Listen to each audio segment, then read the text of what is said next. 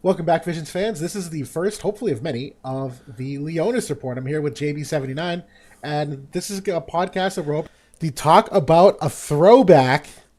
Welcome, everybody, episode 100 from episode 1, all that time ago. Good to see y'all in chat, but most importantly to me, welcome back. Good to see you, JB.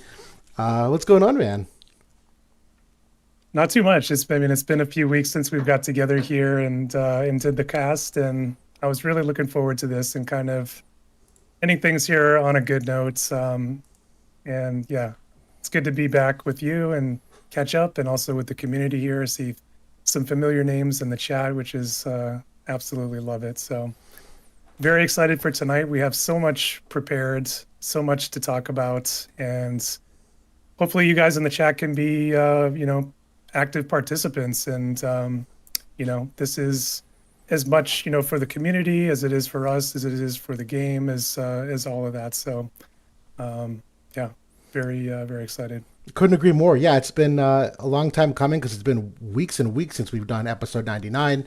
And I know we were kind of touch and go there on what we wanted to do for content in general, but we thought, hey, let's just hold off for 100, say a big goodbye. And it technically will not be our last stream. You and I are both on Justin and Friends next Tuesday for another little mini send off. And I'm sure we'll probably do something maybe the day of end of series, like a live, whatever. But we at least needed to do this in the spirit of how we normally do our year end reviews and look at the history of the game, the characters, and our favorite moments, some special shout outs.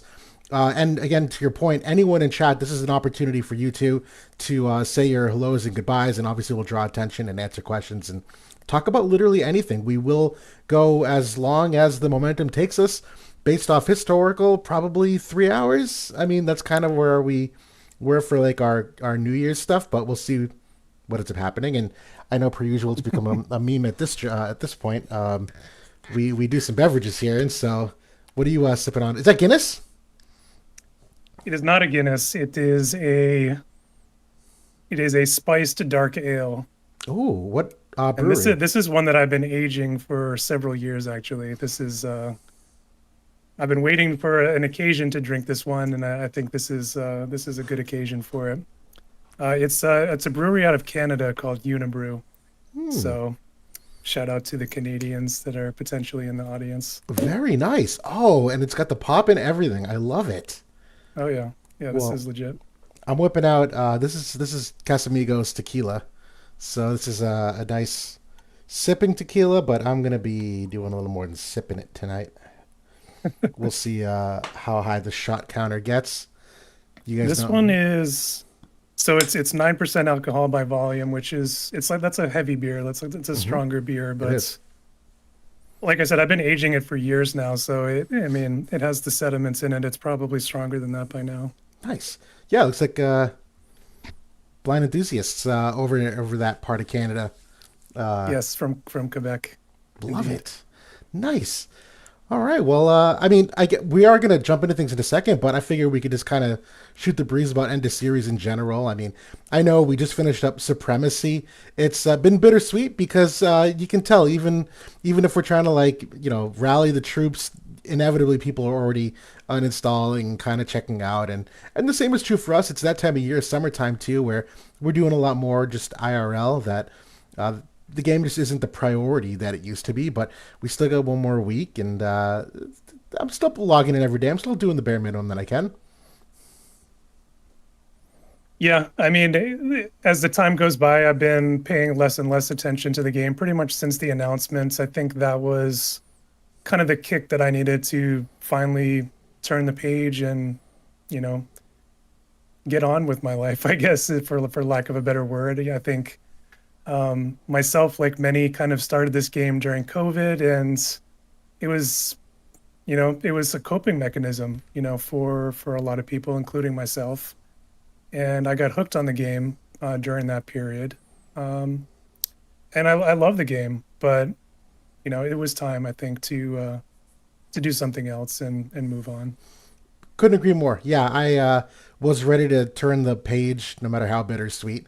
I've at least been enjoying what they did with the Chamber of Remembrance. That every unit I ever wanted to just throw against the wall and see what happened been able to, and particularly against some like decreased competition, if you know what I mean, because no one's really try harding like they used to. But um, still, I don't know, just excited to move on to the next gotcha, the next mobile, the next game, which we've played a lot of games. I know right now the super trendy one, Expedition 33, is kind of going around like wildfire, and I just beat it this week. Did you start yet or no? I know you got it.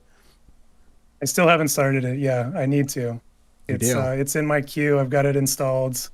It's just it's a matter of just finding the time at this point because yeah, like you said, spring is in swing. My son started baseball, so we've been heavily involved with that. Like he has games a couple of nights a week now, and on the weekends as well. And yeah, it's but I'll definitely be playing it. It's right up my alley for sure. I know I'm gonna love it. You're gonna die for it. It's exceptional. You of all people, like old school JRPG fan.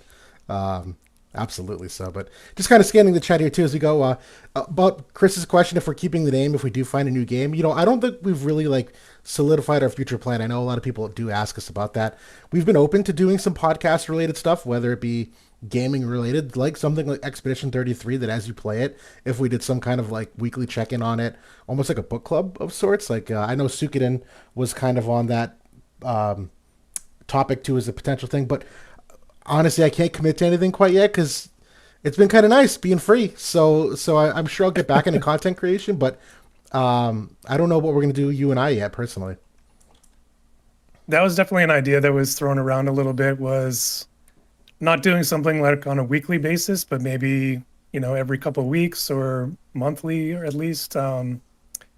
But maybe talking about games we've been playing or just shooting the breeze. Yep, Um, yeah, I I think love we're that. open to it. We just maybe take a little bit of a break before we dive right into it and figure out exactly what it would look like and stuff like that. But yeah, I mean, certainly one of the best things that come out of the game, I think, has been a friendship for us, over this podcast, and don't want to let that by the wayside. No, definitely not. Couldn't agree more. Absolutely. But without further ado, I think we can probably jump into our slide deck now, our presentation. Thank you so much for doing the heavy lifting in getting this together today. Um, I was able to at least get in there for a couple of minutes and pitch in, and very quickly I realized how user friendly Google Sheets was, or whatever this is called, like the Google Docs version of The slides, yeah, slides. I'm it's really mad. good. I'm Yeah. mad now that I've used PowerPoint this whole time because this is so much better than PowerPoint from like a graphical and even just like a ease of use perspective. PowerPoint could probably do a little more, but like this was, I'm like kicking myself now. This is great. Honestly, like this is for all the graphics and things that I made for all my videos over the years. I always used this, and it was really easy and intuitive, and came out looking pretty decent, I think. It did. Oh, okay. There's the quartz drink. All right. Well, let's get to the first slide then. So, like we normally do, we start off with some stats of sorts, and this one we're just going to look at the history of the game, most units all time by element. I'll be honest, I'm a little surprised by some of this, not surprised by other things. Seeing lightning at 38 is a little bit surprising because we have not had much of any lightning units in the last year. Anything stand out to you when you were looking at this in terms of compiling the data, what you see now in its totality? I mean, so do keep in mind that this is including like MR and all the lower rarity units as well. Mm, It's not just like UR units. This should be encompassing everything. I went into my mastery for for the game and just took the totals right out of there because I have all the units and they're all fully built. So the data should be accurate for where we're at global. Um, but yeah, I mean, Lightning certainly hasn't been top dog for a while. It has had its moments over the course of the game where it was, the strongest element for sure. The Elia meta comes to mind immediately. Even back to like Lightning and Cloud and Frederica, and that was a pretty impressive missile team and other points as well. So I think that it's not surprising to me to see water be, tied with wind as the lowest yeah. representation, for units. That's kind of been a sore spot for a while, even though like they have kind of been more emphasizing of water, I think, over the past couple of years, but it's definitely on the lower end of the totem pole. How about Def- for you? yeah, I mean, relatively balanced in my opinion, considering how many total units there are. Hmm. And you're right to your point on the lower rarity. I can see why that might skew lightning a little higher because I think they do have a fair amount of low cost units that if you kind of take a couple of them out of the equation, probably normalizes a bit. But no, this tracks. I don't have much to remark on because even though the bars may look like there's a lot of disparity between them, you're talking about a difference of like 1 or 2 units between the elements. So relatively balanced, all things considered.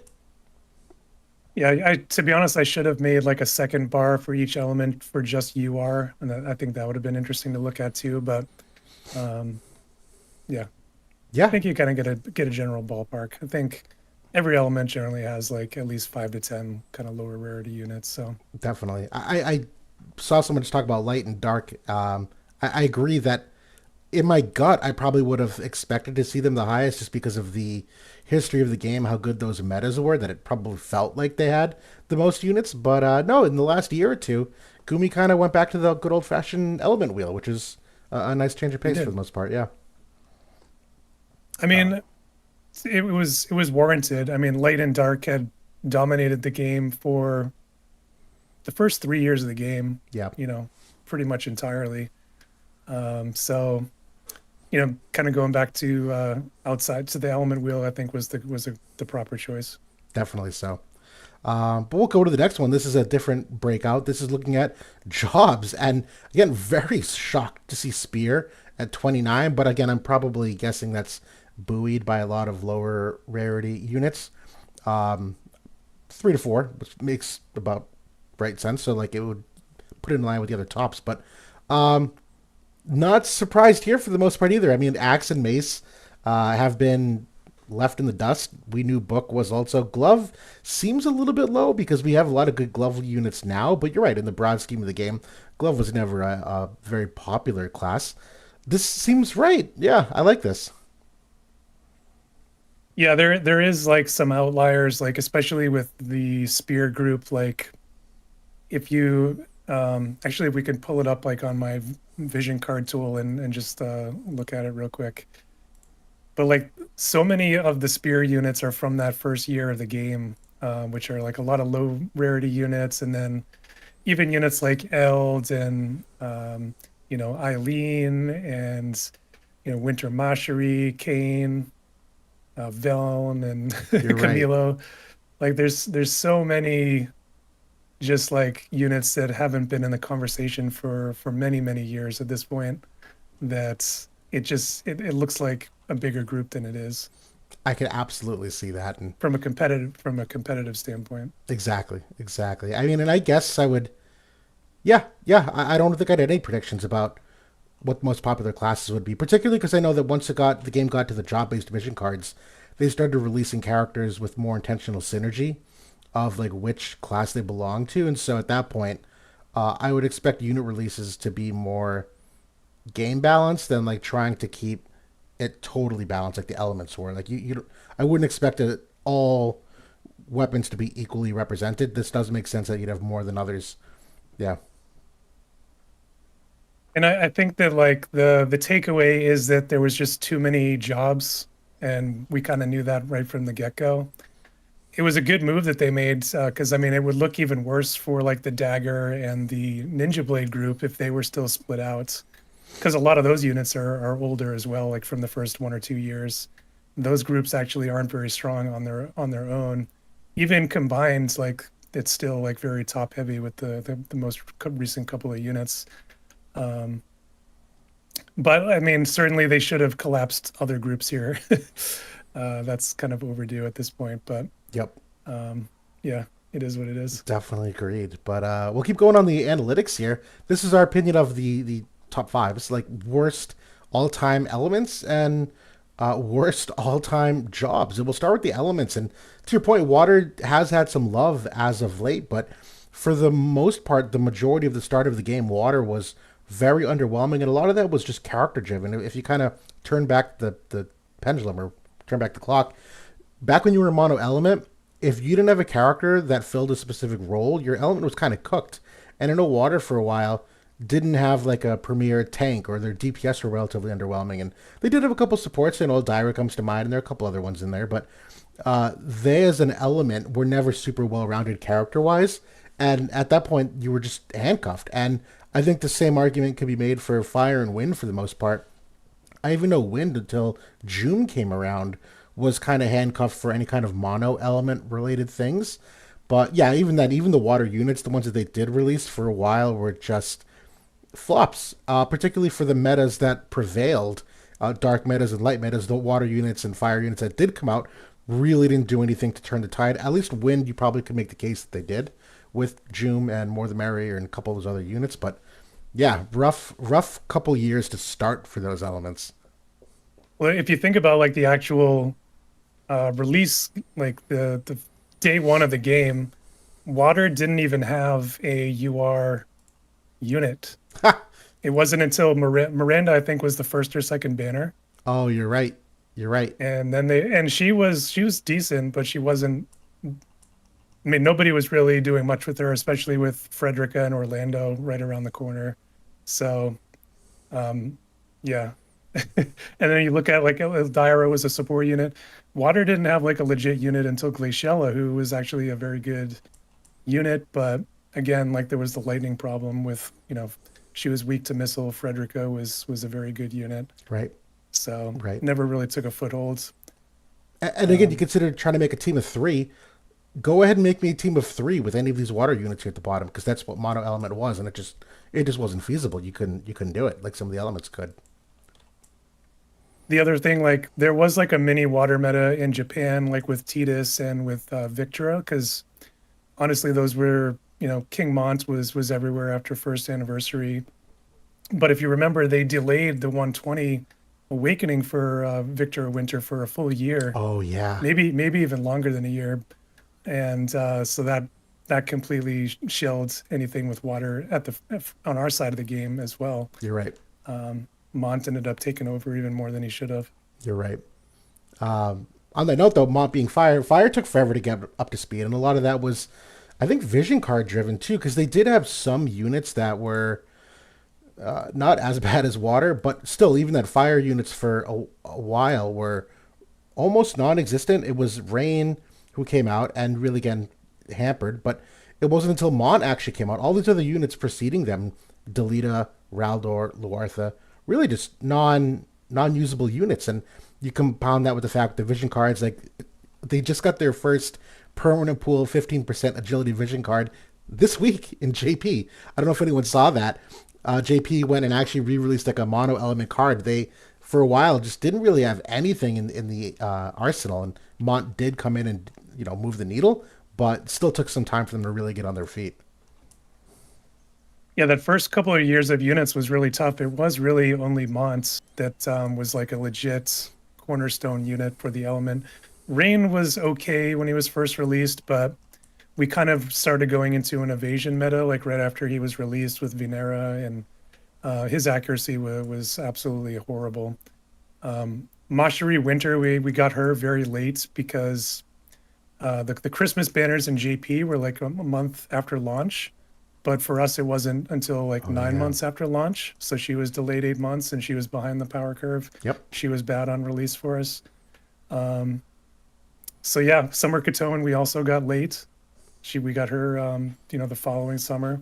So yeah, Fire was in a very, very bad place. It wasn't until like Setia and Eldira started coming out, we're like, okay, these are actually pretty good units, but they still don't have like a great team or vision cards to really put it all together. They didn't really become like a true powerhouse until Yuffie came in.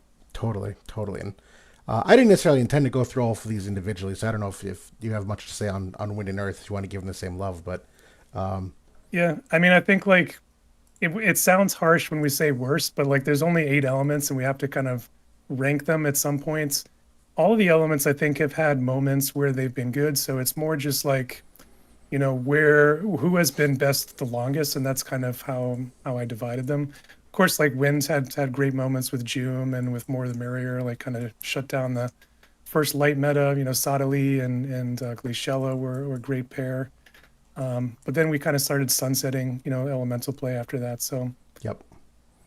And the same thing for Earth. Earth was one of those teams that uh, on paper had seemingly like some decent units, but it never really had that one meta defining unit for quite a bit of time. Oberyn might have been the first, quite honestly, because all these Earth units preceding niche play at best, really just non-existent. Yeah. I remember Zazan Katone being pretty strong for a bit, like back during the first Dark meta. Kilfei was like pretty good during year one for a while, like to kill like Yes. Orlando and Venera, who were some of the most used DPS. But yeah, I think they really weren't that strong for a while after that, like until Bradley and Dialdo came. Right. There's really like a big meta influence in the thick of this here that didn't exist before. And again, this is also where job element or job vision card play came in. So it opened new doors that even the units in year one and two didn't have access to.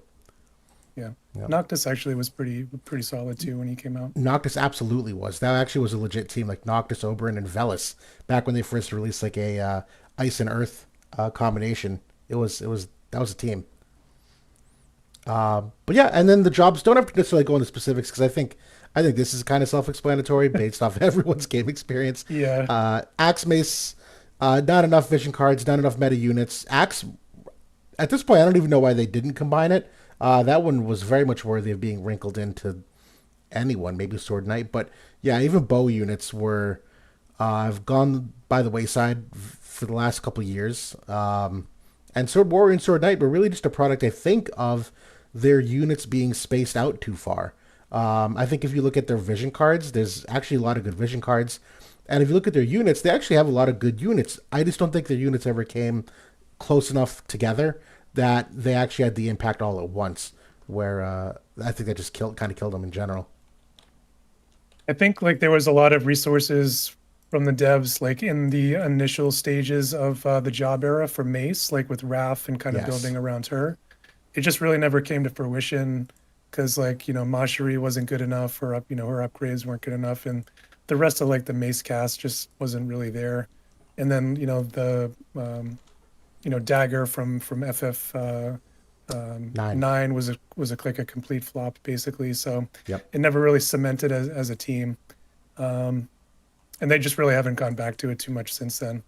Bo like has been in the dumpster, but we've talked about it like on some of the other podcasts. They've devoted a lot of resources into the vision card aspects of it for like the last year plus. So like the groundwork has been laid for them to like really start investing into that. I'm sure that they will at some point with Curry and Rosaluna. Yeah. No, absolutely no doubt. I mean, they clearly are in a gun meta at the moment in JP with Rufus and some of the other units that they've released. But to your point, it's not necessarily bow specific. Um, yeah, Yeah. yeah. But no, continue And going. like, Oh yeah, good. the sword groups, like we kind of know the story there. Like there's some good pieces, but they just really haven't ever been, a meta team. Right, right. You look at Sword Warrior, and again, this is kind of like newest to oldest of sorts. Uh, you went from like Mont to Bart's, like that's an eternity between those two units coming out. And sure, maybe Bart's and Lucio were relatively close in proximity, but still didn't align with like a third potential unit. And Cipher came out, and that's really been it. In like the last year. So that's kind of like my point. Like there's just not enough units to come out and supplement a full team. And Sword Knight's kind of the same idea. Like at least they gave someone like Thancred a real big bump as of late. But Stern and Bradley were kind of together in one era, but even then spaced out relatively far apart. Squall was a flop. And then Ashton Mont is kind of on an island out here with no real modern support. And Duran was kind of a flop too. So you look at like it's not like that they're all terrible units, but you just not the right time for any of them. It's funny with Duran, and like, we have the Remembrance Chamber now, and I was like, okay, this will be a unit that I'm just gonna max him out because it was the one I was always curious about. Same. Was it a resource thing, or was it honestly just he wasn't that good, and he just wasn't good. Fully Yeah. maxed him out, have all the best cards, all the best equipment on him, still gets trucked way too hard by Magic, Yes. and even physical, like Venera was hitting him way harder than I expected him to get hit as a frontline unit. So Right. yeah, it's tough. It's absolutely Tough, tough. tough times for Knight. It definitely is so. But we'll keep going here to the best of all time. And no surprise, Light and Dark do kind of round at the top of the elements.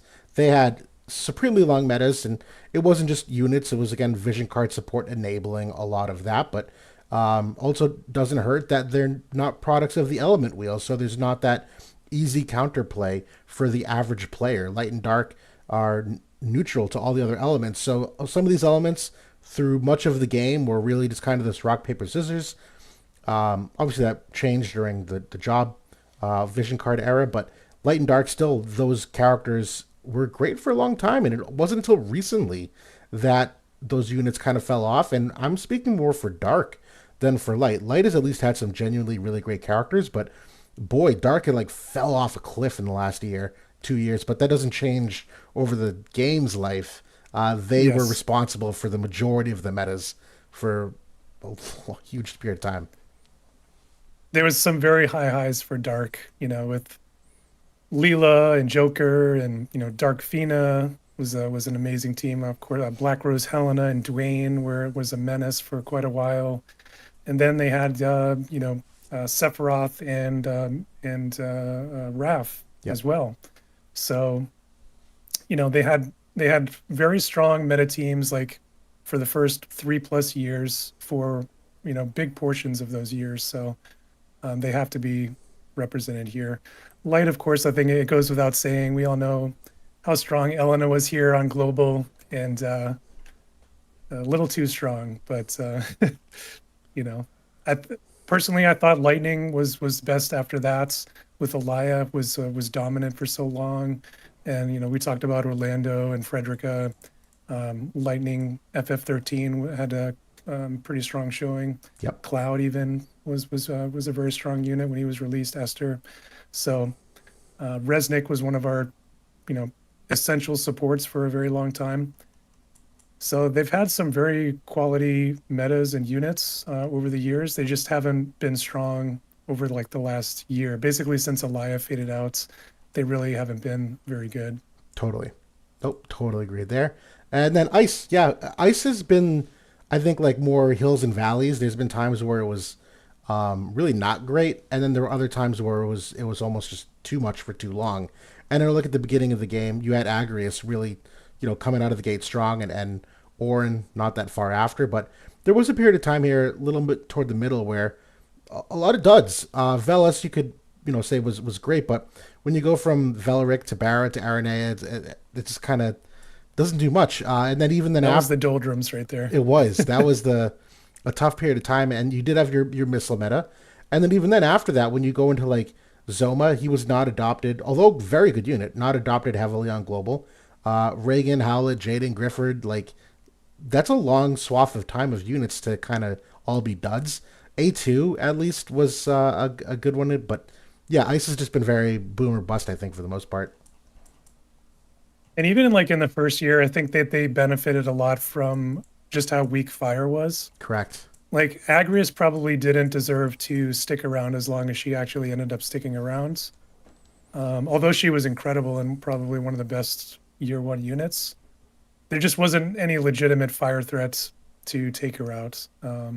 Even like Delita just didn't really have any defense penetration. So if you built high defense on Agrius, she could even deal with him. It really wasn't until Luartha came that she had very high defense pen that she could really do a number on Agrius. So I like it. yeah, Good call out.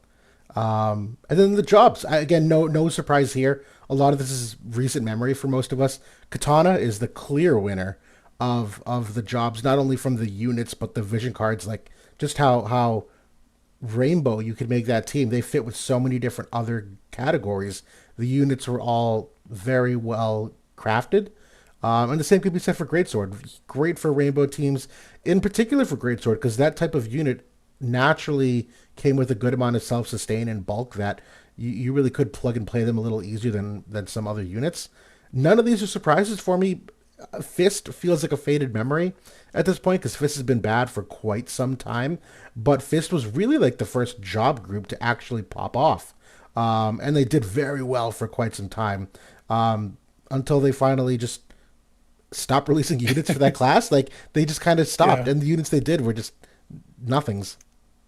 I think purely for that reason, it being like the first viable and legitimate threat in the job era, it had to get its flowers for that. Yep. And yeah, I mean, Elia obviously carried it for a long time, and then there was kind of the mini meta that with 2P and ketone that was actually really strong for like a month or so.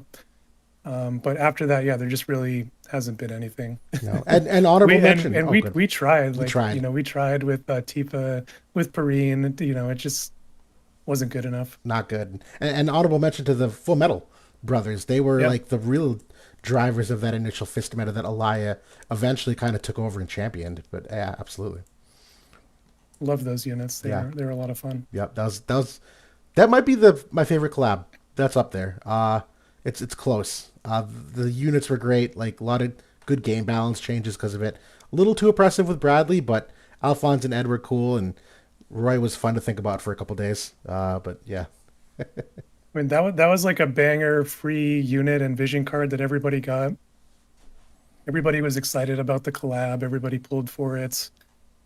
That's definitely up there. I don't know if it's my favorite one, but it's probably top three for sure. yeah, I could agree with that. And I see some questions talking about oppressiveness of units. We're getting to that, guys. We have a couple top 10 lists here, top 5 lists that'll answer some of these questions about what we're seeing. But we'll get into some history now about units used. This is a little more personal. Again, these stats are sourced from Votive stats.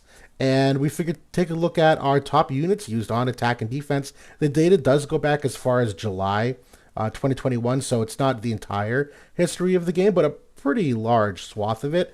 And definitely a throwback here. There's definitely some units that I didn't know that I used as often as I did.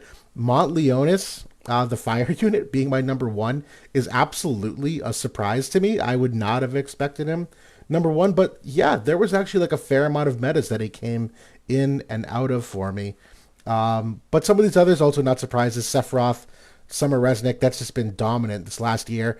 And I am a bit of a fire main, apparently, even though I did like the water teams for a while. Fire is definitely my jam, but clearly you can see my top half here is like dominated by a lot of these units in the last year of the game, which I don't know if that's a great thing. That almost seems like kind of a knock on how stale some of this may have been in the last year, but kind of cool to see other names here like Celeste that I just never would have guessed that I use that often. So defense too is no surprises because I've for almost the entirety of my career now dating back to 2021, 22, I played at least in the top two of Guild War, either rank 1 or rank 2, and so my teams are basically just the actual metas of the time, like whatever the defense was, like that's the units. Because once you're building a wall, you have to run the wall, and so yeah, mono light, mono dark, Venera. I was surprised to see that high. I kind of forgot that Venera was as widely used as she was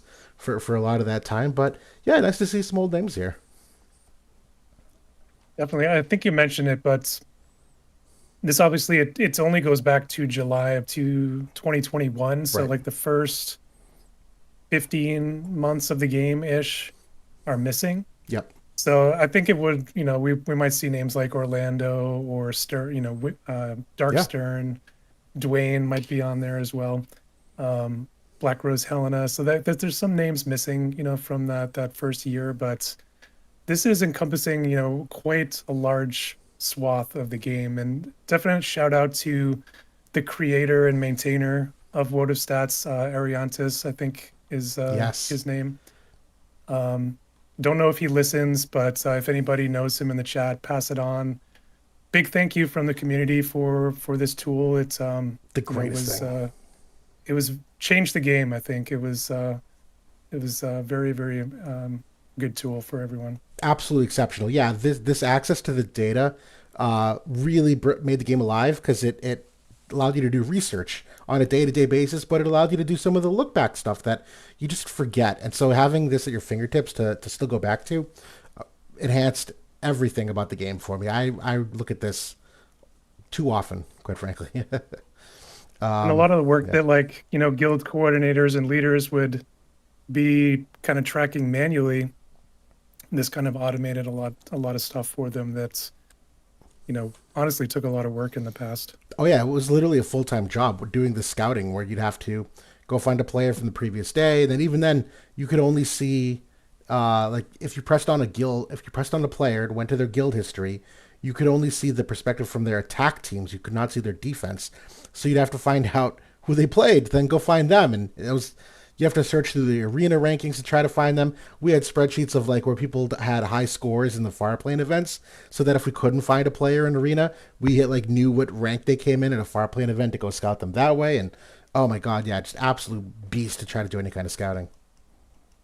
And I think that they developed it in the right way, where it basically mimicked what information you could pull out of the game. Correct. There was more information actually that was available, like right down to builds and other things.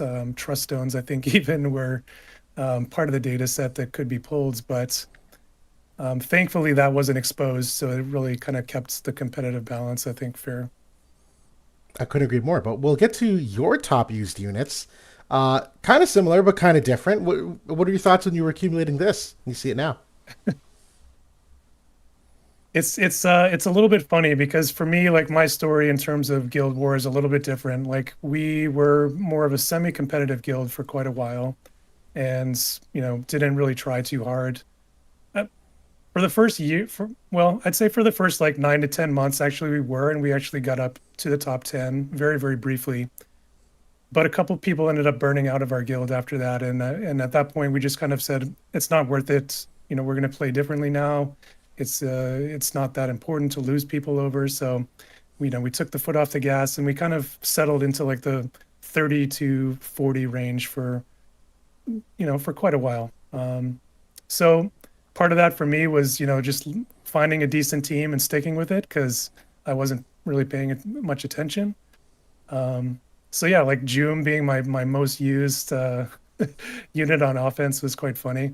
I think that goes to show just, I mean, that was one of the best teams against Elena. So, you know, the metas might have been more diverse, in the top ends of the game, but like in the middle area of the game, like in the 30 to 40 range, those light walls was just a daily thing. Like it felt like it was literally years. Yep. Yep. So I was using that win team with Joom and Glaciella and whoever, more the merrier, whatever I could find Sottily for a very, very long time. You want to tell me why the hell Cloud is number 3? That is shocking to me. If I was predicting, I never would have thought Cloud would be your third overall unit. I had like so like when Elena was first released, like I think a lot of people were struggling to beat that, like Jaden, Engelbert, that first iteration of like the light team. There was only 3 cards in play at that point. I had a really strong builds that I made with the Lightning team, with Charlotte, with Fred, with Cloud, that could six that team all day. So I used that team for a very long time. And Cloud he has like an accuracy passive. He could actually get very strong accuracy but most people equipped him for damage, so it wasn't really Right. there. Right. So yeah, I sixed all day with that. I love to hear it. Yeah, then defense still not terribly far off from what the actual meta of the top end was. You're still seeing all the same similar names. It's very compelling. Yeah, I mean, I always had all the units, so I could play like whatever was meta at that time, and usually the best teams would trickle down, or we'd find them ourselves. So Definitely so. I like you it. know, Nice. Well, crown or hats off to Starlight Elena who dominated our utilization. Not surprised there, and we'll talk about such a her nasty unit. real soon. Yeah, like definitive impact on the game. But now we're getting into some more fun of the slides and some opinion based things, top lists. And one of the ones that we wanted to talk to was units we thought deserved a second version in the game. And ironically, Whisper actually just got a second version announced in JP. Kind of skipping ahead here, I'm actually not a fan of the design. I think it's a complete whiff, and It's bad. it's so bad. I hate it. It's probably one of my least favorite designs of all time in this game. This version, I've always thought it looked awesome. So like, I don't know why she like. I mean, if I looked at her here, I would say that she looks, I don't know, like 18 at least. Yeah. Um, Sorry, this one but sec. like this new, like, I don't know if everybody's seen the artwork, but she looks like she's like 14. Like it looks like we've gone back in time. She's so dainty. Open link. Yeah, there we go. Does not look like a warrior here at all. Looks like a kid. No, I hate it. I said that they Leelified her. Like I don't know what this pose is. I don't know. I know she's always been youthful looking. Like her face has always been relatively young, but like the pose doesn't work for me. And even the clothing, I just thought they would have gone more on the armor and knight side of things rather than this like I don't know. I don't even know. I hate it. I absolutely hate it. But um there are other I'm yeah. curious, like what the I haven't looked at any of the stories they've released. I don't know if it talks about it or goes into the new look at all, but It must. yeah, definitely a swing and a miss for me. Absolutely so. And I know a lot of these units I would have preferred a second version. I always base a lot of these on the lore, where I am super biased in that I want my characters to reflect their importance to the story, or at least be somewhat lore accurate from a power perspective. And there are units like, and I'm going to skip ahead to Engelbert here for a moment, that like have stood the test of time and are still like very lore featured and still have some modern day feats where like Engelbert was like 1v1ing the Realm Scorch for a while. It's just, it's one of those things that's like, this guy deserves a second unit. How can you have this like Right. year one, day one, basically power crept unit and not do anything? And even a unit like Varush right now is like fighting Garusa. Spoiler, guys, turns out he's Jaden's brother and the original king of Rundal, and he stepped down. And meanwhile, he's just got this like super terrible UR unit, and he's like one of the Mournblade candidates. Like it's crazy to me that they haven't circled back on that. So that's like two of my particular shout outs. But I agree with the four you have in the middle here too. If you want to speak a little bit more to them. Yeah, so I added in a few here as well. And Nivlu, I think actually I would put her in that same category for like a character who still featured and still in the lore, had a pretty significant change in her character arc Yeah, as well, where she was a villain and kind of turned sides, to make a recompense. But um, I've always loved her initial design. I think she's one of the most beautiful designs they've made. agreed. Would love to see her get another version. Eileen, I think I had to throw her in there just from like the FFBE ties to the game. But I honestly, the character art for her has always been spot on. It's been great. And she's been a disappointing unit right from the get-go, and would have been cool to see her, maybe as like a seasonal variant or something. Rachess, I just think that she was a cool unit. I think I love her look. I think that she was actually one of the better like selection quest units that we could attain. Would be cool to see her like get a limit burst, and her like feature in the story wasn't all that strong, but and then Setia, I think just would be cool to see her again. They've gone back to a lot of the other crystals units. They haven't gone back to her yet. No, and they should have, because her unit deserved to be so much better than it was. And this is one of my favorite pieces of artwork in the game. I totally Oh agree yeah. on all these picks, and I don't know if you. There is one sneaky pick here. I don't know if everybody has noticed it. We've got a peeping tom here in the bottom left. That's me. I put Raldor there. I still am a champion for Raldor. His because he was one of the original units and he's just been so bad. But I can't get away from the fact that he's consistently in the story. Every time Jaden shows up and he's got one of his generals, Raldor's like always there. And I actually was looking back in some of the like promotional material for War of the Visions, like the artwork, when I was doing the thumbnail for this video. And Raldor's like front and center right there next to Jaden. It's just one of those things. It's like, how can you have a unit be so heavily featured that's just like literally left in the dust? Yeah, I hate that. So I see Thomas in the chat calling Seymour's name. Definitely. I think so that was one that was bantered about. It's one that I would like to see as well.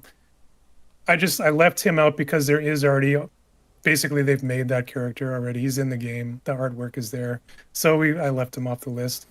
The same with Curry. Same thing So a with lot of these younger units, Curry yeah. or Adelard. There was a few that we would love to see, but they're like already technically made. So And we're anticipating them getting a second version. Yeah, But you're right. They really are on our list.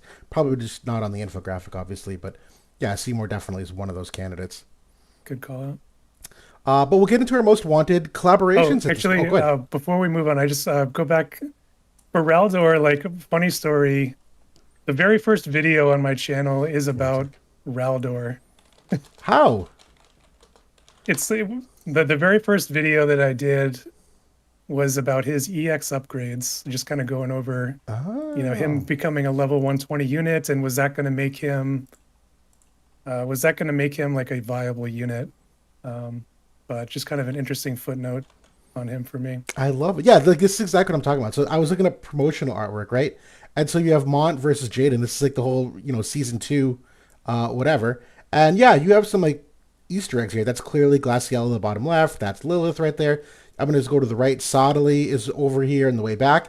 Raldor is the only one with a face. He's literally the only character with a face other than the other two main characters. Like, why? Why? And you're not gonna give him like a good unit? I don't get it. I hate it.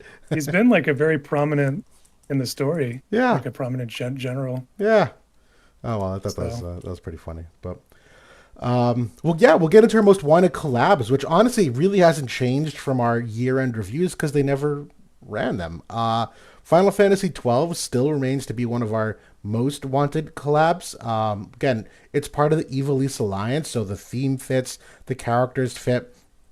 I mean, the target audience I would think fit. I would think a lot of people that like tactics would have played and liked 12. It's an older game. We're an older crowd. I think it's like right down the middle for a game to introduce, and they just never did it. I'm really not sure why, unless it was one of those games like 14 in tactics as part of the Evil East Alliance, or maybe there was some red tape that we don't know about. Admittedly, I also was always kind of like half on the fence because I knew inevitably the first two units would probably be Vaughn and Pinello. And if that was the case and they went Vaughn and Pinello, that's okay. Don't run 12. We're okay. We're fine. But like these three units here, I would have loved to see them in the game. this is how the game should have been, and it was until I think some higher ups at Square said we need like a young blonde-haired boy that's annoying in the Yeah. game. Yep. Can you put him in, please? Yep. And so they did. Give him a friend because no Um, one else will like him. and also putting an annoying 12-year-old girl as well. Yeah. We got to be representative. That's right. But yeah, I kind of theory crafted and said, okay, Ash, she would be a light greatsword unit. I think that's fitting for her. Bosch, I think that he would be like a good bruiser. So Earth like warrior or Earth knight seemed to like fit pretty well for him. And then Balthier, like, lightning gunner seemed to make sense. Right down the So middle. yeah. Couldn't agree more. Which also goes into some other collabs that we wanted. This is, I think, a personal preference of yours, but I would not say no to Yeah. this. 6 is definitely one of the best Final Fantasy titles with a cast of characters that's immense, and all of those units really are special on their own. We only got a couple of them when clearly there are more they could have done. Do you want to speak a little bit about the Final Fantasy 6 collab that never came to be?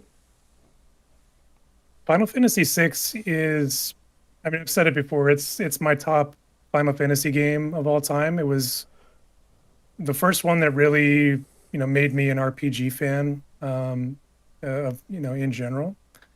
Played the heck out of that game. Love all those characters to death.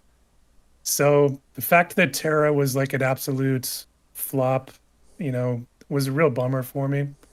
So I would love to see them come back with Trans Terra and her be, a black mage, or would definitely have to be black mage, and just blow things up. That would be awesome. I thought Ice would be good because Vaglir Amanda, which is kind of the Esper that she's tied to, is like a triple element. It's like ice, lightning, and fire. So like her initial version was heavily fire based. I thought ice might be good for her. Sabin is there in the middle. He's like obviously got to be a monk, so I thought wind would be the perfect element for him. And then Edgar, his brother, I thought fire might be a good element for him. Maybe would be they could go different ways with him. Like he had like some spear ties, so like he could be Hmm. in the spear group. He could also be, at home like as a knight or a warrior, I think too. I would have loved all three of these. All great characters, 100%. But My another my okay. top my top choice though, I think probably would be Shadow, Oh, that'd be a good who's one. like the The, assassin the character. ninja. Yeah, yeah, But yeah. yeah, they always put him after these characters though, like in FFBE and stuff. So That's true. Trying to be realistic with our expectations. yeah, Yeah, yep. Which brings us into another one, Final Fantasy 16. This is definitely a top tier choice of mine. I have no doubt that this is probably hampered by the same rules that Final Fantasy 14 runs into because they're created by the same creator, and he's made it known that he does not really want to have his creative license or his property be involved in the gotcha model. But my God, when they released 16 for the PC and really like marketing it, and even after the Square press release last year where they came out and they were like, 16 was a flop for us, didn't make nearly enough money, which is crazy because it made a lot of money. In my head, I was like, well, this seems perfect that they could use his character to like still make some money, and they never did it. And it's I think a huge miss. I think these characters are amazing. I think you nailed the elements. I would have loved to have men here, and I'll let you talk about the meme if you want about the dog, who's not here. yeah, I thought you would have put it here. What's the dog's name? Torval. Torgal. Torgal is like a semi-main character, and us being Howell, the guild, we were like, if they release Torgal, all 30 of us have to pull and max him. Like, they just got to happen. So that I wish that could have happened. Definitely. And before I say anything, shout out to Ram Ram. in the chat, Ram9, who is one of our good friends, and we miss him as well. Glad that you're here with us, bud. But yeah, Final Fantasy 16, I think, is a big swing and a miss. I think, it would have been a great marketing play when the game was released to tie this into it and really get a boost to the player base. I think that would have been brought some new players in. Um, there has to be some red tape, behind the scenes that we're not aware of. I mean, it seems like there's a lot of that with Square for some reason, Yeah. um, where they're not able to take advantage of certain marketing opportunities, even though it's their property. I don't really understand it, but yeah, definitely Clive would have to be fire, kind of tied into Ifrit and Right. Jill with Shiva, and then Sid. He's shoot, who's his? Is Vo- it? Voice actor? Who are you it thinking? What do you mean? no. Who's the Esper that he's tied to? Ramu. Ramu. Yeah, that's right. Yep. Um, so yeah, Torgal I think would have been my first choice, like we talked about, um, the wolf, but yeah, would have definitely loved to see these characters come in. Absolutely. And there is one final collab we would have liked to have seen more of. I did edit the slide a little bit, so hopefully I didn't butcher it too Okay. much for you. Final Fantasy Tactics. There's like, just do this. Never release another unit except for Final Fantasy Tactics. There's so many units that they still could have done, and this is one of the few games where I would have loved to have seen even second versions. Give me another Ramza, give me the future Delita. I did that in a couple. Actually, I would have loved to see Ultima released as one of the villains. They usually release some one of them. We've talked about Wheatgriff as being a compelling character. I did have to Google though. I didn't know who the hell this was in the top right. This is Malaya Duel without her Yes, cap. I had no idea. I was looking at that. I'm like, what is this fan art that JB put on here? I don't know what this is. I think yeah, it's like a fan rendition of her to look like all these other drawings done by like the original artists. Yeah. So I loved it and I thought it fit really well. So Millie Duel, I loved her from FFBE and obviously from like the original game. Like she was a really cool kind of, holy knights kind of character. So would have been awesome. But yeah, like Orin and Alma, Ovelia here, Argath. Yep. There's even like Zalbag. Like there's so many characters that they could have drawn from that. I mean, if you go back to the when this game started, all of the hype, from the circles that I was a part of, was about Final Fantasy Tactics. And if you think about like the time period we were in, like the lockdowns and COVID, everybody was like on such a nostalgia trip Right. And like going back and drawing from, that well 20 years prior, like the Final Fantasy, when Final Fantasy Tactics first came out, that was a huge draw for this game. And I think that the developers really dropped the ball in not realizing that, and that was really the heart of their audience. Huge, the biggest missed opportunity, I think, of all time for them. Couldn't agree more. This should have run once a year, at least, with some real dedicated upgrades as the core of the game. No Yeah. reason why we're getting third version of Wrath, if you know what I mean. Like, this is not the play, in my opinion. But honorable mention to Construct 8, also, who shout out in the chat. Yes, I actually was like this close Yeah. to putting his image here. I was going to put Beowulf and whatnot too, but since they're optional characters, I was like, maybe not. But yeah, no, absolutely. Yeah, there was enough there. They could have done many more collabs, and I think even like these lesser known or lesser loved characters would have been a draw for a lot of folks, just because there was tactics and Yep. it has its own feel and look and appeal. Yep. And yeah, just on the other note of collab, Winged Light, as mentioned here, like some of the other FFBE units, I do agree. They kind of slowed their roll on introducing the FFBE units, and I wish there was a little more of them. We did get a second version of Rain recently, but yeah, I would have definitely loved to have seen a little bit more. The Veritas units kind of check the box technically in name, but like not really, in my opinion. Just they should have had their own actual units. I think it was what I really wanted to see from the Veritas units, which, if I'm giving them a grade like on what they did with those and how generous like in giving them out and kind of the content around them was all very well done, I think, for the game. I really wish that they were tied into the story in a more meaningful way. And we Yeah. talked about this, I think, when they were first kind of coming out.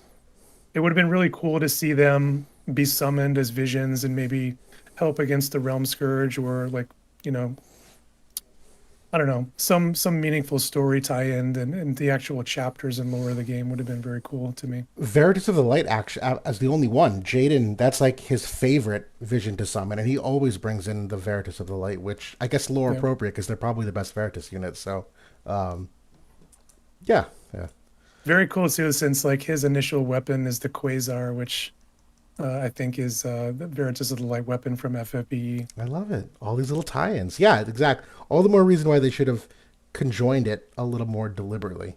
But I think that's it for most wanted collabs off the top of my head. I think that, yeah, that just brings us to like an honorable shout out of some of our favorite unit art. Not going to necessarily study or dissect this. This is just some of our favorite as a look back. One interesting thing that I didn't know that I learned a little while ago. Uh, the art team is not actually a Square Enix art team. It's actually a third party. I don't know it off the top of my head, but they have their own website. And if you like go to their website, they have like a portfolio, and you can see like what images they do for various games. And War of the Visions is one of their portfolios. So we always say like shout out to Square for the art. Well, it's kind of true. They like pick it and probably approve it and pay for it and do a lot of stuff. Shout out to this third party team. I'll have to find the name unless you're able to do it on the side. But the art has always been one of the strongest parts of this Side game. side designation or Side, side designation, I think is the name, or side design, something like that. how do you spell it? CY designation, I think. Yeah, found it. Uh, let this load. Yeah. So like this company, Side Designation. This was actually kind of a trip when I first came on here. Look, he's like CT front and center, as part of their portfolio of units. Here's Jaden.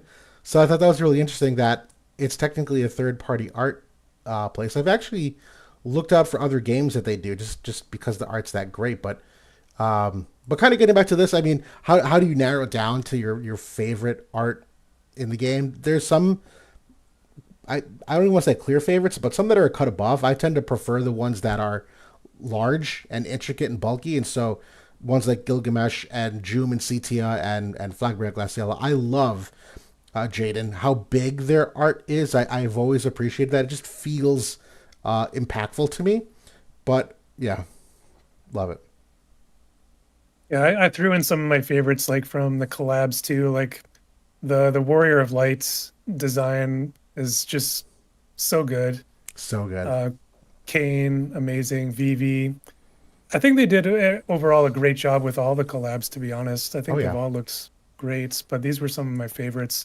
Threw some of the waifus on there too, like Perrine Hmm. and Summer Lilith, Thank you for that. Summer Thank you. Summer Kilfay, all look great. Yep. The summer units. Yeah, Oh yeah, that's all the topic. summer units were great. We'll talk about them more after midnight. But it goes on. There's still other units that exceptional artwork. Stern and Ashen Mont was like, dude, when those warriors were first teased, the alternate dark. God, what do you call them? Uh, what's the name for those units? Like Ketone and all them. The Warriors of the Crystal, Are, or is no, it? the They have a name. Ash, Ashen. Is it the Ashen Warriors? Ashen Warriors, I think. Yeah, Yeah. yeah. Great concept. I mean, was it necessary? Maybe not. You probably could have put all these second units that we want. Probably could have done that instead, rather than like having Volke from an alternate universe. But still, awesome artwork all around. Honorable shout out for that. It's unfortunate that the identity of Ashen Mont got spoiled, even before the collab started. You're right. You're right. Right? Because I think that kind of changed some of the impact of the story. I mean, it wasn't like it was the greatest story of all time, but I thought actually it was much, much better than the first Crystal Warrior story, Way which I better. thought was so tropey and formulaic. And this one had like story had ties into the actual lore of the game. Big check mark for me. Yep. Ties into characters that I already knew and loved. Whereas like in the first Crystal Warriors, it was like very much like, oh, I'm doing a little mission and I ran into Venera.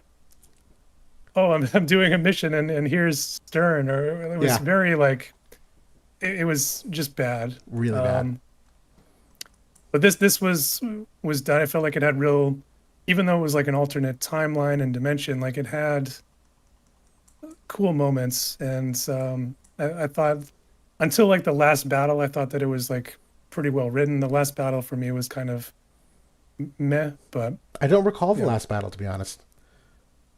Is we yeah. can spoil it. Was there anything you remember about it in particular, or no? I don't know. It was more just like you knew it was good. Like all of his were gonna get defeated or die, and then Yep. okay, here's Monty. He's gonna finally take the turn, and you're gonna see the goodness in him again in some way, and that's.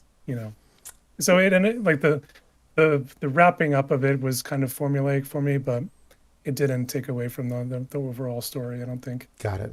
All right, I like it. Well, either way, some of our personal favorites that we wanted to highlight, and I'm sure those of you in chat have your favorites as well for sure. But we'll also give some honorable mention to top limit break animations. This is something that I've kind of lost track of because I know in my Guild War I have the animation off for the most part.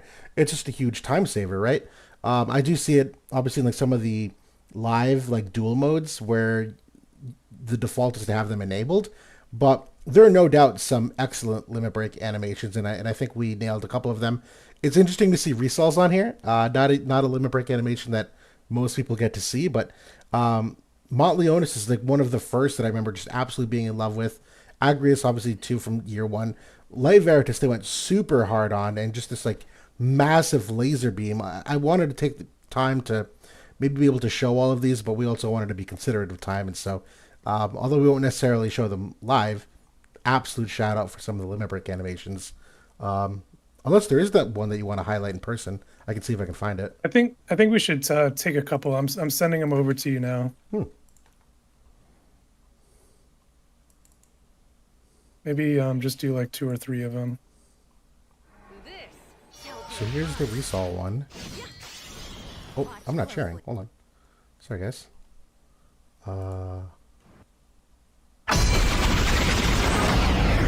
Oh my god, it's so good.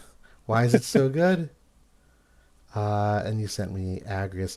Wait a minute. I think we've had enough of Agriuses. I think, I think we're We've seen tired.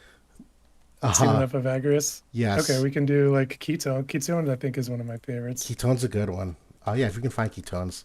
Let me see if I can find another one here in the meantime.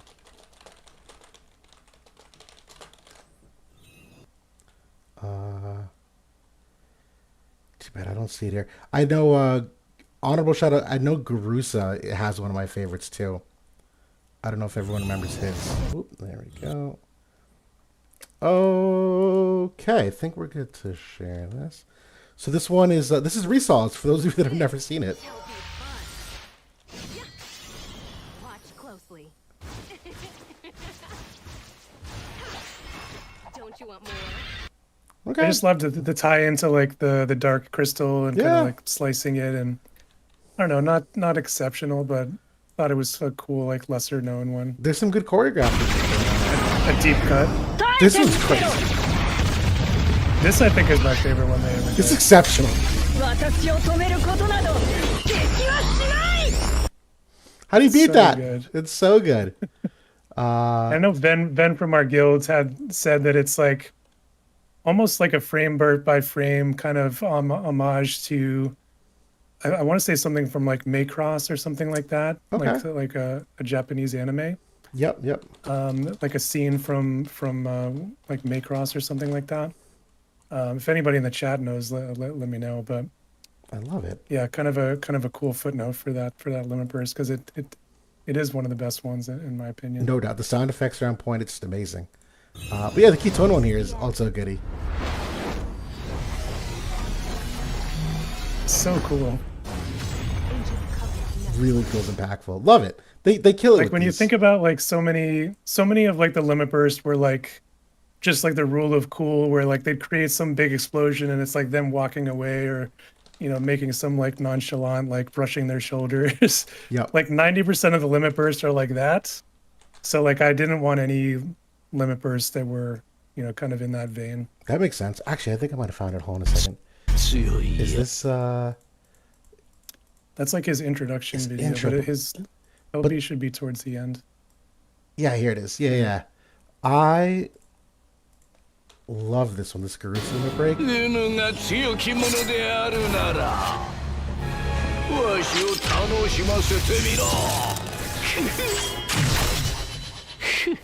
つまらん I just thought that was great. It's kind of like the Melnia limit break, where she like steps on you at the end of it. It's just cool to see the camera like force perspective and just it's different seeing the Japanese maple leaves flying around. Like really a artistic choice. I loved it. The Melnia one is definitely up there. That one actually is pretty cool. To be honest, I never had seen that one too much, but I like that it has like the cherry blossom or the trees in the background and like kind of the autumn look to it in the mountains. Whereas like a lot of the limit bursts, they're kind of like in the void or like in this black like space. Right. It's cool that that has like a scene to it. Absolutely so. But yeah, limit break shout out. Wish we saw more of them. Addison Ray actually does have a really fun one too. I won't show it, but Yeah, I thought about putting it on there to be honest. I actually genuinely wait. We have to come on. This is the end of series stream. We have to. The Addison Ray limit break. Oh my gosh. Where is it? It's really creatively done. I'm Sinner. I think so too. It's like I can't hate it. It's actually really great. I'm It Sinner would have been Sage. funny if they put like Watch people's closely. handles Sometimes from the you just gotta game move. here in the chat. Are you feeling it? Woo! There we go. I'm not mad. It's great. It's so cringe that you have to like it. It's true. Oh man. We'll keep going along though. We do still have a bunch of top moments. This one definitely. Boy, we're about to rip open some wounds here, but also hopefully have some happy memories. Our top 5 best and worst game moments. Just kind of touched on these quickly. Maybe we'll start on the best ones here. I mean, there's no doubt the community is like the best moment. Everything that we've ever done together, all of you here now, all of you in the past, the DMs we get on Discord, the chats we have, the comments we get on YouTube. There's actually a pretty big segment of the community early on in the game that was a little toxic.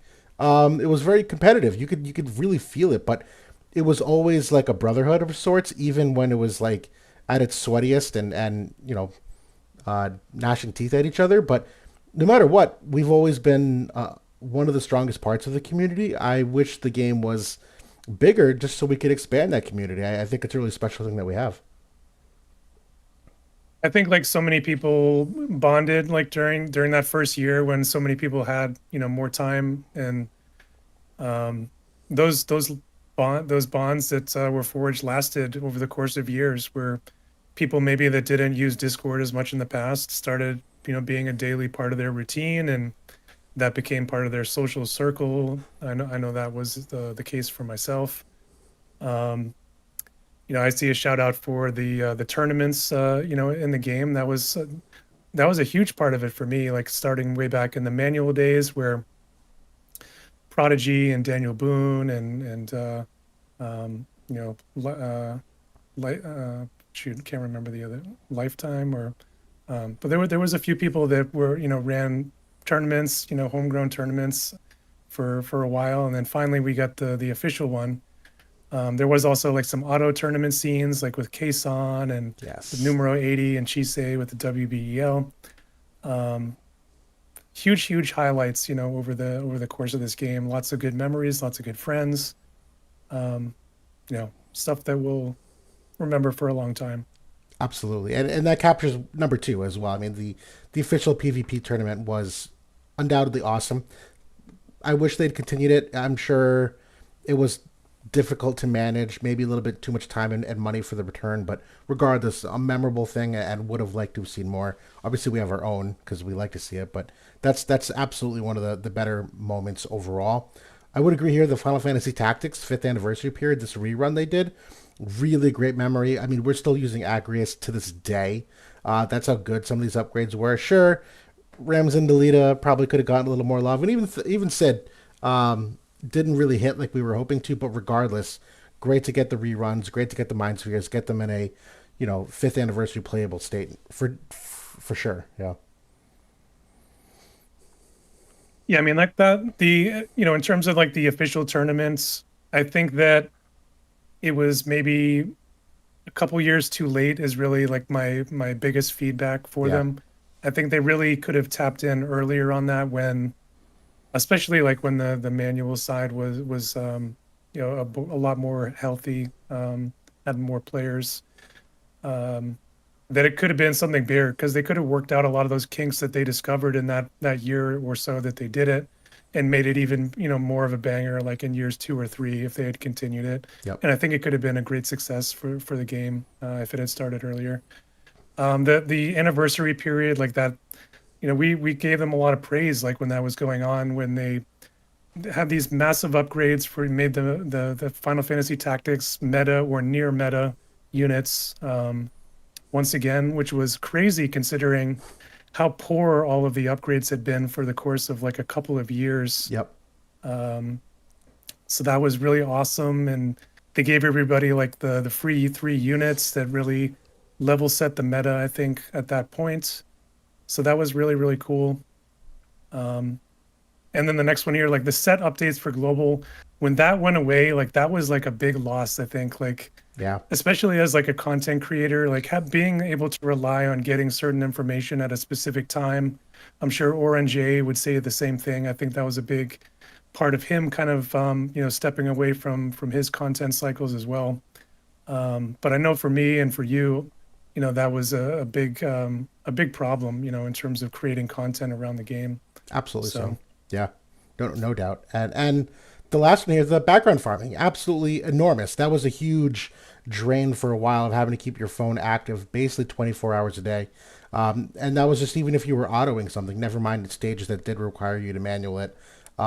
Massively amazing change. Sure, it kind of cut down on some of the potential like multi experience where it used to be more efficient to just go into a multi-stage and farm because you'd get higher rewards that way. I think once they introduced background farming, they basically killed any incentive for multi because you could just run your phone overnight.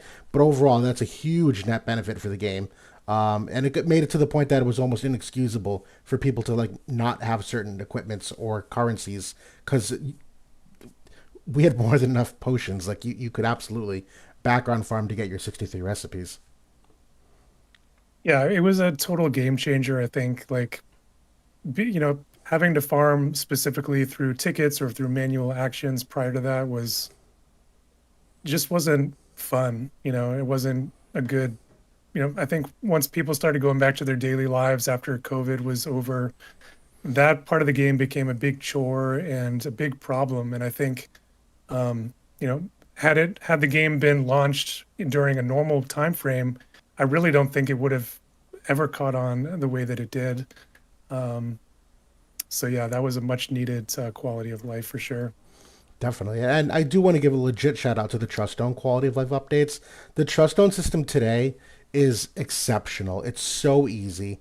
I wish it was like this a lot sooner because I know this killed a lot of people's like enthusiasm for when it came out, and it was homework, and a lot of people got burnt out of like top end Guild Wars stuff because trust stones Oh were yeah. the difference between winning or losing, and having to manage all those trust stones and constantly assemble disassemble, like it was just not a good experience. And right now it's a non-thought. It's so well made with pick your two passives, super easy to level up, equip them on multiple characters. Can't get any better than that. So, but before we move on, I just put a meme over in chat. Oh, We gotta look at this one. This because this was always one of my favorite memes from Reddit back when the background farming came out.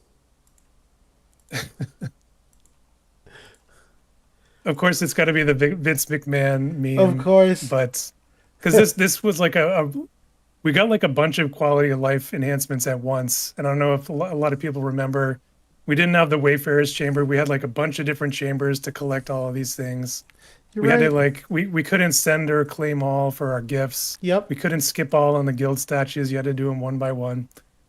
So like when that was like the biggest like quality of life day like in the history of War of the Vision. So this meme was like definitely spot on. It absolutely is. I love it. I love it. Also, I see some folks in the chat kind of pointing to other things that may have been either on the best or worst that aren't on the list.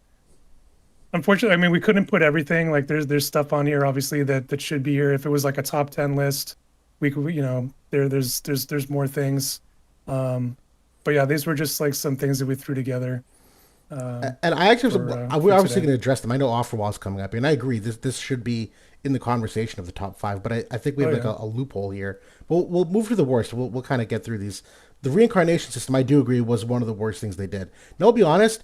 I don't hate the idea of them doing something for your excess resources. I get it. Once you max a unit and you're getting shards for them, that feels bad that those shards literally have zero value whatsoever. Should have had some Right. kind of conversion system where maybe you convert it to rainbow, and which they eventually integrated, but they integrated that with the reincarnation system.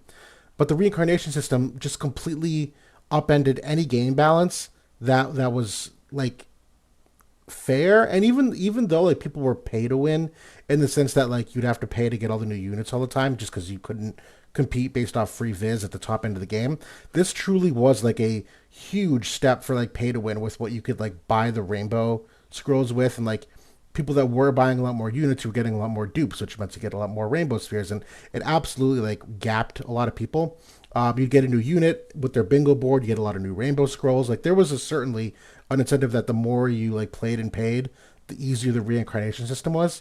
And I still like. I think it's unforgivable what it did for the PVE scene.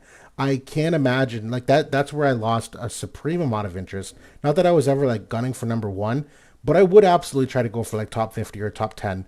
And the moment they started, reincarnating units for these guild raids and Trial of Reckoning was just like there's no return on investment there. It's almost like a not that there is for anything. This is all just pixels at the end of the day, but really imbalanced. I think for what it did for the competitive spirit of things.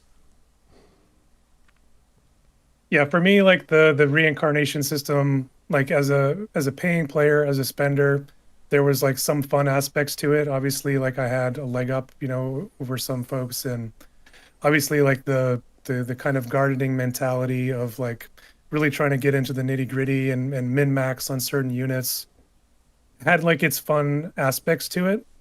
But what it actually did to the game, and I think was inexcusable, where the competitive scene was completely turned over, unfortunately, and it had huge ramifications and like domino effects towards really every aspect of the game. So I think it was for that reason it was like the worst system that they ever added into the game. I think it could have been good if maybe cost of it wasn't so high. Like maybe if it was similar to like how the Veritas units are done, where maybe you just needed 200 shards per unit Yes. Yes. to max them out, that would have been, I think, palatable, I think, for most people. Because like when we went to the EX from 99 to 120, that was 400 more shards. Then we went to to 140, that was 120 shards. Now they're saying you have 1600 more shards to max out of your. That's too much. I'm sorry. Yeah.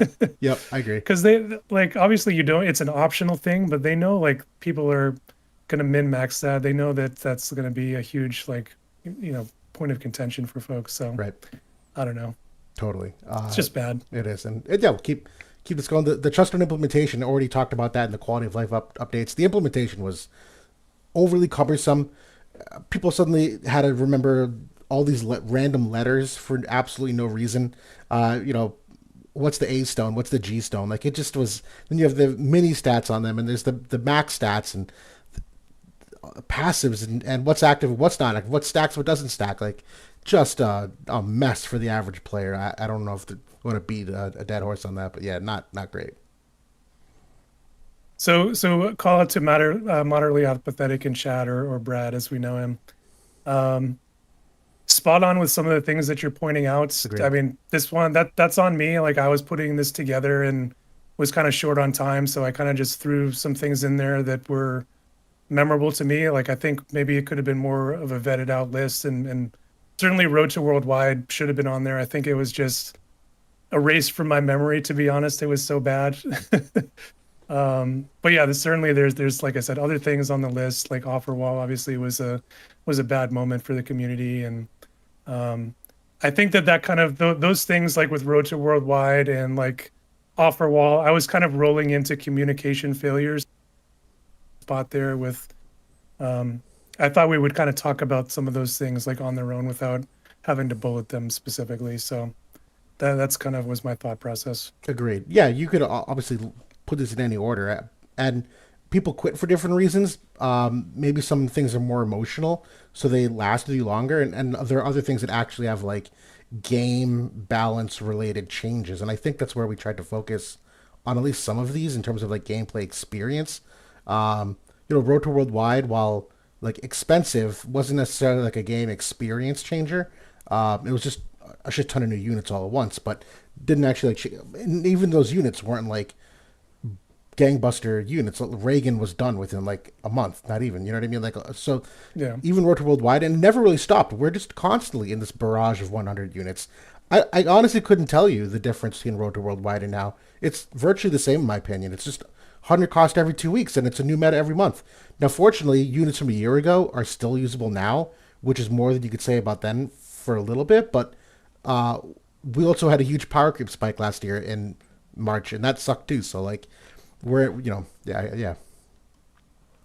And certainly like their handling of the upgrades of that unit to maybe bring them back into the meta conversation was non-existent. Like it was a complete failure, I think, with MA3s and limit burst upgrades. Yes. Just weren't good, especially even more so when they started going to like the game the game specific like MA3 upgrades. Awful. Huge, like they were already bad, like that it made them even worse. So certainly that's a big one that if we had like a longer list, it was certainly we talked about it so much over the various episodes. It's certainly up there. Totally. And we can get through some of these other ones. I don't know if there's a lot to necessarily dissect, but the draconian cheating fiasco was a big one.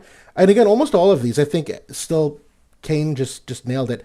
All of them in some form come down to communication failures or speed of response. That was always our thing. Clearly you guys have on a week-to-week update schedule, so it's not like there's no one working on this game. Someone's working on this game every single week. The fact that like we can't get a notice or there isn't a little more speed or a sense of urgency, particularly when you guys like have a social media team. We know Justin and we know their Instagram team and all that. I don't know why they weren't more leveraged for some of those things where he's clearly taking notes down, clearly hearing what we have to say, why there just couldn't be a canned response immediately And again, not even necessarily in game, but you have like social media channels for that purpose. Like, why couldn't there be like a Twitter thing that just says, "Hey, we know this is a thing, we're working on it." That almost every problem we have here like could have been averted in some sense by just like better communication, quicker. Yeah. Yeah, I mean, if you think about like the reincarnation system, like we complained about it. Like they could have made some adjustments to it, maybe made it more palatable. The trust stone implementation, obviously they knew that was a problem because they eventually addressed it. It just took way too long. And the final version of it, like when you attach them to the character and like could change them per game mode, that was very elegant, and you could pick your, your passives and things like that. The final version of how trust zones are now, if that had been implemented day one, I think it would have gone over much smoother. The draconian cheating thing, like that again, that was like months and months of them not saying anything. Like people were flaming them all day on Reddit and in the discords. Nothing was said. Huge problem just to let things like that fester for so long.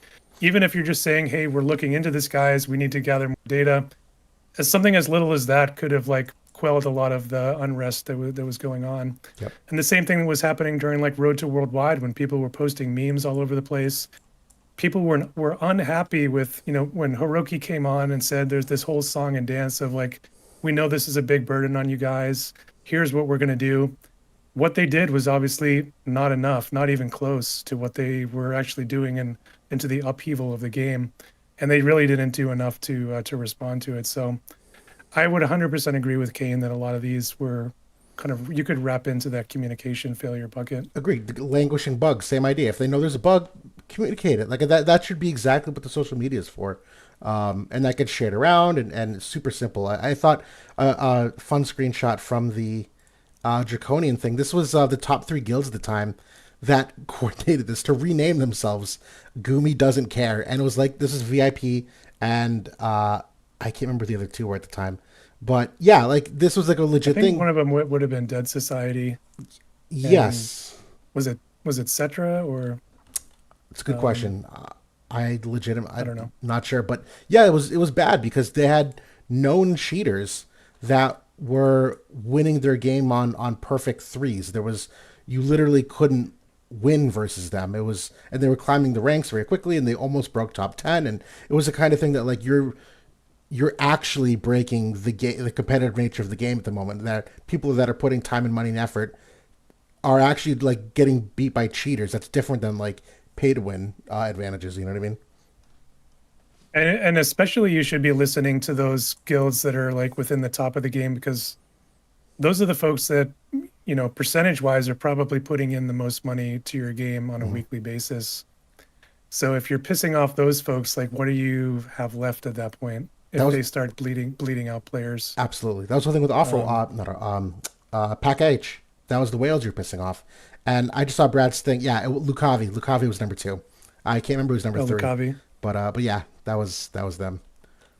On the one point on the languishing bugs, one bug that exists to this very day, that if Square or somebody is listening, I don't know why this was not ever addressed, but if you're going and you make a few teams in your formation window, if you build like put vision cards and play around with the settings in the formations, if you do that a few times, eventually the lag in the screen and moving things around eventually becomes so extreme that it's like you basically have to restart the client to get it into a usable space again.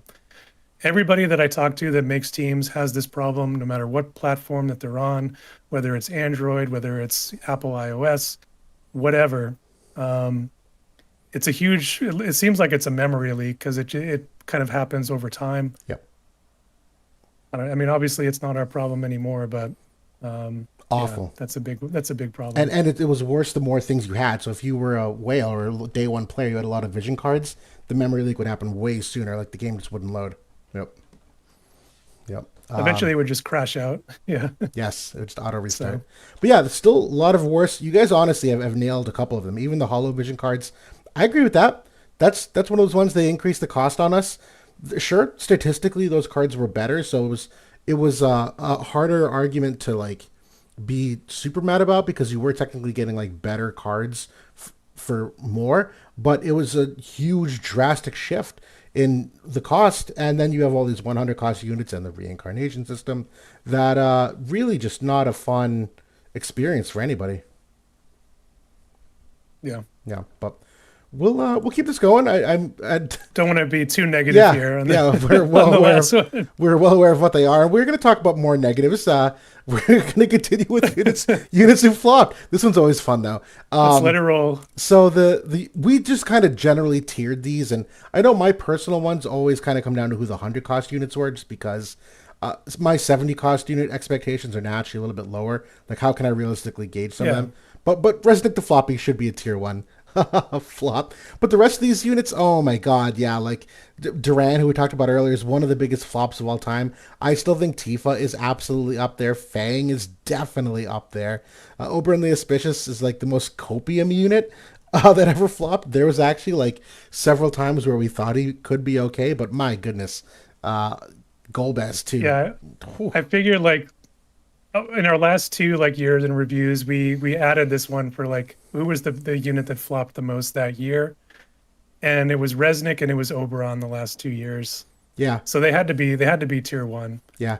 But Golbez, like I would put him as maybe the worst offender of all time, because when he came out, like Final Fantasy IV is a huge property. It was our first villain that was actually added from a collab in the game.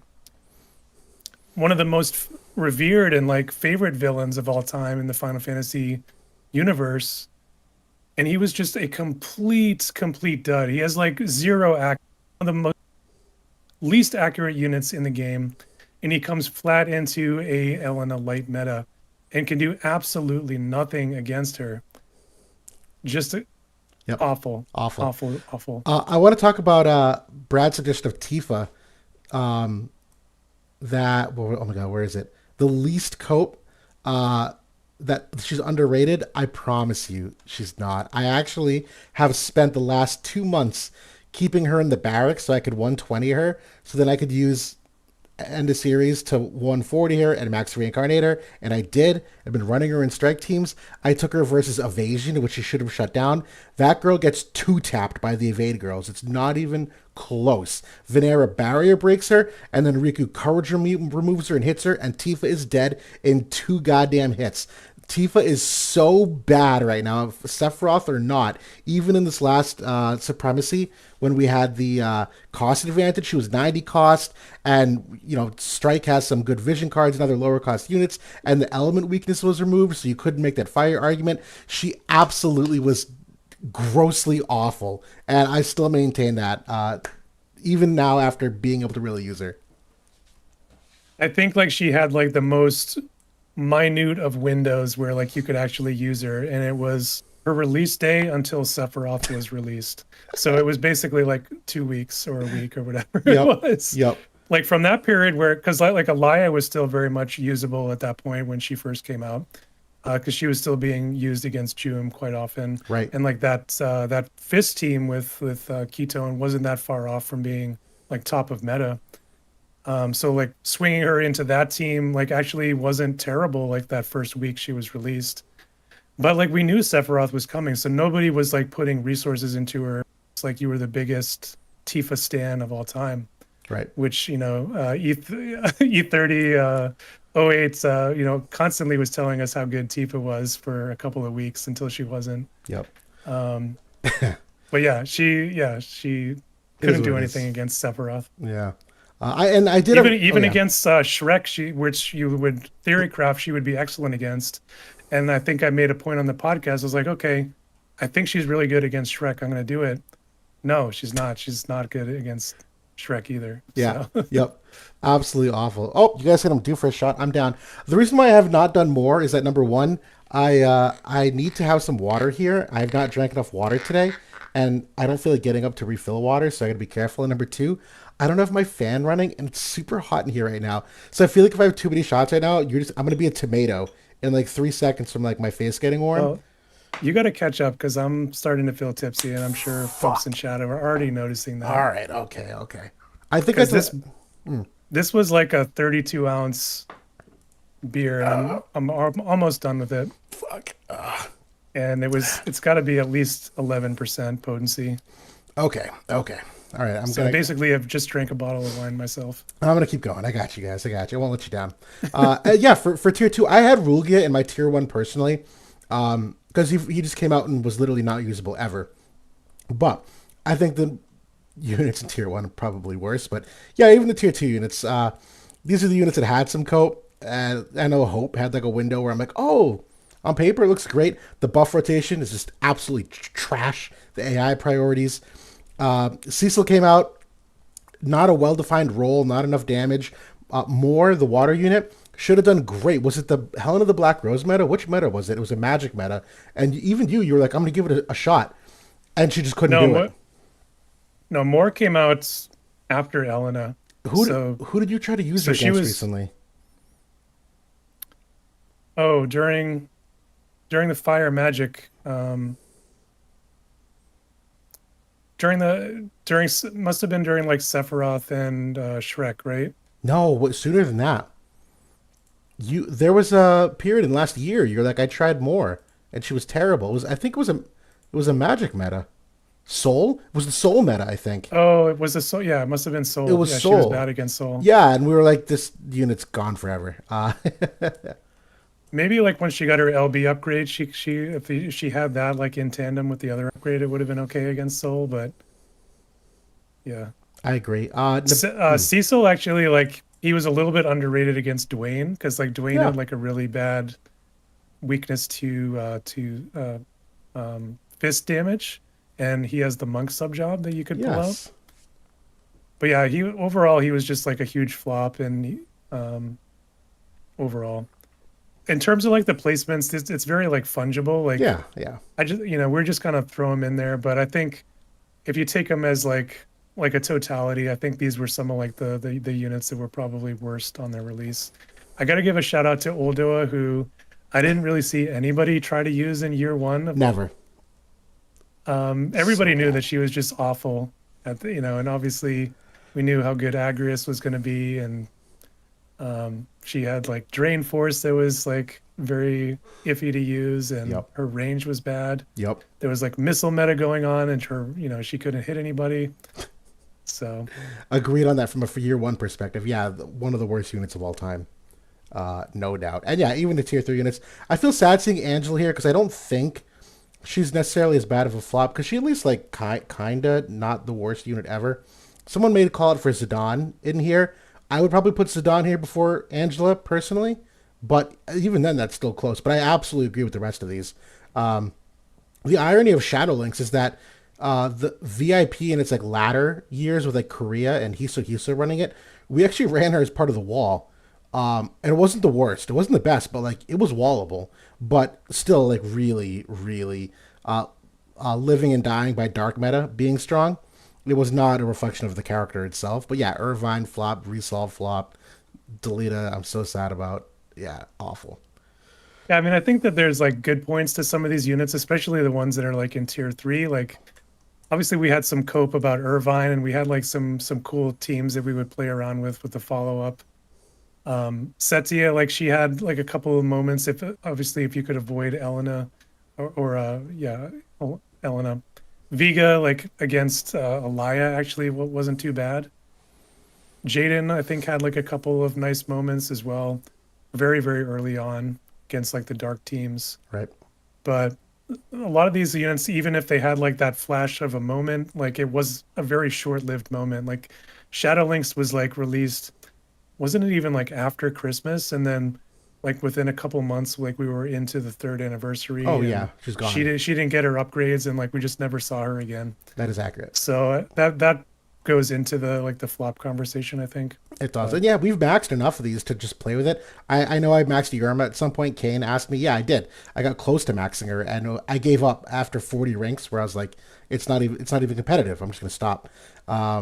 But even units like Zidane, who Brad pointed out, I mean, we had a member of our guild max reincarnate Zidane, and you used him a fair amount of times on proxy, and like there were still like some hard limitations for units like that. Zidane was pretty good, like when he first was released, because the Earth teams were still in pretty good rotation with Lucio and Bradley. Yeah. And then like Helena and Vivi, he was very good, I think, or usable against that team. We showed comps Yep. back then where he could do pretty well against that team. Unfortunately, it was like a month later that A2 and completely blew him out of the conversation. You just couldn't use it because everybody pulled A2. Right. 75% of the player base was using A2, so Yep. he was just gone. You couldn't use him at all. Yep. So Nabani in the chat asked if Dark Katone was good or mainly just pulled for the TMR. She's good. Actually, I think that she was very, very good when she first released. She was another unit that was like released right before the stat power creep happened, where like she was actually a top meta team with Alaya and 2P for like I think we talked like 4 or 5 weeks, maybe even more, until Joom came out and then the stat power creep happened, and then all those old units just weren't in the conversation anymore after that. It was a whole new ball game after that. Totally. Nope, that's a good call out. But yeah, we'll keep going here. Plenty of units that flopped, and these are absolutely the most noteworthy of them. This is this is an interesting one. The top 5 most hated characters, and I took this from just like a general perspective, not necessarily like a gameplay perspective. This is really just like I look at the character, I see them in the story, and the irony here is that some of these characters I hate just because I think they're just trash characters. I wish they didn't exist, and some of them I think are written well enough that I hate them for both reasons. You and I both kind of unanimously had the top 3 here in both of our lists, and then we kind of had our own opinion. But we both had Miraga, and I've actually been re-recording the story quest right now to upload to the channel, and so I'm rewatching everything. And yeah, Miraga is exactly what I remembered. He's literally just a caricature unit. That is very one-dimensional. Very one-dimensional, and he's controlled by Sottily through the helm, and okay, that's well and good, but even when he stops being controlled, like he's got nothing to him, and then he's gone forever. So it's not like he's got this like lingering effect on the storyline that even though he's gone, he's got this like prevailing memory. You know, Oldoa kind of in the current storyline is kind of like fighting for his memory. I don't get why. Like it's kind of a non-issue. Yeah. But even in this story, even the story with young elves and Helena, when the side story she came out, they go back to the part where they're kind of fighting the barbarians or whatever, and young Moraga, and he's like the same character there. Like that was like a huge missed opportunity to make him flesh him out more and make him more interesting, but he's still kind of just the same like unga bunga, like I'm just gonna go fight and kill things, and I have no remorse and I don't care. I'm just power hungry. Like that's all it was. Like so was he really controlled by the helm at all? Like he's same character. Yep, agreed. Mia, for me, honestly, more than anything, 80% of this is like character art. Because I think if you like actually told me what this unit does in the story, it's actually kind of cool. Actually, like double crosses Skahal, and there's this like lingering shinobi that is like just always in the shadows and always really like crafty. And this is a unit who I think I just don't like because of the design more than anything. But and the fact that her unit is not a good unit. Low cost formats, sure, manual stuff. I feel like there's a lot of units can make that argument, but yeah.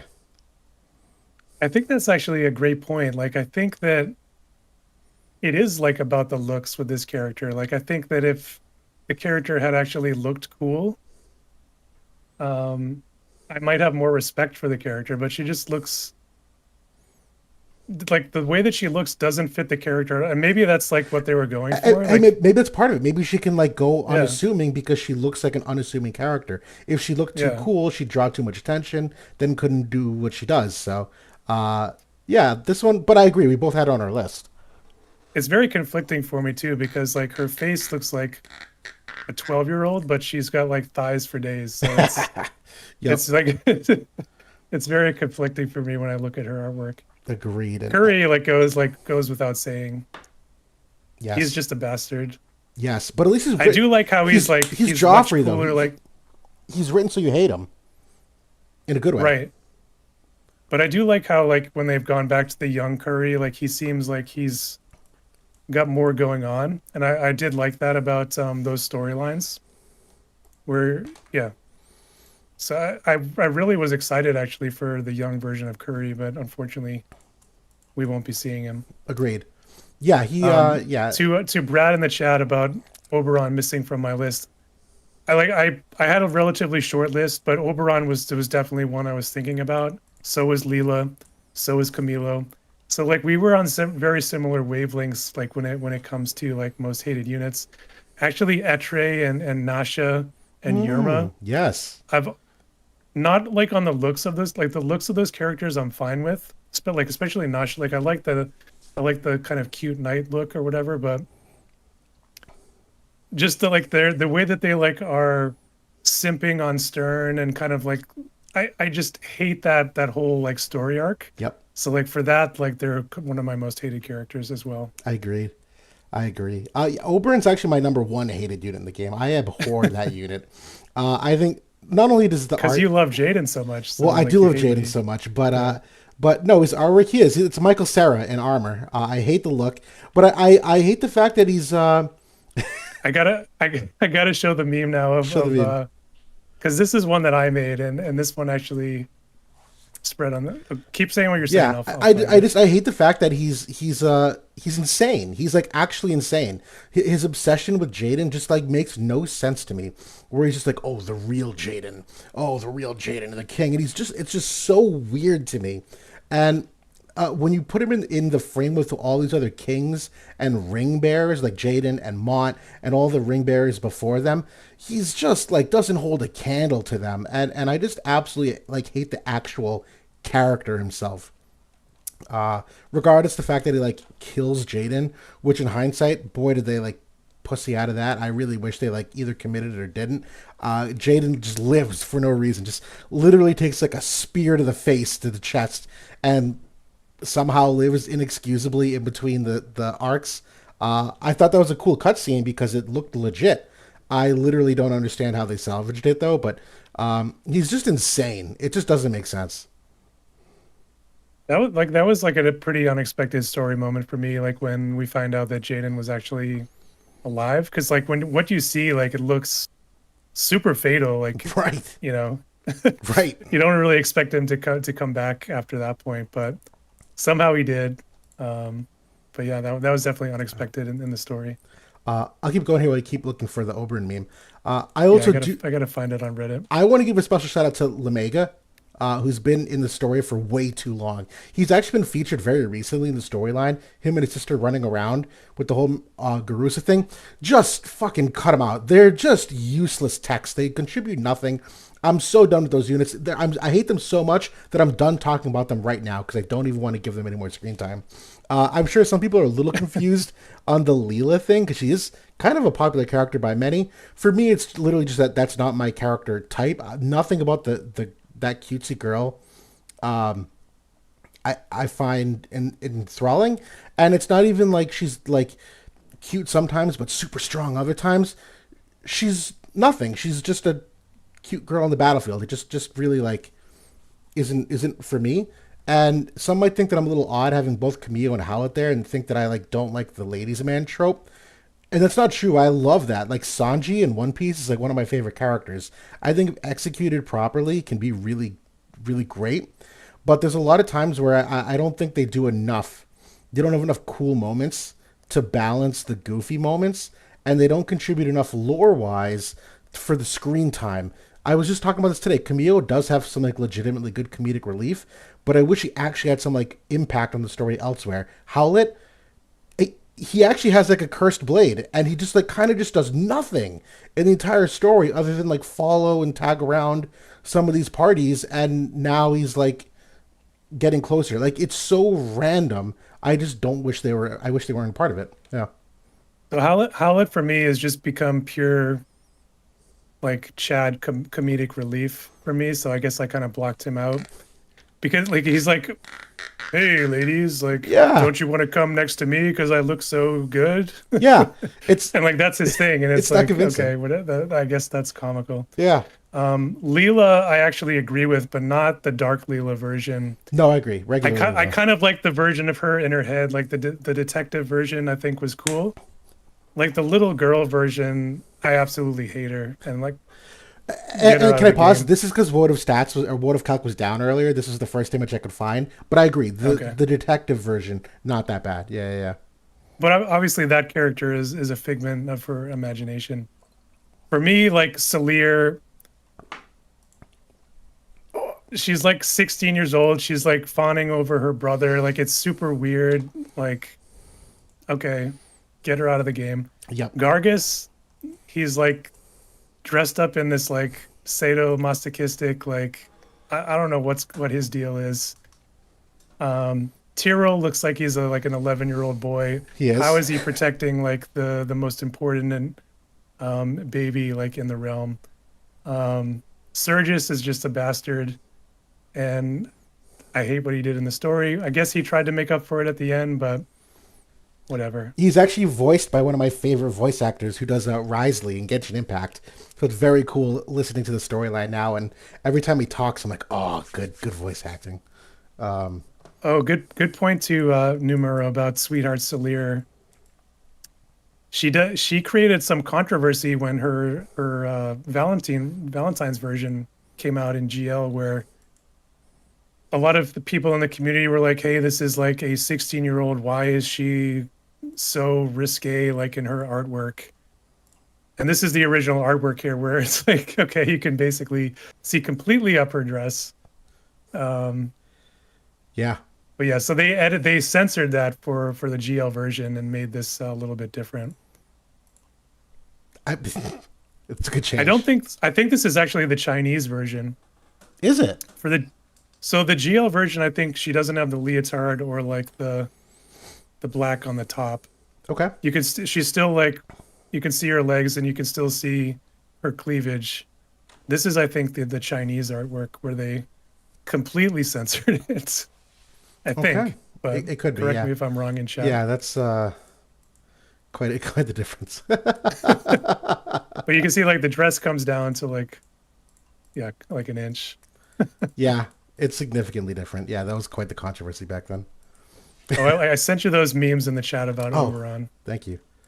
Oh my god, yes. So literally, like when we first saw the artwork in JP, if somebody in the guilds back then, I don't know if it was Guy or Gildis or somebody in Howell at the time.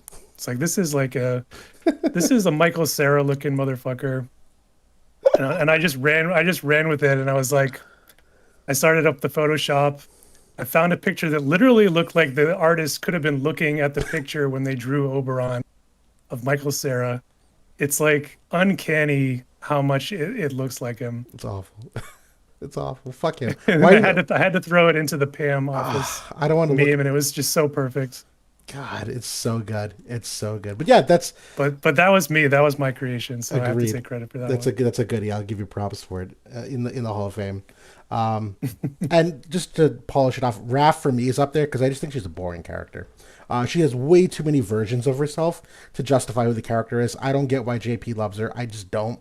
Out of all the Crystal unit or Crystal Warriors, I feel like others were more deserving of alternates than her. So I would kind of agree with you, because I was actually really interested in the character when I first saw her artwork, because I was really into like the kind of emo kind of goth look or whatever, but her personality is just so cringe that Awful. like I just completely hate the character. yeah, After that, yeah, so absolutely. yeah, she's dead to me. Absolutely. Oh, that's good. So this gets to the real fun part. I think the latter half of this, we had a lot of fun talking about, was our top 5 stale metas. And again, this is typically accompanied by the fact of the duration of the meta, not just how oppressive it was. So while there might have been some metas that lasted for a month, there are others that just for a longer sustained period of time take the cake. And the Elena metas by far are the worst. And we had 2 of them. One of them was the original like Jaden meta, and there was a resurgence with Locke for like a cancer evasion meta for an eternity. And there's just really no counterplay because back then, for better or worse, again, the vision card support wasn't there for accuracy. You were limited to the innate units for what they had. There was no kind of like reincarnation system to maybe have a chance at like, I don't know, getting lucky once in a while. if you had a reincarnated unit versus a non-reincarnated Elena. You know what I mean? There was just like no real answers to it, and they had the vision card support, and it was just a math game. You simply either like could hit or you couldn't. Way too long.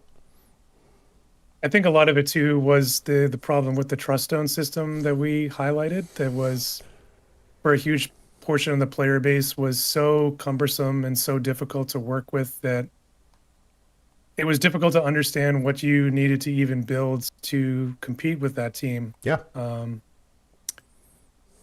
top of the accuracy cards not being there for the majority of elements at the time. So, yeah, there was like you were basically limited to wind and maybe like one or two other teams that could even defeat that team. So, and the problem with wind is that ice was also very strong during that time with the missile meta. You were kind of damned if you do, damned if you don't. Absolutely. The second one here is the one that we've experienced over the last year, the Sephiroth Shrek meta. This was oppressive. It synergizes so well, not only from the element and counter element where Shrek being wind and having Sephiroth to protect her from ice units, but just what they do together. That she's got the Dispel Seal, he can dispel buffs on hit. They can both be built for hyper accuracy. They can both, or at least Sephiroth can be built for some pseudo evasion to catch people off guard. They have so much between the curse and the follow up attacks that for so long there wasn't enough counterplay to follow up attacks, or at least not consistently, unless you had Summer Resnick. It goes on and on and on. These units are just so good and cover so many weaknesses that even though they were here for a while, they left. They actually came back in the latter half of last year, and because Resnick was so good. Because Resnick was so good. Like it went on for so long. It wasn't until recently that they finally showed their age, which is kind of crazy. Yeah, they've had to create so many units at this point to be able to deal with Shrek because she was so overtuned. One of the most overtuned units they've ever released in the game. Absolutely, unfortunately. Yeah. I would put the Sep Shrek Resnick team like at oppressiveness level. I would put them right there, like with the Elena team. Duration wise, obviously Elena was longer, so that's why we gave them the nod. Yeah. And it had multiple iterations, but huge problem when you have a team that is so good that it is just you're having to create units for months and months on end to have to deal with it. That just shouldn't happen. Right. And to see what sticks. At that point, it's kind of like you hope. Yeah. you hope you fix it at some point. Dwayne and Helena was Helena was an absolute game changer. Her limit burst just was one-shotting every single unit in the game, and it was like a huge diamond. So yep. She was like I think like if Helena hadn't come out and Jaden hadn't come out, like that unit would have had a reign of terror for quite a long time.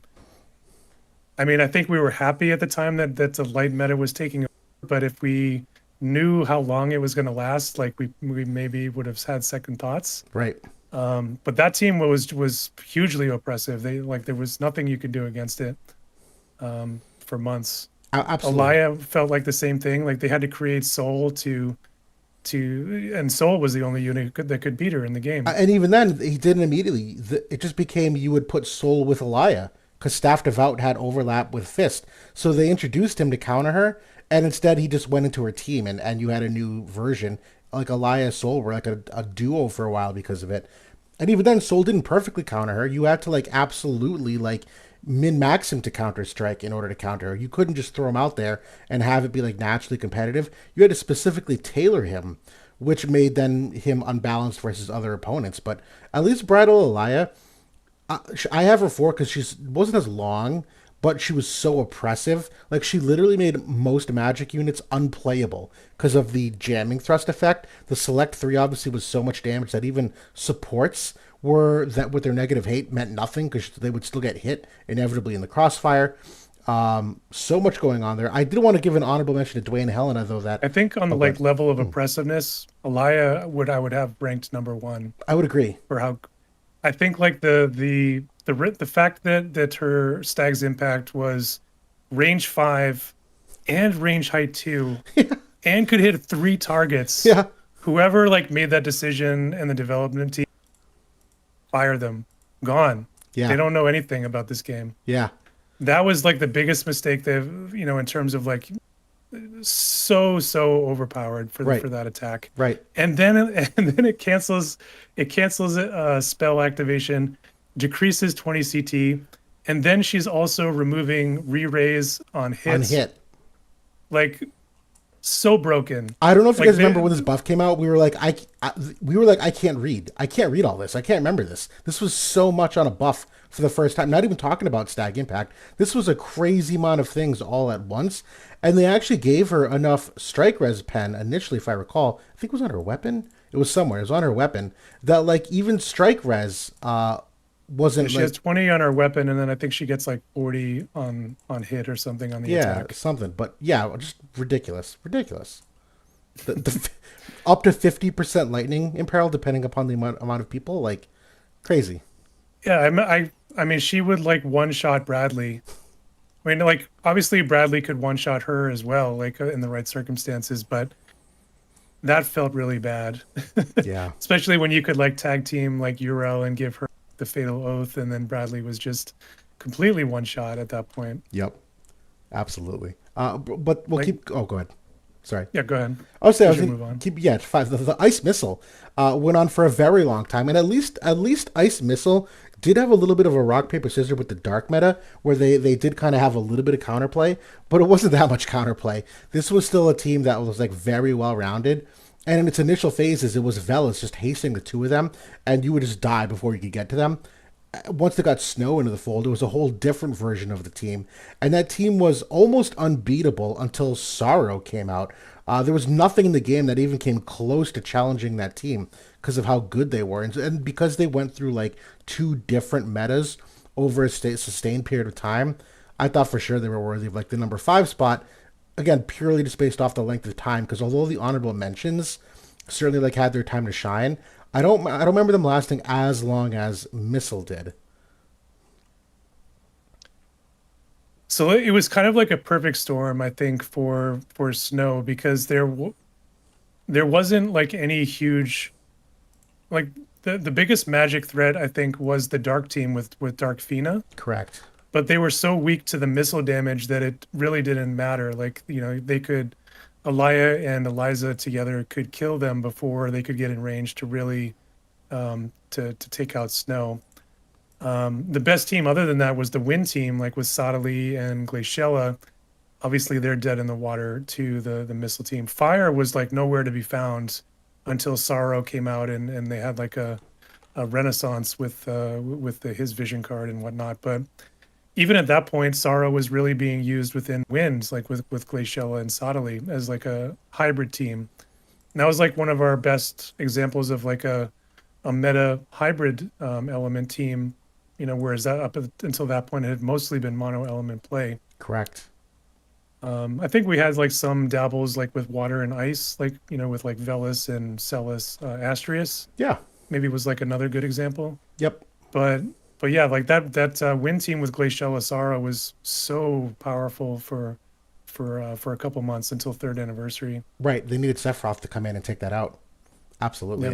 And yeah, the honorable mentions, Helen and Vivi does come to mind because they were like the perfect cocktail of just magic damage and status elements with sleep on command and Vivi stun on limit break. You had Raph coming in there with the double hit, like enabling both of them, and the synergy lined up really well, and obviously Dark and Light really well from like an element wheel perspective. It didn't last forever, but it lasted long enough that like that was one of those walls in top 10 you were just like everyone was running all the time. I think like in like oppressiveness levels, this is probably my number 2. But it was like shorter lived. Yep.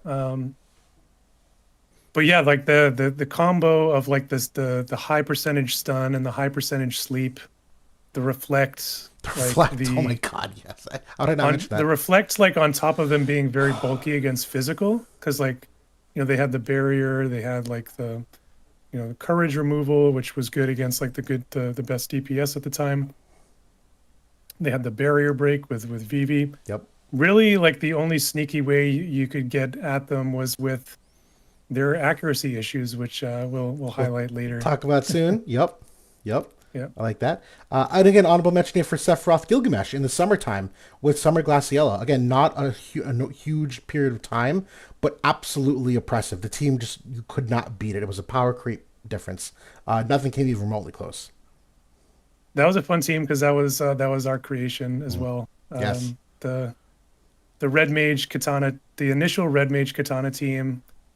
Yeah, it was gangbusters for a couple months until Shrek came in, Yep. and then it kind of fell away. Absolutely did. And then the third one here is, to your point with the ice missile meta, you had Halloween Lucia and Dark Fina. And they went through a period of time where it was Joker as the third unit, but then it was a period of time with Shadowlinks on ice as the third unit. And they did pretty well for quite some time together. And there was a small resurgence of Dark Fina with Sephiroth when he came out, and Lucia kind of fell by the wayside. But again, they were part of the game for so long, in and out of it, that it was an honorable mention for me, even though they weren't as oppressive as some of the other teams. Who would you rank as the best 70 cost unit ever released? Got Halloween Lucio. Out of my gut, Lucio? Lucio. I think that's my gut instinct. Yeah, it's got to be. Yeah, what do you think? I think like on initial dominance, I would have to say Little Leela. Oh, wait, yeah, wait. I'm rethinking that. It might be Little Leela. It might be. But and she lasted a while. Like, she was like supportive and could be evasive with like Wall and Stern. But it's close though. Like you can make arguments for Lucia. Like she was very dominant with the dark team. Lucio, very dominant. Yeah. It's definitely a debate, but I think those are the top three. The thing I just remember with Lucio was Lucia, that how Leela. often he proved me wrong.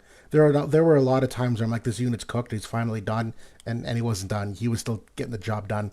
So The Dispel like was so good. Yeah. And like the healing power a lot down. of the accurate units at the time were couldn't break barriers. Yeah, he was a great one. To be fair, it doesn't hurt that you put him in the Bradley team, and the two of them were just gangbusters. So you didn't see Lucio without Bradley. So to that point, maybe if you like take a step back and think about how much he's benefiting from the team building, you could say that he wasn't as good of a unit. I would buy that argument, but like within that team synergy of like the CT up that Bradley was getting, and the chaining of the slash chains and everything, and the element chaining, the dispels, like just brutal. One of the first units that could like completely deplete the healing power as well, which was super strong. It's like 70 debuff on that. Yep, enormous. But yeah, that's our stale metas over time. We'll get to our top 5 most impactful unit upgrades. And I don't think any of these are surprises, because although we like to think there's a lot of good unit upgrades, there's really not a lot that bring them to meta relevancy. There's a lot of good upgrades that just don't actually move the needle. Skahal is definitely one of the few where it did. And I still to this day, Open another bottle. Well, son of a bitch. Bottle number 2. All right, let's Come go. on, man. All right. Gotta catch up. Fuck, I do. Skahal to this day, I will die on this hill that it wasn't even necessarily his upgrade so much as it was Resnick, the lightning support that went with him. Because you did not see him run without her, and that was the key part of it. It was that he would, even if you got him to courage, you could heal him back up and just rinse and repeat. He would do the same thing over and over and over. So while yes, it was Skahal, and his damage was absolutely bonkers, it was also a product of what Resnick did to pocket him. And so fantastic upgrade, but when I look at some of these other units and their upgrades, the fact that they're a lot more Before we move on from Skahal, I want to add there were some underrated things to his upgrade, and one was his reaction ability, which got upgraded to like a 50%, I want to say, reaction rate. Yes. Which at the time was like unheard of. Like there was no reaction block. Yeah, no reaction block in the game. And it was, I think that this unit specifically was one of the reasons why they implemented reaction block, because they realized they made a complete mistake with this reaction ability. Because the base like percentage here is not what it actually is in game. I don't know if it's ever been found like what the multipliers are, but there's definitely a multiplier in there, because reflex happens way higher than 15 or 20%. There's some bravery multiplier that's going on there. So yeah, like you'd go to hit him to kill him when he's at courage, he would just pop you and you'd get killed first. The damage is insane, obviously with his imperils and whatnot. Um, so yeah, Yeah. completely broke. Probably the best upgrade of all time because he got what Katone got with the innate courage that you couldn't dispel, plus all the other things. Absolutely. And there is an argument to be made for Agris being number one. This upgrade that she got is enormous. I can't even remember what it all is off the top of my head. It's the honeycomb. It's obviously the ability upgrades, but the amount of status elements that she gets makes her timeless. I think that's part of it. Ailments are timeless, so long as they didn't do anything like game balance wise to change the proc chances. But yeah, she obviously being ice and sword red mage made it so that she's as a tank a great rainbow play, and just yeah, absolutely bonkers upgrades. Her agility is just off the charts potentially, which ages very well with the game. A lot of units are power crept based off agility values alone, where they're just not Especially those year one units. right, right. So like that was excellent. Um, can't say enough things about her. I think you could make a compelling case why she's number one, but I think Skahal Her, Insulated was a better her, set of upgrades. yeah, if I had to rank them, Skahal probably number one because where he was coming from, as which was like bottom of the barrel unit that was never used, to a unit that was competing against the dark meta at the time before third anniversary, was such a big leap. Agrius also made a huge leap because obviously she was coming from like, when she got upgraded at like year 2.5, like during the Final Fantasy 13, she was playable maybe for a very minute amount of time. So she came from like 2.5 to 4.5, which was a huge, huge leap for her as well.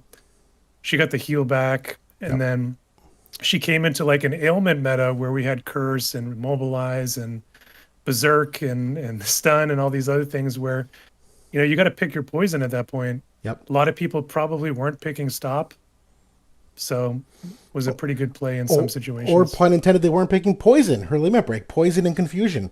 There's a couple times where, like even now versus some of the evade teams, where Riku doesn't have nullify sure hit on buff. It's only upon health percentage. The Agris will come in, guaranteed hitter, throw the poison on the Riku, and Riku suddenly poisoned every turn now with really no counterplay. Like that's a great amount of chip damage for an evade unit.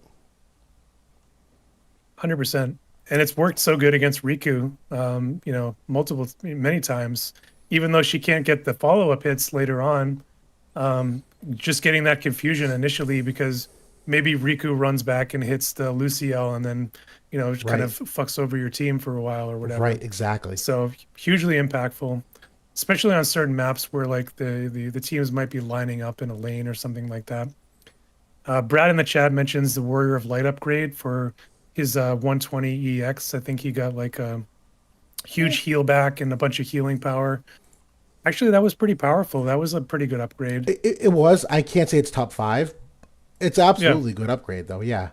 This. Unfortunately, he never got anything else to kind of like. He never got his MA3. He never got a limit burst upgrade. Unfortunately, I would have loved to see it because I think if I'm ranking like some of my favorite, most memorable units in the game, he's definitely up there for me. Well, yeah, your Discord avatar is Warrior of Light. I hope he is. I was just gonna. No, my Discord avatar is Locke from FF6. Oh, I thought it was Warrior of Light. What the fuck? No. Okay. Locke. To that point on the upgrade, I actually did use Warrior. I'm not going to find it now. It'll take too long. I used him with Addison very successfully for a while. It was Warrior of Light, Wing Stern, and Addison Ray, and I had so much fun with like versus dark teams and even versus some of the evade teams because I made Stern hyper accurate. It was a lot of fun. Yeah. We'll keep this going here. Oh, Manta in the chat mentions the Charisse LB upgrade, which I think is perennially overlooked, even by myself. Agreed. I would agree with that. The Charisse LB upgrade is phenomenal, and I know Golbez from Mako would love to see this unit get their flowers because he was one of the prime users of this unit to the very end. So hats off to Golbez. He used her very successfully with the Fang TMR, which nullifies CT up, which was the big secret to this. So not only did he get the limit break, but that was a key debuff he would apply that would, from range, that would just turn the fight immediately for you. Yeah, that is probably one of the better LB upgrades they ever made. I agree with that. Thancred, absolutely stellar upgrade. I think Howell might have been the only guild in Global to really take advantage of it. Thancred is exceptional. Anyone that didn't max him really missed out on a lot of fun. He does so much damage for a tank. Can be built to be very hyper accurate. He does have the vision card support for it. He does have an ability for it that's got a minus 30% hit chance to the enemy pre-damage, so he can preemptively lower their evasion. Loads of self-sustain, absolutely awesome. And obviously Light is tuned for slash attacks, so he love this unit. This was a unit like when I saw his upgrades in JP, I immediately saw the potential and I couldn't wait to get my hands on him. Unfortunately, he suffered a little bit because of the situation of Knight. Yes. And also, I mean, where his best partner within Knight was so bad against Shrek and Sephiroth, for that matter, with the curse, that you were tied into basically using Resnick with him. Right. But Resnick was a top meta unit, so I think if you cored Thancred Resnick with another DPS, which we did like with either Cloud or with what's the dark unit's name? Cypher? Cypher, yeah. Cypher, yeah. So if you those two teams were incredible. I think it was nigh unbeatable on certain maps. We had teams that were beating the field. Unfortunately, not everybody could run the team, so like we couldn't really make it oppressive. But if we did, I think that team would have run the table. I agree totally. And we'll keep this going. Yeah, Ketone, excellent upgrades. I know this unit, day one unit or year one unit, really ups and downs, but great limit break, great drain force ability, great survivability. This is a unit that probably floundered because of how expensive reincarnation was. That was just never really worth the mind spheres, but I know you were one of the few that did, and still got pretty darn good, decent results with her. Her upgrades, that courage ability, and even her buffs innately, like what they did over time with the 120 ability, consistently got upgrades that were meaningful for her. No doubt a unit that stood the test of time. Her synergy with Sadali was pretty underrated because Sadali buffs the human killer 25 upgrade on his party buff. Yes. So if you combo the human killer and like you obviously you gave her Odin and all the human killers that you could get on her. I was having her drain force even like non-lightning units for like 9 to 10k. Awesome. Unfortunately, like she has so many other shortcomings, and obviously drain force inherently has its shortcomings because of its range height. Correct. If it had a range height 1, she would have been so much better. Like if she had the Oldoa version of drain force that was +1 range and +1 range height. Right. Like she would have been like a legit unit. Yep. Unfortunately, like she was just niche, but like her upgrades I think were always solid and one of the most evasive units in the game. Love that unit. Agreed. And then King Mont, really great upgrades over time. Just very briefly going over it. I know his limit break, one of the big upgrades was that it wouldn't target teammates, which is big for AI priority. I mean, that limit break is such a game changer at the 67% berserk threshold. I also know that blonde-haired protagonist. They gave him the like all elemental res for just like general survivability, but even the 120 upgrade here, we've used this buff like pretty well for a tank. Like he's got so much AI potential that it's like between the move one or the jump one or which buffs you enact, the limit break upgrade, absolutely awesome. Overall, 2 thumbs up. And this passive being upgraded, he was one of the first to get the heal back, which just absolutely shot his effective HP up to the roof for how much health he had.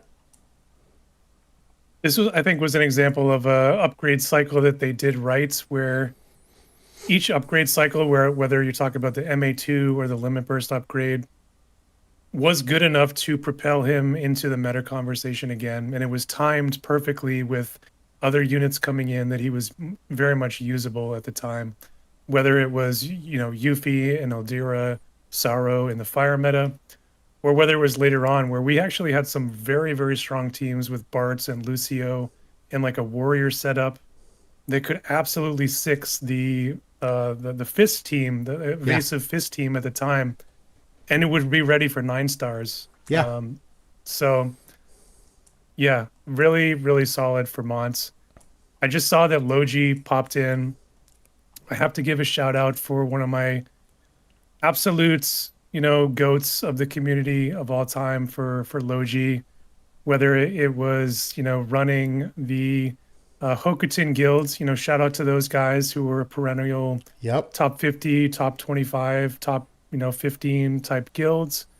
But also for being a big member of the manual community, being a great memester, just being a good friend as well. I have to give a shout out as well because he was actually the person who pushed me over the edge into content creation for this game. I was kind of a little bit on my way there. I did a couple streams where I had no face reveal, and it was very nonchalant. And he was like, this is actually kind of cool. You should go forward with making content, and I think you have something to say. And the rest is history. I did all my videos. So huge shout out to Logi, one of my good friends over the game. Yes, huge contributor. Cheers, buddy. In our Discord. Thank you for that. And yeah, these honorable mentions, don't have to dissect these terribly.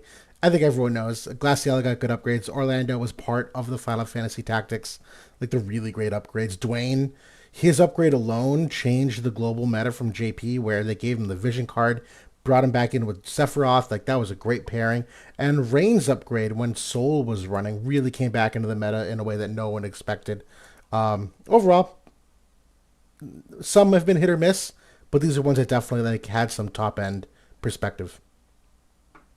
Shout out to Rain for being, I think, maybe the first unit who could get up to nulling area resistance in War of the Visions. Yes. Hugely powerful at the time, where we had units like Bradley and some other huge area effect artists that he could really be effective there for a little while, especially with who is Lucille's sister again? Oh, Shells. Shells, yeah. The Shells A Rain combination where she could buff the 30 area resistance and the light and dark resistance onto him. Such like a good combo there for the time. Cheers. Cheers. Obviously very short-lived, but it was very strong for the time. I think it actually could have been very strong if Hio wasn't such a flop. Oh, he should have made our list. Wait, he actually should have been on the list. Hio should have been on the flop list. We should adjust that. He should have been a tier 2, maybe tier 1. I don't know. He never got playtime. To me, tier 1 units have a little bit of cope in them that never get capitalized on. Tier 2 was just like, oh, we knew they were bad. They just were bad. We had cope for Hio, and he was terrible 100% of the time. It's unfortunate. Yeah. Yeah, okay. All right, we'll keep this moving here. Some of these next couple slides, not as analytically intensive. I think most people would agree on this. Most impactful Espers, Odin has to be number 1. From day 1 he was released. Not only the human killer, the agility, the stat values, he could be made for the missile res or the slash res early on in the game. The accuracy nodes are absolutely amazing. Tim's comment. Tim Darbo. That's a great comment. Hio is so forgotten he didn't even make the flop list. That's so perfect. But it's literally true. 100% right. 100% accurate. We literally forgot about him. Yeah, Odin, no surprise. Bahamut, no surprise. Magic percent man killer. Great resistance nodes, agility. Dark Odin is the best Esper for evade. How can you say no to that? I think Demon Wall, I was surprised because I put Demon Wall on my list. But I don't know if it was going to be on your list. But Demon Wall was the best Esper for every tank for 3.5 years. Because Light and Dark were obviously the meta teams.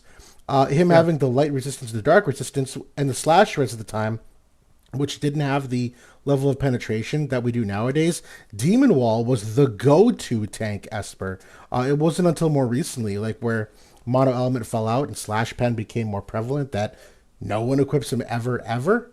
But this was a staple Esper for a long time.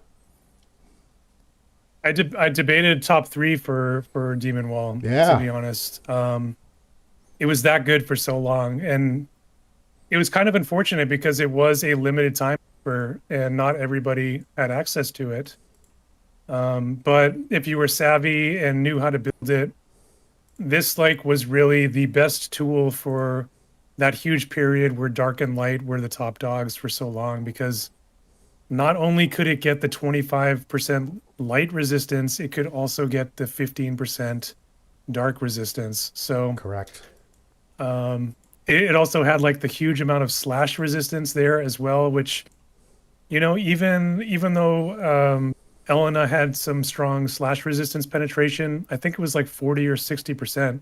Right. Still, if you're popping on 20 or 25% slash resistance, cut that in half, you're still got 10% mitigation. That's pretty strong. So And for a tank, remember, this is for tanks. That every yeah. percent matters back then when the tanks were a lot more vanilla.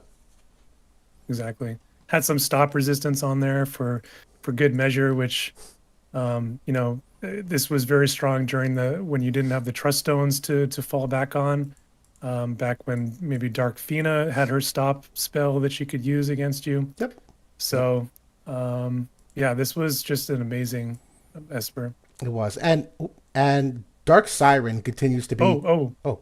The innate charm resistance as well, which was great against Sottily. Sottily. I knew you were gonna, I didn't know if it was worth commenting on, but right. The charm res was enormous versus Sottily. Again, as a tank, you're the one getting hit first. You're the most likely to draw the limit break. That mattered immensely in that matchup. But yeah, Dark Siren still continues to be, I think, the best tank Esper current day.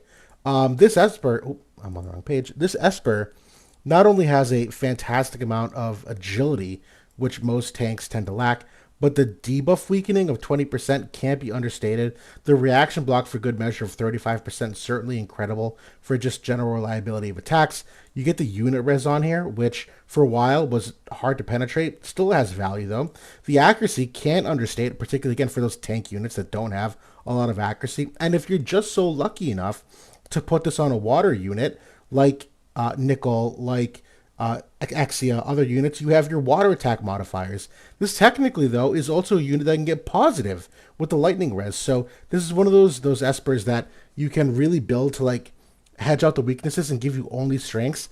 This does everything you want and more. Not even talking about the magic res, which for a while was also the staple build of this, where the Helena Vivi meta and all those magic units that came after. Yeah, the magic res was an integral part of the build. Maybe less so now with the penetration, but still can't go wrong with this. Yeah.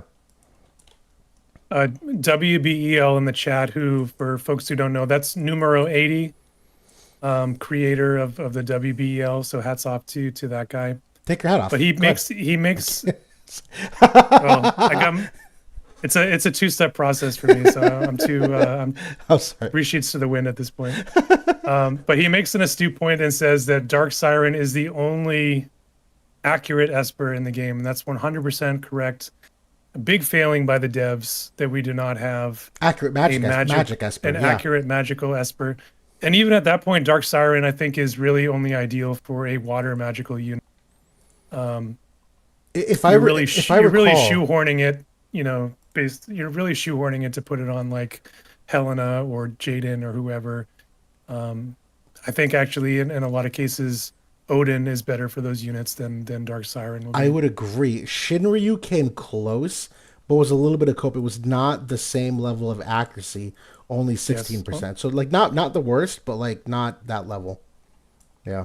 Did have good base luck more than most Espers, but yeah.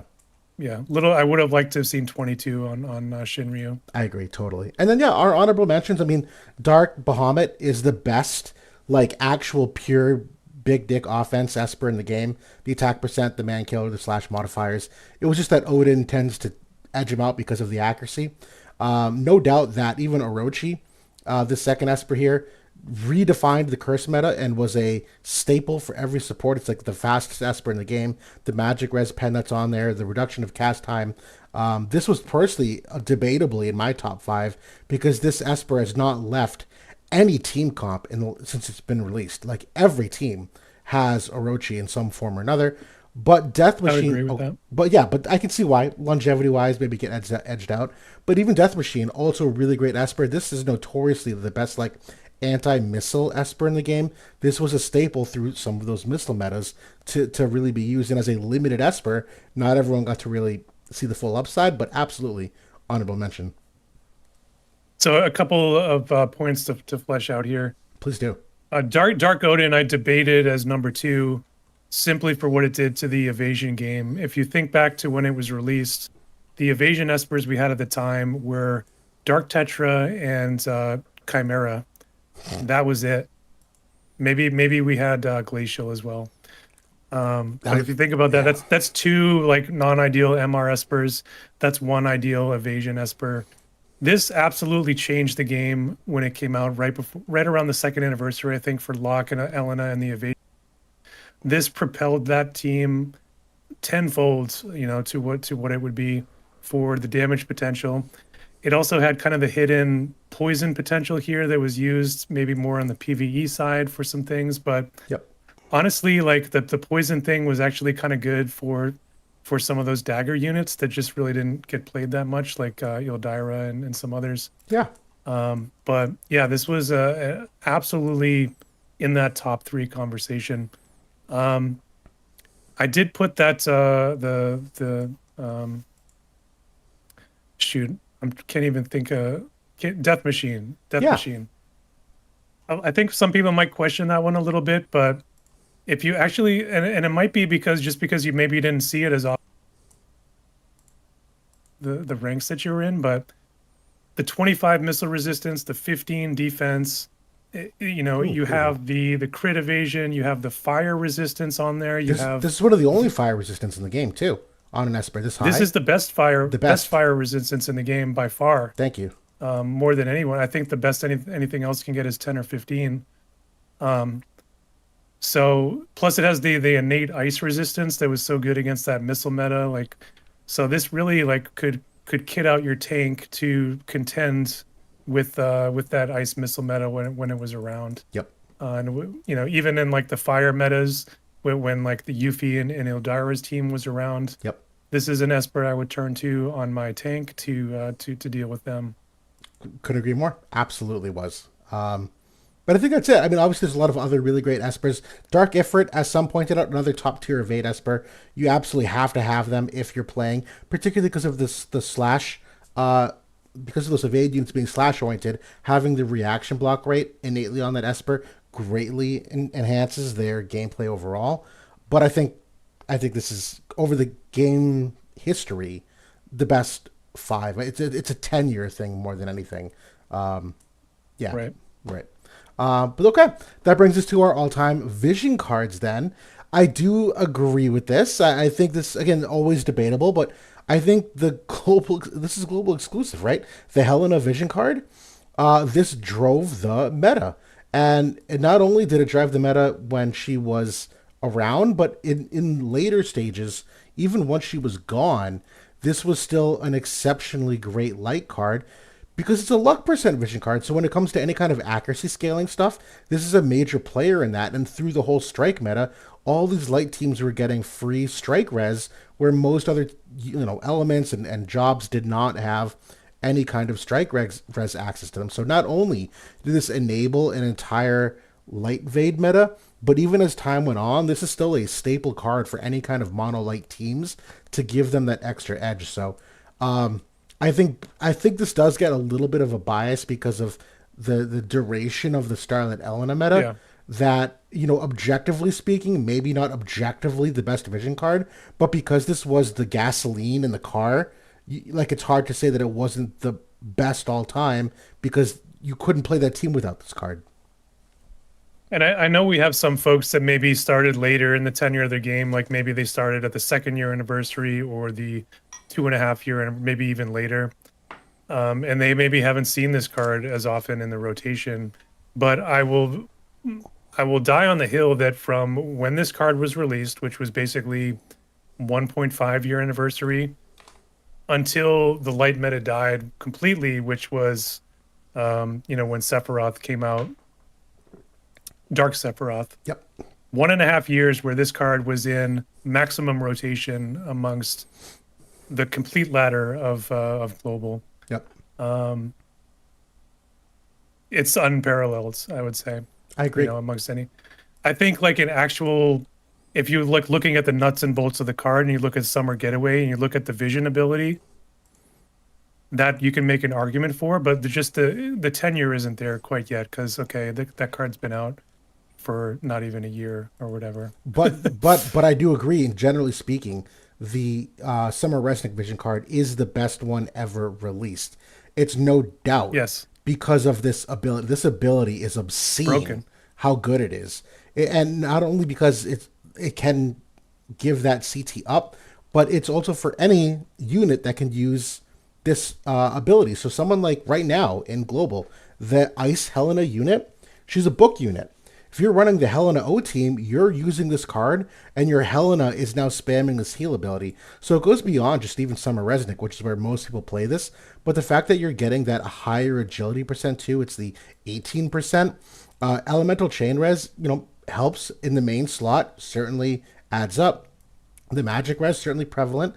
But overall, just a genuinely astounding card. It's got the AoE res here in the main slot as well.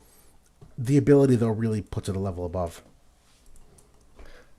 100% agreed. Yeah. This card is the GOAT of the current timeline. Over basically since it was released, it's been used in the majority of the top builds, mostly because Resnick has been involved. But as you alluded to, even units that aren't Resnick, such as Helena or even such as Daria, which is kind of a sneaker. I've seen Volke use this. Volke's sub job are scholars, so Volke can use the heal. Yes.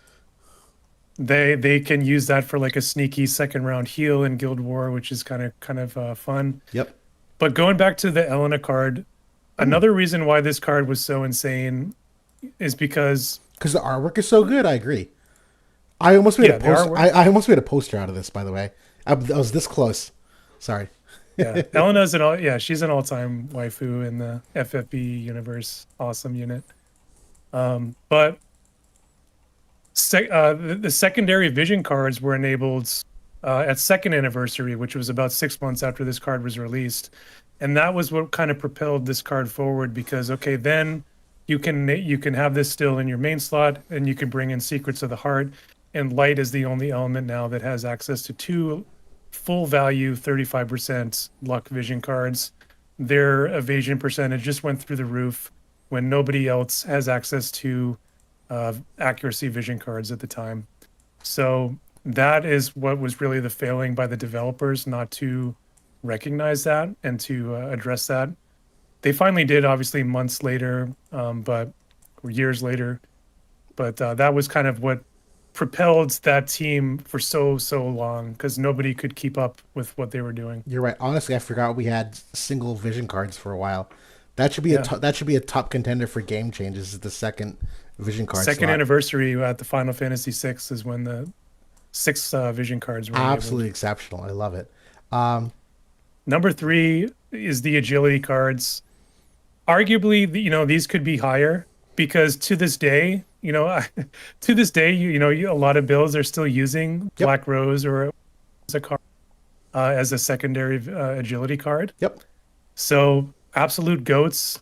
I think people who invested in that Ramza card early on were rewarded, because agility was found to be one of best stats in the game for PvP in the long run. Yep. Unfortunately, that was a limited card, so it took more than a year for us to get Battlefield, Black Rose of the Battlefield, to kind of compete with that. Correct. Secrets of the Heart, all-time GOAT for accuracy and evasion. Necessity.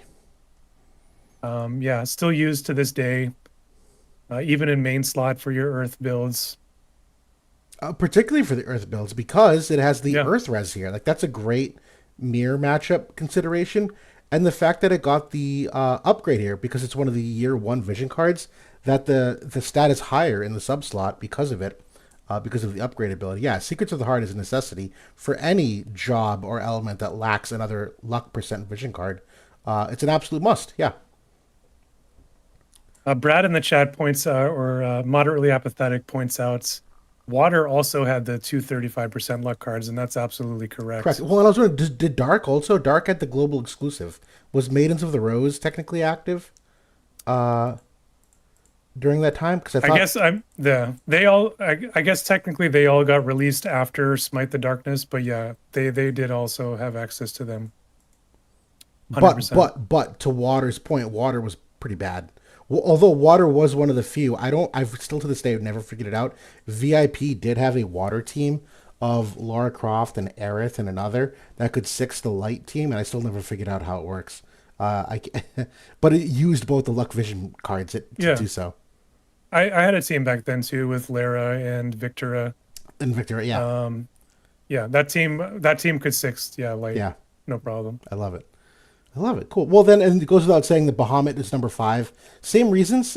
This was the fact that we lived and died by the theory back in the day that you had needed your AoE, your unit res, your agility percent, and your main 3 slots. That was kind of like a non-debatable science at that point based on the results of the top end of the game. And Bahamut was, I think, the first vision card to combine 2 of them into one vision card, meaning Light had a significant advantage that the 3rd slot could be whatever vision card you wanted. So from that perspective, it was like a power creep upgrade that Light had that no one else had. You want to go the attack percent with the Rob card with the evasion? Do it. You want to go accuracy percent? Do it. You want to go the Helena card here? Do it. You can, because you have a free vision card slot to play with, and it took so long for other elements to catch up. I know Wind did eventually. They were one of the few that also the Sottily vision card had 2 of the 3, but not every element did, and that largely defined the element metas for a long time, because it's literally just like a main slot power creep advantage by having that. So yeah, Bahamut definitely number 5. Yeah, that was like the stat compression effect. And for Elena it worked perfectly because okay, you have Bahamut with your agility, with your magic percentage. Smite the Darkness can come in with no repercussions. You can have the Jaden card there for your dex, your area resist, your missile attack or light attack or whatever. Yeah, so that's another just like another log in the pile of why that team was so strong for so long. To this day, like there's not very many cards in the game that compression with the unit resistance, agility, and magic like all in one. That's like 3. Right, the magic percent. That's like a 3 for that.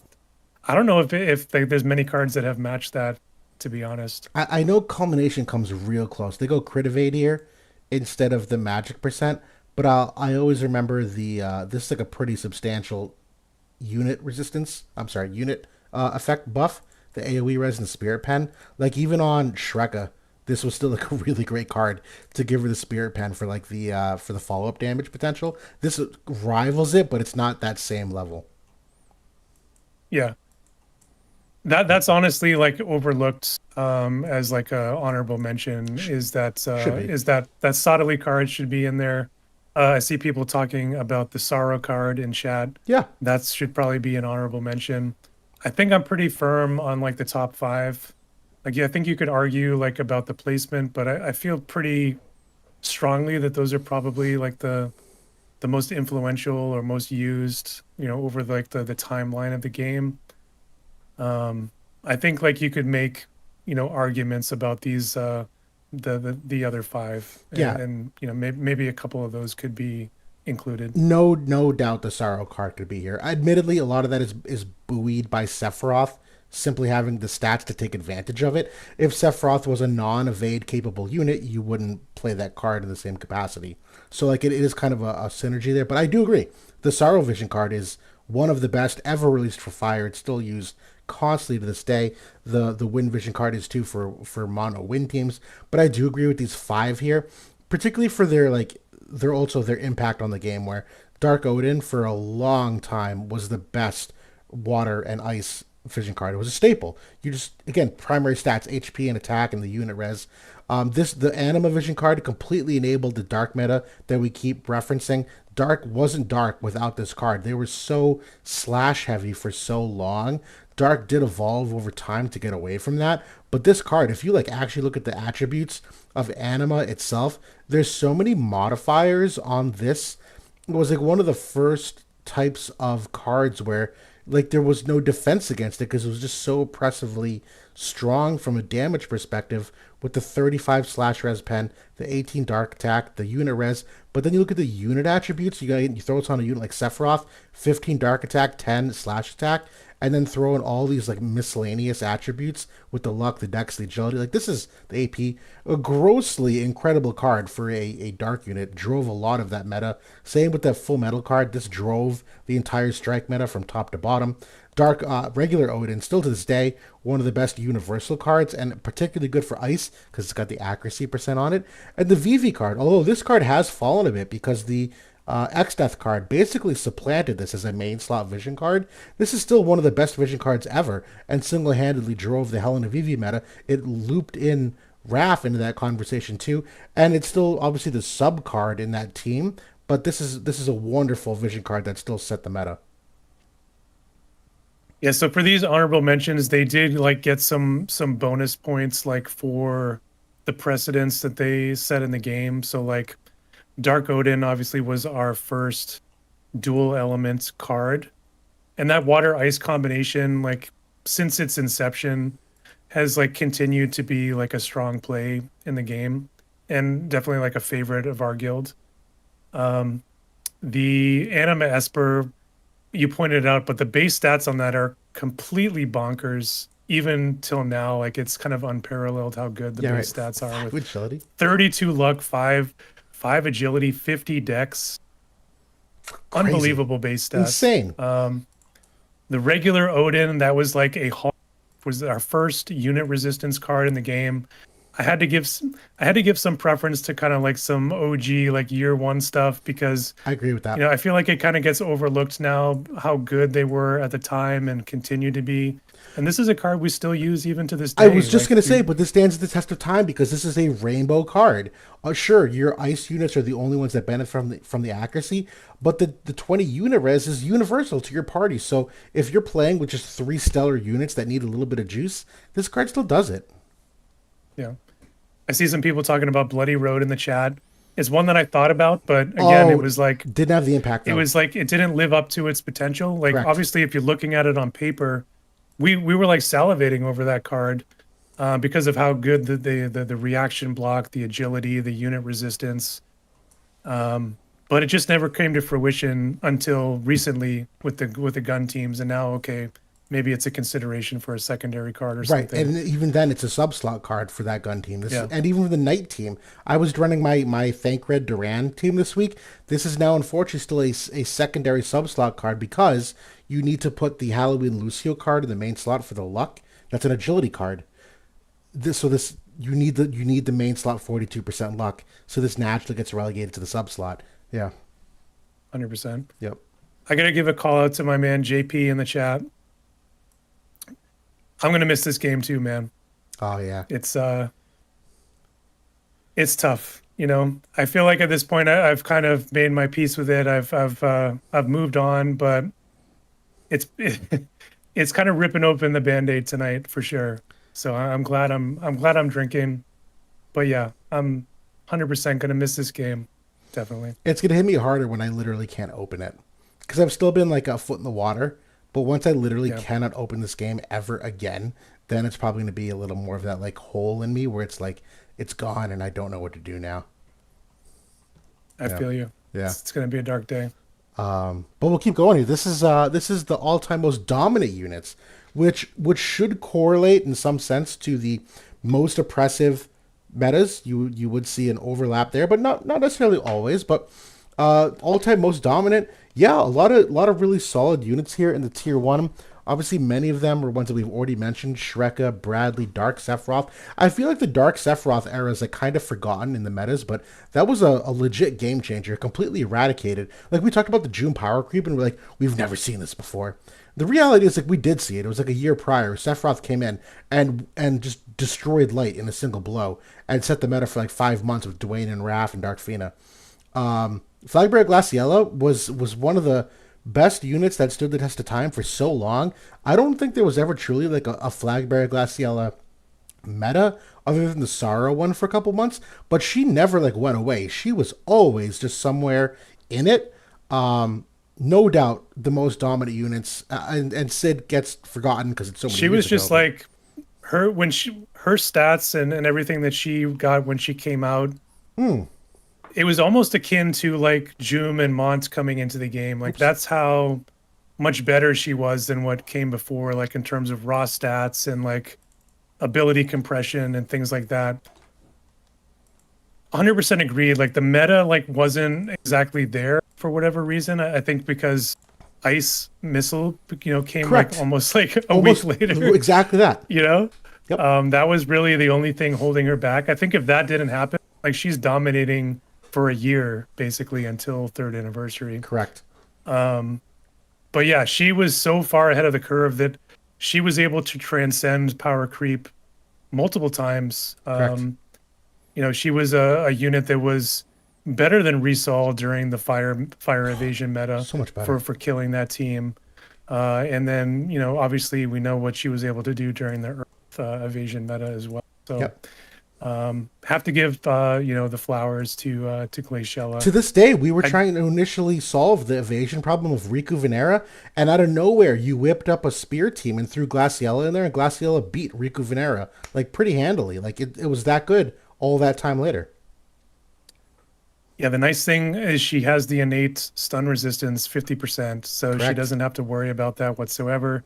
She can remove the courage. She's got the ability for that. So, yeah, it's not like dominance like she was before, but it still hangs, which is very cool.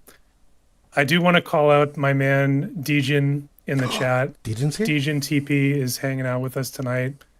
Everybody give a big thank you to Dejin TP for being an OG content creator in this game. Somebody that I hung out with in Twitch, during the lockdowns, and super cool dude, super cool gamer, funny guy. He's an OG in this game. Somebody that spent, I think, 80, 90K to pull Orlando. But yeah, he's been with us here on the podcast before. But to be fair, Dejan's been here since the first minute too. I saw Dejan posting when we first went live, so he's either been lurking. Yeah, thank you. Dejan's been. I see you. I see you, buddy. Actually, fun fact too for those that didn't know, before I joined Howell, I actually joined Hydra with Dejan and Justin. That was awesome. That was my home. So I left, retired. We'll talk about that in a couple slides. I have a thing on that. But I initially was like, I don't know where I want to go. Degen was a solid dude. I know Justin's there. You guys like rank 40 or 50. I'm like, I have to. And your community was so awesome. Such a cool guild. And yes, content creation. Absolutely love what you do, man. Appreciate the support for sure. Yeah, definitely hats off to the Hydra guilds. A lot of cool people that I've known in there over the years. Airsiah is one of the OGs. Obviously, Degen TP. There's so many good folks in there that have been so cool over the years. So, cheers to you, Degen. Glad that you're here with us tonight. Cheers. I will refill too while I make my segue to the tier 2 units. Tier 2 units here. Again, I think a lot of this we've kind of covered in some capacity where we see regular Firemont here. We see Agrius here. Helen of the Black Rose. Vela, Summer Glassy. No doubt, Dwayne, all these units have their mark on history, integral parts of the meta. A lot of them have not all stood up the test of time, but no doubt their mark on history is there. It's kind of like fun to think back on it, but you forget just how dominant they were at some point. Yeah, Dwayne, like from when he was released, you had like the Dark Bros with Kane and who was it? Garvel, I think, was like right around that time as well. Garvel too, a little bit. Very, very strong team there until Yuna came out. And even that team, I think, could be tuned to deal with Yuna, which was a hugely oppressive and dominant unit that we'll talk about soon. Yeah. And then he came back at the third anniversary. He got some global exclusive vision card and upgrades that really propelled him again. Sadali goes without saying. He was insane. We had some worries about, I know personally when I reviewed him, I had some worries about his accuracy thankfully, Glaciella could carry the team enough in that regard that it didn't even hurt him too much. He could at least deal with the tank or whoever, wasn't accurate enough. He could do some healing, or his buffs were so good that it didn't really matter. What are you looking for the video where you wishing for Sadali to come out? No, I'm looking for older video. Oh. But I was getting ahead of you for tier 3. There's a unit I want to talk about. Oh, okay. But Agrius, what else can we say about Agrius? Was an absolute monster, from year one. Went by the wayside after the 120 upgrades came out, unfortunately, because she was stuck at 99. Eventually, we got her upgrades at Final Fantasy 13. She could be playable for a little bit, but then fell away.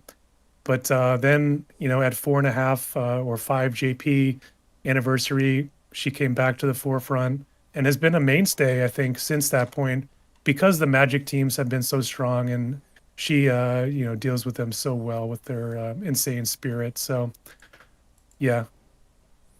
Absolute monster. So I can't find it. I'm so sorry, guys. I'll try to find it later. I was trying to find my first unofficial video ever. I made a video prior to being Ready Player Will. It was on one of my regular YouTube accounts. And it was about Ruin Stern. This will be my segue to tier 3. And it's like a 6-minute video of me unhinged rage at how angry I was that I couldn't beat this character, Ruin Stern, in Guild War. And it's like 8 minutes of me just being mad. I gotta find it for you guys. It's wonderful. It's before I ever became a content creator, but I actually was so impassioned that I made a video about it, and I thought it'd be fun to throw up on the screen. I'll find it. But yeah, these tier 3 units, hilarious. It's cool to see in hindsight, because a lot of them we look now like, oh, trash, oh, awful, bad. But you just forget just how great they were. They were literally it. They were staples to their teams. They did game-changing things. Yeah, I would challenge anybody to look at this list and tell me they were not a 1 or a 2 on a team that was not dominant in the meta for multiple months in the game. And I honestly don't think you could do it. I don't think you could either. I think maybe there's other units that you could debate could be included on the list. I'm not saying that's not possible, but I think that all of these units were up there and drivers of those teams over the years. I wish I could find it. I'm kicking myself. Oh, well, I'm sorry, guys. I let you down. But we'll keep going in the interest of time. We are closing in on midnight here. We do have more to talk about, so we're going to keep plugging along here. Our most wanted game updates. Again, this has not changed much from our year in review. 24/7 Guild War mock battle. We've wanted that from day one. And we have a good, because JP has a much smaller window than we do. They only have 2 hours to do Guild War. It's just ridiculous. Guild War is the gift that keeps on giving. You can literally put as many hours as you want into that game mode and theorycraft and tinker and be interactive and live with teammates and Guild War members. That should have been enabled all the time. There's so honestly much... I think it was kind of a blessing for Global that we did have a window. Yes. It was maybe 12 hours for us. Yep, at least. And depending on your time zone, you could really leverage that. Depending on your work situation, obviously. But for somebody like me who worked from home, it was very easy for me to have the game open on my computer while I'm working and be mocking almost for 5-6 hours almost every day. Coming up with teams, theory crafting teams. So it would have been beneficial to the competitive scene to have that open 24/7. Especially for those folks who didn't have that sort of time zone, capability. That's why I don't exaggerate. This is a part-time job for the top end of the game. The amount of research and mocking that goes in, it's literally hours of your day, 4 to 6 hours in its heyday. And being able to spread that out over 24 hours instead would have been so much better. No lie, I've actively mocked thousands and thousands of hours, over the years. No lie, no joke. Yep, 100% true. So, that's honestly part of why the EOS I'm okay with, because there's a portion of me that's like, give me my day back. I have a job. Let me do my job. I forget what the hours. They say that you're like a virtuoso at something once you reach a certain hour, of activity. I want to say it's like 1,000 or like 10,000 or something like that. But yeah, I'm probably not far off when it comes to War of the Visions. Totally agreed. Um, the second one here, the Trust Stone set for attack or defense. This one, I'll be honest, I think I personally probably would have put a little bit lower than 2 because I think there's enough downsides to this that it doesn't make it a super high priority. Whereas some of these other ones, there's like no downsides. But the thing that's always kind of bugged us for Trust Stones is that whatever your offense team has, your defense team has. So there are times where on defense you want the aim set, but maybe on attack you want the agility set. You can't. And there's so many times we have people that are confused about what Trust Stones to equip, what's better here, what's not, what's necessary, what's not. Being able to differentiate the two between the 2 different game modes would have been helpful from a min-max perspective. But yeah, that's a lot. Oh man, Yeah. I'm just thinking of like the auditing work because Right. It's 2 times the work. the amount of mocking I've done is one thing. The amount of times I've spent clicking on people's bills, looking at them, writing up what's wrong, and then DMing the person. Yeah. Is probably pretty close to the amount of time I've spent actually playing and mocking the game. It's the most unfun thing to do in top end Guild War, but the most necessary thing. I love y'all, but some of you can't read sometimes. It's so hard. It's so hard when you have to check 30 people's builds to make sure they followed instructions properly. You're the king of it. Like, and VIP was too. I'll shout them out later, but like people think that we like spent out the wazoo, and the answer is like, no, we just did our homework like a motherfucker and checked everyone's builds. Like you had to be accident free. Mistake, it's just not possible. So yeah, 2 has some downsides. Yeah. So having to do that for like 2 separate sets of builds or units, yeah, that I can see the downsides. Mm-hmm. The third one we actually kind of got.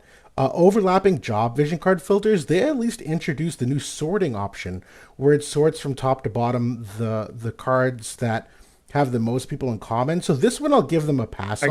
I gotta step away here, guys. I really gotta hit the bathroom. Break the seal? Do it. Break the seal. For lack of better words. I'll fill time for you, buddy. Yeah, they've already basically answered our number 3 where that new sort option, it's not perfect. It's better than nothing, though. I think it functionally solves a lot of the problems. The fourth one, though, I still feel strongly about, where every time they do a Trial of Reckoning or an Arena, they have the bonus units, they have the bonus vision cards. They give virtually no filtering options, though, to kind of like highlight them or bump them from a priority perspective, what is actually active.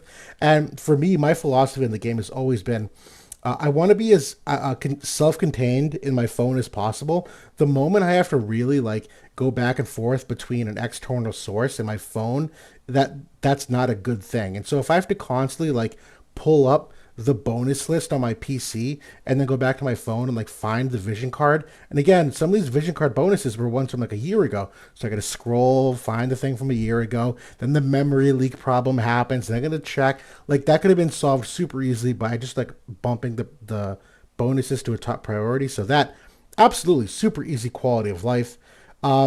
This, JB's back. The fifth one here, I know he'll also empathize with, because of all the testing we do. Actually, I'll wait for him because he'll probably agree with this. Guild War templates, when they expanded it from 1 to 5 was amazing. You're coming in at a good time. I'm at number 5, the Guild War templates. Good. Hell yeah. Dude, yeah. Don't... Had to break the seal. That's what I said, break the seal. It was tough.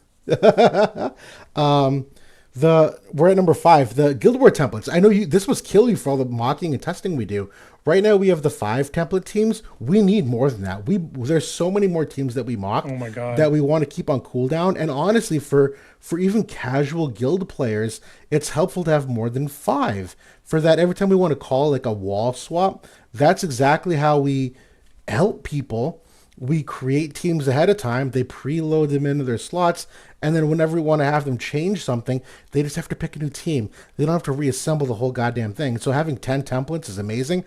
I personally... It was even worse for limited where we only have one. You only have one. So you'd have to go back. We get reduced to 1 template for limited. And then it's like, okay, I got to keep going, copy and pasting from like the regular Guild template War they gave us. And yeah. Yeah, It's annoying. that's what I would do. I would go to my limited Guild War team. If I didn't want to get rid of it, I would copy it, put it into my regular Guild War template, and then after like just absolutely awful. But more than anything, I would have loved to be able to copy and paste builds of your teammates. That to me, because they already They have had that in the game. Yeah, they had that in the game already for Guild War, from Guild Wars. Guild raids. So like, makes no sense why you can't copy your friend or your guildmate's builds from Guild War. They already had that functionality. It's just lazy that they didn't implement it into the main game. Agreed, because that's one of the big things. We will make teams for people that maybe don't have the time, don't have the flexibility, maybe don't have the knowledge quite yet. We will make a team loadout with the vision cards, espers in place. And although sure, they still have to like go through the toggles to make sure the AI toggles are correct, you can at least save them all that meaningless button clicking with the memory leak issues and the scroll bar issues. If they could just copy and paste the team and get like 80% of the heavy lifting done, I would have loved for that in Guild War personally. That's a big miss. Which brings me to number 6, the UI of the wider scroll bar. This is purely a cell phone function. God, the scroll bar is just so skinny. The touch function is just impossible for me personally to get it right. If you're on PC, sure, you can click and drag, but on your phone, again, you talk about trying to scroll with the memory leak issue, with just everything and the amount of clicks you have. It is just infuriating to try to go down. Yeah. Thankfully, like I almost exclusively have played on PC, whether it's BlueStacks or whether it's the Google Play clients, that the mouse is precise enough that it's not an issue. But absolutely, when I've been on vacation or I've been away from the computer and I'm playing on my phone exclusively, 100% it's an annoyance and an issue where I'm actively trying to touch the minuscule, like less than a centimeter wide, scroll bar, and I can't track it, and I gotta try five or six times before I get it. So yeah, that's an absolute oversight by the dev team. Winged Light in the chat brings up that he thinks that he hates to say it, but he says that he thinks that the FFBE series is ending soon in JP, and he thinks that the concert is in July. Is he going to be the send off for the game? Honestly, I'm surprised that it's made it this long. Agreed. About what is it, 6-9 months, maybe even a year ago, the global version of the game closed down. Actually, for a while, the global version of the game was making significantly more money than the JP side. So I'm surprised that JP is still going at this point. So I feel like it's not costing them all that much at this point, and they're just kind of doing it to. I think that the developers or the showrunners said that they want to make it 10 years. So I feel like they're really, really trying to make it to that at really low margins at this point. So maybe they'll eke out another year and make it to 10. I think they're kind of getting pretty close. Which is impressive in the gacha era. There's not a lot of gachas that can say they've made it a full 10 years. Obviously some of the newcomers have made way more money. Have made more money in a year than that game has probably made in its tenure. Correct. I hope it lasts. So, there's an established universe. It's great music. Right. The art is there. There are certain games where I can tell it's a cash grab, and there's some games where I can tell they're kind of greedy. The FFBE games, it falls in the greedy category, but there's quality here. They clearly put some work into like building out the scene choreography. I'm like going through like voice acting right now. They've like recruited some top talent for both like even English retired VAs and the Japanese VAs. Like there's clearly a lot of attention put in here that I would love for this to continue getting some form of love in the future and not just retired forever. Actually, a funny bit of trivia that even we didn't even ourselves, until we found it out. But we both played FFBE, kind of back in the day. But you posted a question on the FFBE Reddit at one point. I forget what the question was, but I actually was also a player of the game, and I responded to your question, which I didn't even know about until you I think kind of early on and during our podcast, we've kind of figured this out, which is kind of funny. But yeah, I was a big FFPE player for quite a while. I can't find it, but you're right, and I don't want to find it because I don't want to give out our Reddit handles here on stream.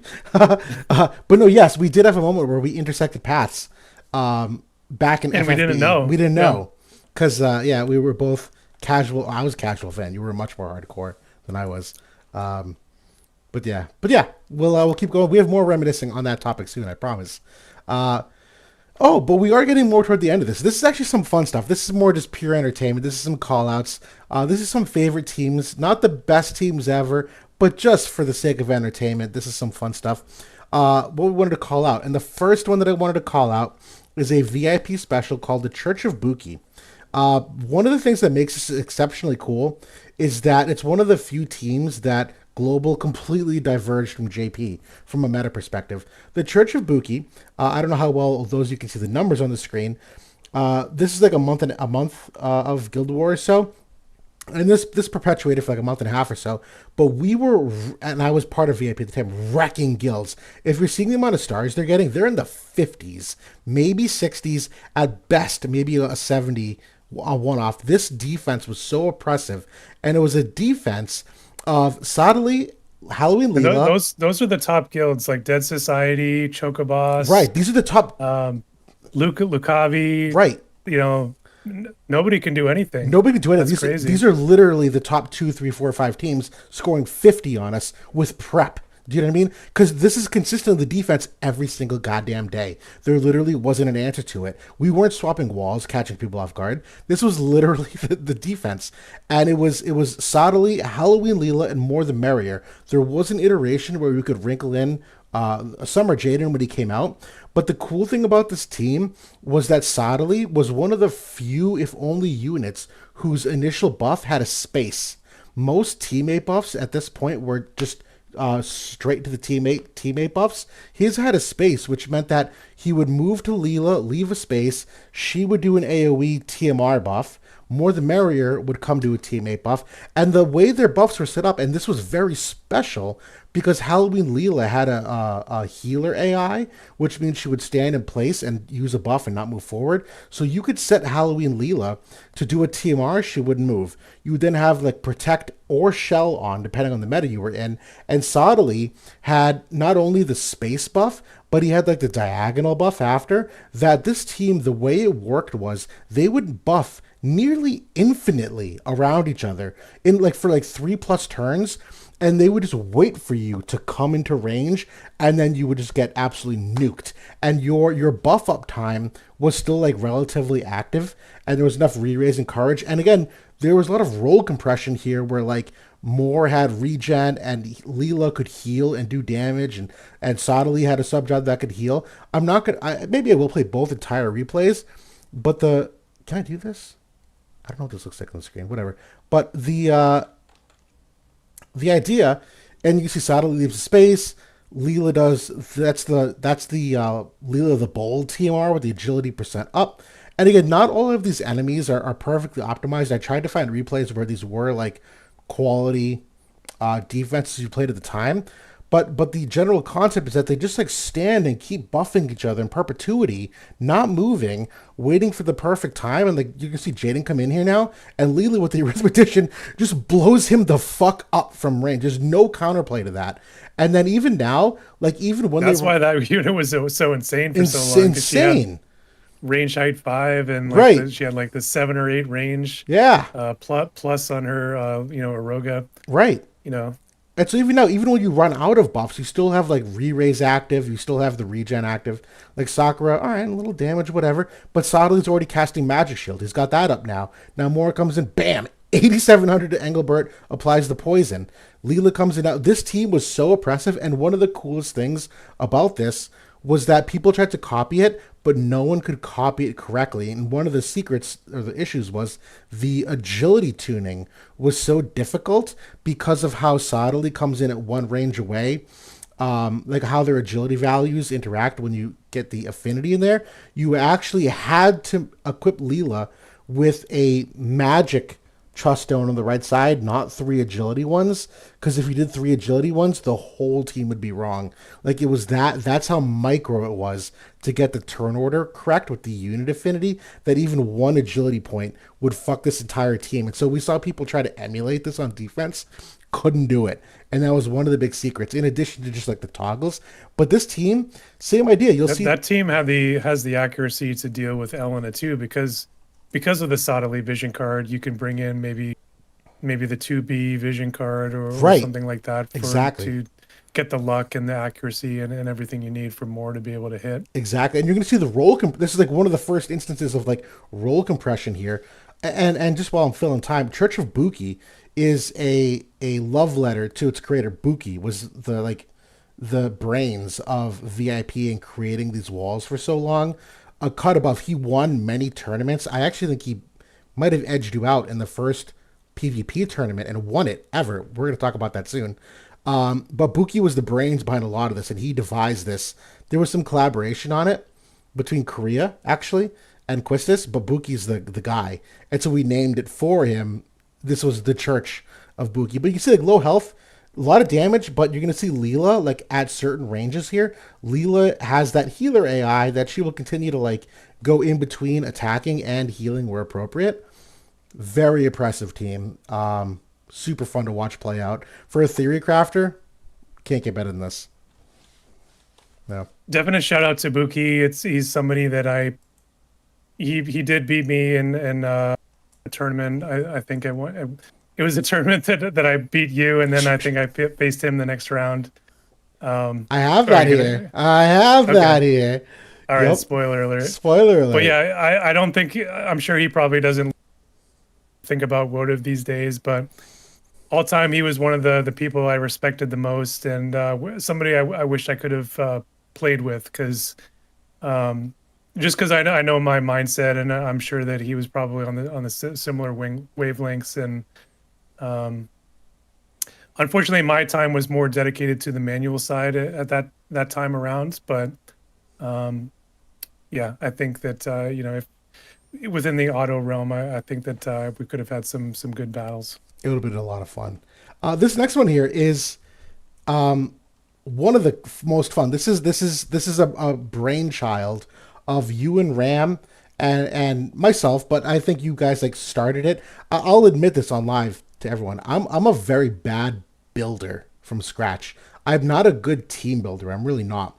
But when someone gives me the bones, I have enough game knowledge and analytical knowledge that I can fine tune and analyze and figure out the kinks. That's why you're probably seeing a lot of teams that I put out, and you're probably like, Will, what the fuck is this, dude? This is trash.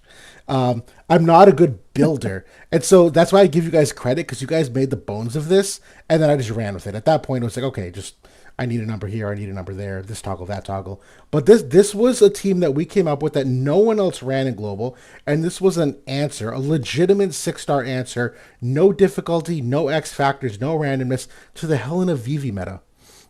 This was our answer. It was a mono water team of Eld, Glaciella, and Faris, and it was so fucking good. The key. So just to kind of set the table. So this was in the peak of the Black Mage meta of Helena. Vivi was out. Everybody in the top 10 and beyond was running the Mage team. Everyone. Helena, Raph, Vivi. Literally everybody was running except for Howell. And we were just like, okay, we don't want a wall. We don't want a team. We don't want to do what other people are doing. What are we going to do? Ram being the water ice guy that he is, being the Glaciella stan. I don't know if he's still here with us in the chat. Probably doubtful. But he came up with the bones of this team. I looked at it. I made some changes to it. We came up with the final version. I think there was some other iterations made later. You got involved. And we came up with the final version, and this, especially on this map, this team was unbeatable. So the cool thing about this team, so number one, Chris, to answer your question, shameless plug. This is just AI, this artwork. I made this in like ChatGPT, so this is not real art. I apologize. I take no credit for it, but I needed something, and I named this team Baywatch. I don't know if it ever actually is the official name, but that's what I refer to it as. It's fun. It's a good name for it. It's a fun to give your teams a name, so you're not just saying Glassy Ferris Eld a gajillion times. You just give it a name, and everyone knows. The key to this team, before you guys even watch, because I actually don't. It was because of our love for Glaciella. That's like we absolutely loved to run that unit at every opportunity we could, and show people she was actually legit and could do more than they thought that she could do. And this was one of the prime examples. This was it, and you're not going to actually see it in this replay. This replay is not a good example of it, but this was a Hypervade team. This team dropped its unit resistance card, and it went for extra luck instead. And the idea was go for as much evasion as possible because Vivi and Helena are not accurate units. Vivi's limit break with the stun would not be cast at all. He would never cast limit break because it'd be a 0% hit chance. So this team had no chance of stun. And because we dropped the AoE resistance card on here, because we dropped the unit resistance card on here, it typically forced Helena into using Holy instead of any kind of large AoE. So we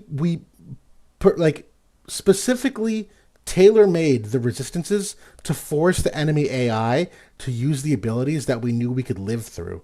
And so this is not the best replay exactly of that. I couldn't find it. It's been so long. But the idea was that you'll see even Glaciella here on second buff. Glaciella has ninja sub job. Glaciella, we would toggle her AI to use Shadowcast so that our Summer Glassy would use a 42% evasion buff here. And you'll see in a moment, Faris is one of the first. There it is. There's the evasion buff. Faris will just like heal on cooldown. We would turn off Faris toggles and only keep the healing toggle on. It's like Rap's doing her thing. Okay. Yeah, so the thing about this Black Mage team at the time is like Vivi would slow play and haste everyone back. Then he would come in and stun you. So we wanted to take away the stun with this team. The stun was absolutely brutal to almost every team.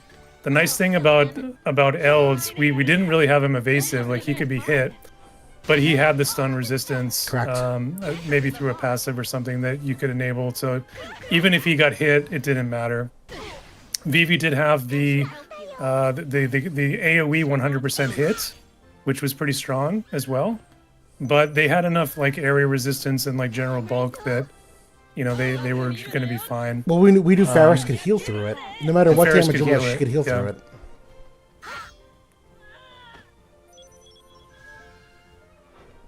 This team was so annoying with like the re-raises. Right. And then CT up. But this team, and Vivi misses, but this team would routinely 6 without question every single Helena Vivi. I don't care about the slot. I don't care about the buff order. I don't care about nothing. It was so consistent. Huge props. I had to call this out. If we had more people that could have ran that team like we were doing, yeah, we would have gone to number 1 during that time frame without a doubt. Yeah. Yep. We were pretty close. We were. The next one here is a fun one. This is just for kicks. We call this one Spear Team Uwu, and it came as a product of this graphic that I made that we were like reaching for spear meta. We were dying to use it. And Sephiroth was weak to it, and Shreka seemed kind of weak to it. Now, the replay I have here is actually Summer Resnick. It's not Lucille, but Lucille was a viable option. It was just a different kind of team. This is actually one of your replays, JB. Just how dominant this was in shutting down the Sephreka meta. And we'll see it play out right now, but like, very fun. This team was another one that would like everybody down the team. Yeah, it was everywhere, like for months and months on end. It's just like we hate this team. We don't want to run it. It's boring. It's lame. Yep. What can we do? So like we're like Ramada came out. We're like, okay, like we're spear stands.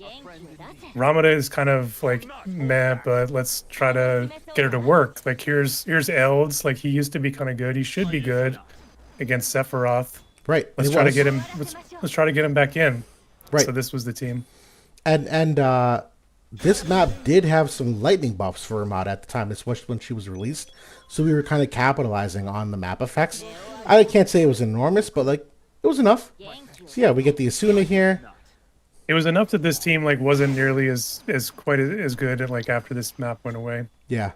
But yeah, But like a lot of damage, she just damaged Capsef for like 15,000 damage right there. Like that's unheard of at this time in the meta to damage Cap Sephiroth. And then bam, it's like, see you later. Easy clear. Now it's just she missed re-raise, but like now it's just a matter of wiping it up. And this, I'm not going to play it for the sake of time, but this fight on the right is just like another 3 stars of you going off that same team. This was such a fun opportunity to use like something kind of weird in top 10. And 6, yeah. a meta team. Nobody was using that team, and No I one. absolutely love this graphic that you made with the crashing out stir and like with the booze and the smokes and Yeah. and the ooh woo going on. Absolutely love it. Oh, it's so good. Such a good meme. But we'll keep going here. Our throwback moment. I had to put this in here. This is actually, I think, before you and I ever even like talked to each other. I don't think we ever really formally corresponded. Before War of the Divisions did its whole actual like formal competitive scene, it did a one-time only PvP tournament, and we were on it, and we got matched in the first round. And this is during peak light meta. And I'll be honest, this is when I was still in Pepper, the number 2 guild at the time, Lukavi, eventually. I was not nearly at the level I should have been, being in rank number 2. I got thoroughly outplayed, not only by you, because obviously it's wind versus ice, let's be serious, but you just threw Helen in here for kicks. It was like, that's how good this unit was. I was fully anticipating light evade meta at the time, and one of the fun things in hindsight, because of how bad I was at the time, and again, those of you in chat are probably looking at me being like, Will, you were in the number 2 guild and like a top tier content creator. How bad could you really have been? The reality is that's how big the gap was between me and the top. Because once I joined VIP, I got access to the channels. And if you watch the channel or if you look at the channel of like them reacting to the stream, it's that all like 20 members, 30 members just roasting the fuck out of me for how bad this win team was, just how utterly like wrong it was from top to bottom. And this was me and our builder in the number 2 guild thinking like, wow, I think we got it, I think we finally got something. And not only did I like get roasted by VIP on the one side, but I came out here and you just absolutely crushed me.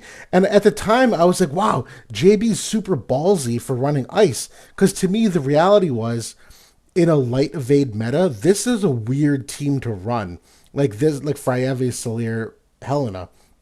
This is like not a team that you would typically run expecting the field, but I was apparently so predictable that I have a screenshot here of Ahsoka being like, watch Will use the new more, and them commenting being like, he got Jay Benson, he's gonna lose. Like that's how predictable it was from the outside perspective, that people knew that I was going to run more, and they knew that you were going to counter it. Like that's how obvious it was to the guys at VIP with like their popcorn, that it was very funny reading their comments in hindsight, like literally calling me out and then being like, because then you faced Buki in the second round, and Buki just no diffed the entire tournament. He just fucking cruised, which not unsurprising because he was the best builder. And again, these guys mock for like every situation possible, but this was such a cool thing to be part of. My match against Buki was pretty close. Like if I had changed my rotation a little bit, I think I used Mont. I went for like a Mont Berserk play. Yep. And he went and he slow played a little bit, and it just ended up fizzling out. So if maybe I went for a little bit something different, and maybe if it's would have worked out. And this was like a one up, one down. So yeah, those are the kind of gambits you take. This one, absolutely, I was like, Will just put out his video about Moore, and he's glazing her, and I think he's absolutely 120'd her on day one. Day one. Day 120. Yeah. Yeah. So I was like, yeah, he's gonna use her. Team, and I'm gonna put Helena here just in case he runs light, and I'm gonna have her accurate. So that's what I did. It was so good. It's such a great moment. And the irony is I love Orange J. He was giving me so much kudos in the pre-fight. Oh, I'm sure Will prepped real hard for this and he knows what he's doing. He's part of the number 2 and this and that. And like then the image flashes and it's like my team and your team. And everyone knew at that moment, like, it's over. It's fucking over. Like it's not even a chance. It was so good. At this point, I don't think I had started doing video. Maybe I had done a couple videos, not too much. But yeah, the guild was like 40, maybe 30. So yeah, like I don't think I was like, I think I was known by people, but I wasn't like I am now. No, not even close. You were known for your actual gameplay, not for your content creation, as far as I know. Yeah, like I had won tournaments and I had done like, I had won the Trials of Reckoning and stuff like that, but people didn't know me as a content person. Right. Yeah, this is so. To Chris's question, this is the first PvP match ever. This was not even the formal PvP tournament. This was like their toe in the water. Their beta test. Yeah. They were like, we're bored on a Saturday. Let's get some applicants and do a PvP tournament. And obviously, like Justin and Palladia and Oren, they shoutcasted it. I don't want to give you the link because it's fucking embarrassing to watch me lose this hard. But it's on Twitch. This is still on Twitch. I found it earlier today. It's literally like them just doing a one-off to see the engagement, and apparently the engagement was high enough that they decided to then do an entire tournament after this. But we have a special title from this match that was only for the 8 people that participated. We're only 8 people in the entire game that have a title for this one-time tournament. Very cool. Yeah, that was awesome. Like the community was frothing at the mouth for like official tournaments at that point. So it was very exciting, and I was super excited when Justin reached out to me to be a part of it. And like I was more excited when I got matched up against you because at that point, like you said, we hadn't. I was the big dog. I was the favorite. I was the big fan dog of the channel. Yeah. Like I was like, oh man, Will's like the analytical expert. Like I've got my work cut out for me, kind of thing. But I knew like I was good at the game. Like I knew it's gonna be competitive. So yeah, no, so we have a term. VIP had a term called metatune, and the idea is that you make a team and you metatune it for this one specific thing. And me being the ignorant player that I was, it's exactly what I did. I just thought monolight is so oppressive here. I have to find a team that just shuts that down. And I focused so hard on that I ignored all the other X's and O options, that when I saw you come out here and put a tank on the right side and you put Sleer and Helena opposite, your team was completely spread. You just knew immediately, I'm going to lose. My team's going to go that way, and Helena's going to come fuck me in the ass in 2 seconds. Like, it's that simple. It was that's how like egregiously easy it was. It was no difficulty. Actually, shout out to Dervis. I don't know if he is here. Dervis is an OG player from Solaris. He was somebody that I mocked against a little bit, kind of leading up to this tournament a couple times. And I know he's like an OG player. Probably a lot of you guys know him. He's been in different tournaments and he's been around over the years. So shout out to that guy. Definitely remember him helping me a little bit working up to this tournament. I love it. So we actually wanted to do a special shout out request. We got a very heartfelt DM, and we've asked for a couple of these over the last few months about anything that people wanted publicly broadcasted.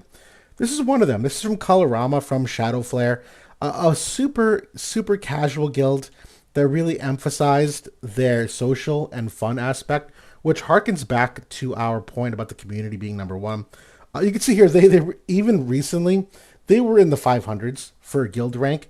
The EOS kind of gave them a little bit of a bump, I'm sure, but this is not a top tier guild, but they feature some day one players like Colorama, and there are still some dedicated members that are still actively participating, that he gave us a wonderful like paragraph shout out, not only for the work we do, but in honor effusively about how great this guild was. To his leader, Puffy Jai, and I'm going to read this out. The sub-leaders, Colorama, Thandaha, and Tim, PLLW, Gobs, Blaze 13, Alche, Scythia, Rinsaki, Lightstar, Blaziken, Radraptor, Nakrul, Zetsubo. Thank God I can read all of that 12 shots deep. All of these guys and gals and thems. Still playing up to till now. Hopefully, this immortalizes them in the history of Votive as he wanted. And I'm so happy that people can enjoy the game in this way.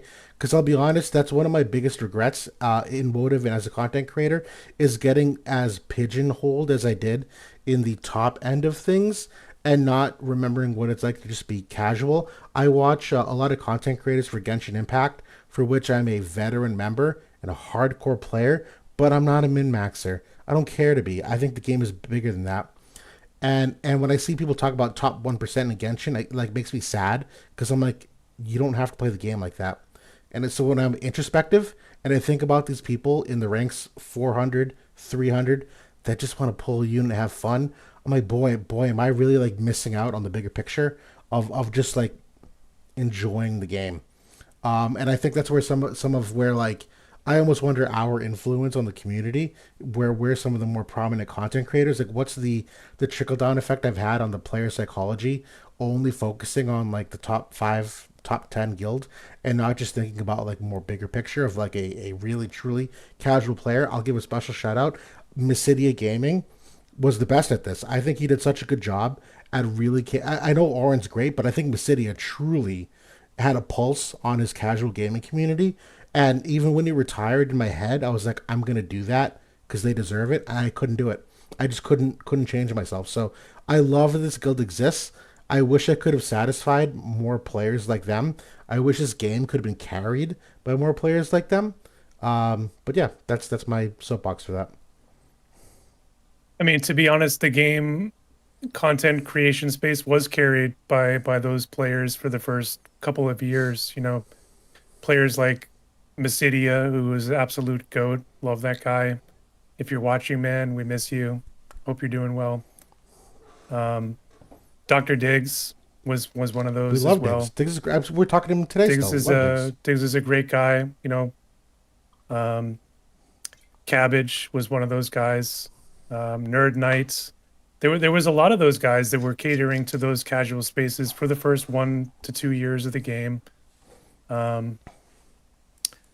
You know, this guild kind of reminds me of Howell in a way. Like we were that guild if I was not in guilds. You know, You we were. were You are. our guild was a 100, a 200, a 300. It was me, and I'm not trying to say I'm the greatest player of all time. But it was me driving the guild to. It was me creating the builds. It was me pinging people at all hours. It was me staying up all night. You know, it was me that drove us to where we got to. And then eventually, like, we got, you know, more people that thought like me into the guild later on in the guild. And then we got higher. Agreed. I take. But once I take upon a fault for that time, too. Yeah. we were, you know, we were a 50, we were a 60, a 40, you know, whatever. And just kind of hanging out. And the game was secondary. It was the community chatting with people. It was talking about, oh, we're excited for this unit. It wasn't talking about the builds. It wasn't talking about the meta. It was just talking about us in the game, and I do miss that. I agree with that. I agree. That's one of the things that again, this is like a love letter to our experience. One of the few things that VIP did well was the memes and the jokes that got lost over time. And like Hisoka was one of the best of them. So weren't various others. We had fun names for characters. We didn't call like we didn't say 6-starring a team. We had 6 stars. We called it BDP. BDP is an acronym for big dick playa from the Tom Cruise meme from Tropic Thunder. Like there was always fun name. We didn't call it Summer Jaden. We called him 8-pack. Like there was always an element of fun every single place. And I feel like that it takes some creative minds to do that. It really enhances the gameplay though when you have fun with it. And that kind of gets lost at some point when you just think of it only as a job. It's a fine line. I love that. Yeah. Hisoka's a good dude. Quistis is a good dude. Was fun when we had the whole crew in Howell. We were, you know, hanging out. miss those guys. Hope they're listening and hope they're doing well. Likewise, I love that we have a meme channel in the old VIP channel that literally categorizes and talks about the history of each meme and saying. And like, it's one of those things that as I was doing the look back for Ep 100, I loved that we had this history there that I could just scroll and remember all these memes from periods and times, because you just forget. That was one of the hardest things coming into episode 100, is that you just 5 years is a long time. You just forget. It's the simple fact of it. But that's what's kind of nice about the Reddit, and if you kind of sort the Reddit by the top posts of all time, naturally some of the greatest memes and some of the best community artwork are going to filter to the top. So shout out to the Reddit, for 5 years, for although there were some low points and some bad actors, there was some good content that was posted into the Reddit over the years.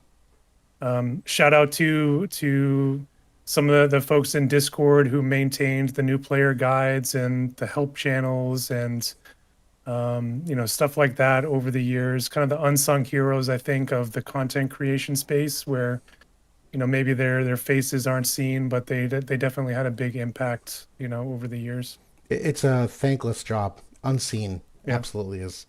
I would throw Bismarck and Arianta into that group as well. We couldn't play this game without them. Yeah, we'll shut them out again. But yeah, Bismarck and Ariantas, top tier. And I appreciate the Bonnie and Jesus in chat giving us our flowers. Nice to hear the appreciation. But you're right.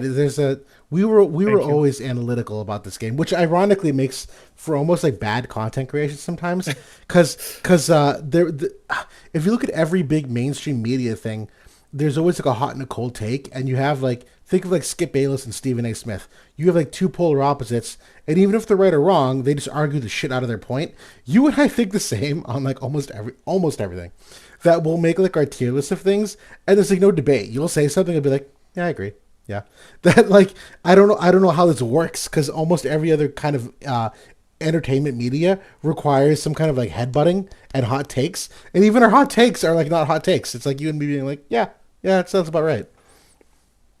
I think at some point people, even if they're casual folks in the audience, they recognize, even if it's analytical or it's the same from both sides, they recognize it as authentic. And they recognize it as real, and they recognize it as correct in most circumstances. So, I think that's what has carried us over the years. Because I absolutely agree. When I watch other games, I know that is not certainly what I have done.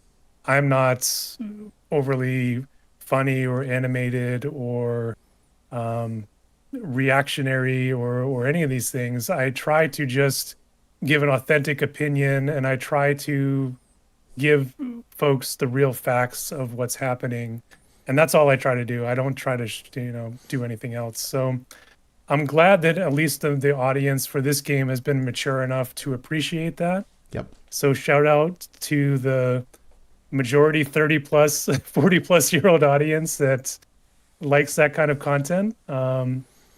So yeah, I think that's a good thing. You said a word that means a deep amount to me, is authenticity. I can't do anything if it's not authentic. I really mean that. And so any content I do, I don't believe in clickbait. If you watch any of my thumbnails, I don't have any reactions on the thumbnail. That's a popular YouTube thing, because you generate clicks.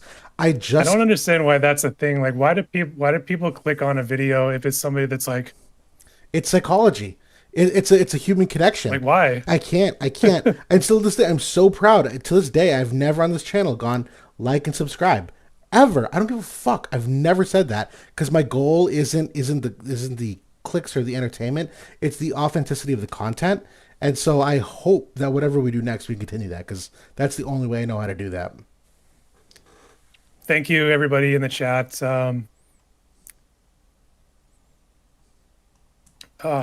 It's really tough to see that from you guys, but I really appreciate it.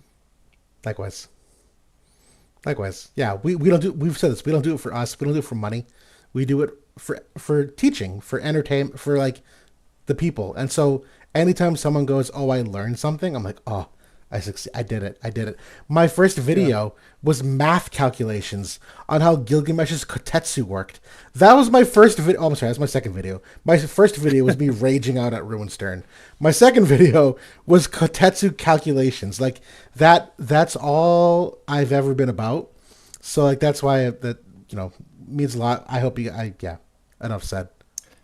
I remember that video. Like, I mean, like I said, I was a fan before we started this. So definite thank you to you and what you've done with your videos and your contributions to the community, over the years. Thank you. I've probably watched literally every one of your videos. So Thank you. thank you. Love it. Likewise, dude. Well, shit. We'll keep the shout outs going here. This one is I've kind of like built to this point the OG VIP. It's a level of just unprecedented like dominance. This GIF is from like a 57 Guild War win streak of just utter dominance of shutting people out. This bar chart or this line chart on the top right, all these greens are from all the wins from July 21 up until January 23. It was like a year and a half of just nothing but wins. And even this is a shout out to Cookie Jar, who ran Glaciella Sorrow and finally threw a wrench in our plans. We finally felt it. But this graph doesn't end here, because even after this, when Hiso took over and Korea took over, VIP continued, but it's not OG VIP. There's for those of you that don't know the history, to numero, the one who broke that streak was Cookie Jar with the Sorrow Glaciella, and we eventually merged with them, believe it or not. There's OG VIP, which is like the Quistis VIP, which is like the Sweat and Blood VIP, the endless mock hours, the research, this and that. And then there's the latter half, which is Hiso in Korea, which was still really good, but not this level of absolute dominance. So just to, again, call out what you're looking at here, this GIF is 57 straight wins. This chart on the right is all green, undisputed wins. These small little black lines are the one time we had a loss. And what you're seeing on the bottom right here, the side-by-side chart, Visipor at one point had more trophies than the number one JP team, even though JP had a 4-month head start of Guild Wars. That's how dominant VIP was, that even with a 4-month head start, we had surpassed the number one JP guild and how many trophies they had. And so this shout out on the left, it's not inclusive. Oh my God, there's so many more. But this is like the group when I joined and some of the big contributors and a lot of great names here that were part of like the trickle down of the meta and the teaching and the amount of knowledge here. Like this is one of the few guilds where like all 30 people were 100% in. No one was like AFK at the wheel. It was such a cool thing to be a part of. It's literally for history making. And the segue to this was at some point, people get burned out. It's a full-time job. You just get tired. And so we created Retired, which is a meme at this point. And Quistis retired, and who's the leader of VIP, and a bunch of us retired. And to us, retired meant, okay, we're not going to do 6 hours of work. We're going to do 1 hour of work. That's basically retired for like our level of competition. And so we made a guild, and just like, I swear to God, this rank from like 470 to rank 90, we just ran Evade. We just ran one Evade team for like a month and a half. And we just beat everyone undefeated because just work smarter, not harder. And as we got closer to the top, as we got closer to the top 10, which is the chart on the right, once we hit 25, we didn't change that much. We weren't like tweaking every day. We were literally just like, okay, one swap every 3 weeks, a little bit of O-tuning, and we made it to number 2 as this retired guild that literally did virtually nothing. And this guild, I'm Retired, became final boss. There was a point where we got to number 2 and we were like, okay, we have to sweat a little bit now. Do we really want to keep sweating? And half the guild said yes, and half the guild said no. And at that point, those that said no, myself included, I went to Hydra, then I went to Howell. But some that said yes, like Xerxes and a whole bunch of others, Nurgent, Soak, all of them, they created Final Boss from I'm Retired, and then just went to number one. So this whole fun thing is a bunch of VIP veterans that literally just like turned the knob down a little bit and still made it to the top based on like smarter, not harder, just to see if they could. And they could. And it was such a cool accomplishment to do it twice. Again, knowing that like your Guild War statues are like 3 levels behind everybody and just not playing at that level. So that's like a moment of history that I did want to have enshrined here to call out. Very cool to be part of both of those guilds. But this third one is all you, my dude. Go for it. Get the tissues. Yeah, so while we're shouting out guilds and kind of past experiences, I mean, we'd be remiss if we didn't shout out Howell, which has been my guild since the very beginning. Been with us for a couple of years now. But I've said it before. I'll say it again. I think that if you had the chance to be a part of this guild, it was a special place in this game. Even the members here, like I didn't put every single member that's ever existed. There was honestly there wasn't that many that I left out, but you can see that the list is not that long of people that have been associated with the guilds. And people stuck around, and because they appreciated the community, they appreciated the people, the banter, what was happening, the play style. We didn't put our foot on the metal too far. Maybe we put it a little bit harder, toward the end, but still, I feel like it wasn't that far different from what we did in the past. We weren't really try-harding as much as I probably could have made happen if I really, really wanted to. Correct. But I didn't really want to. It wasn't really my jam. So shout out to those guilds that did achieve number one in the past. The VIPs, the Choka bosses, the final bosses, the Cetra. All the guilds in the past that have been that top mantle. That's not been us, but we've had our own identity. We were one of the first guilds that entered the top 10 that showed you didn't need to run a wall to be a part of the top 10. Right. And we've kind of kept that mantra for the most part. And we've kind of done our own thing, and we've had fun with it. So shout out to some folks here. Renan was the OG. He was the creator of the guild. Mythos is his partner, and definitely missed those guys. We had some fun times in the past. Agrius was an OG member, one of my very best friends in this game. There's just so many folks, Ding, Ethereal, Highwind, and Ram, who came over to us from Dead Society. They kind of gave me the itch to kind of try a little bit harder, and that's kind of when we rose the ranks a little bit further, kind of in the preemptive up to 3rd anniversary. Shout out to those guys. I love those guys. But yeah, we've had so many good folks over the years, and Awu, shout out to Howell. I'm surprised you picked this image as the final image on the right side, because so I did that because I felt like that was our true ceiling for what we were doing. That was when people were full on the metal. I feel we are at like number 2 or number 3 moments, but I just feel like it's kind of false. Like in this last month or two of the game, I don't feel like people are actually doing what they were before. When was EOS announced? Do you remember? Shit, what was it, like 2 months ago? 2.5 months ago. Because I only want to quabble on if we were 4 or number 3. So just for history's sake, Asura always gave us a run for our money, but I think we surpassed them. Yeah.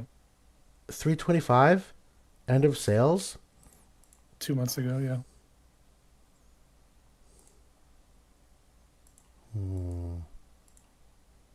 Hard to tell. We kind of had some good bouts with them, but I feel like we did have their number for a bit now. Yeah, that I would say we ended up in top 3 realistically from like a gameplay perspective. Yeah, yeah. Okay, yeah.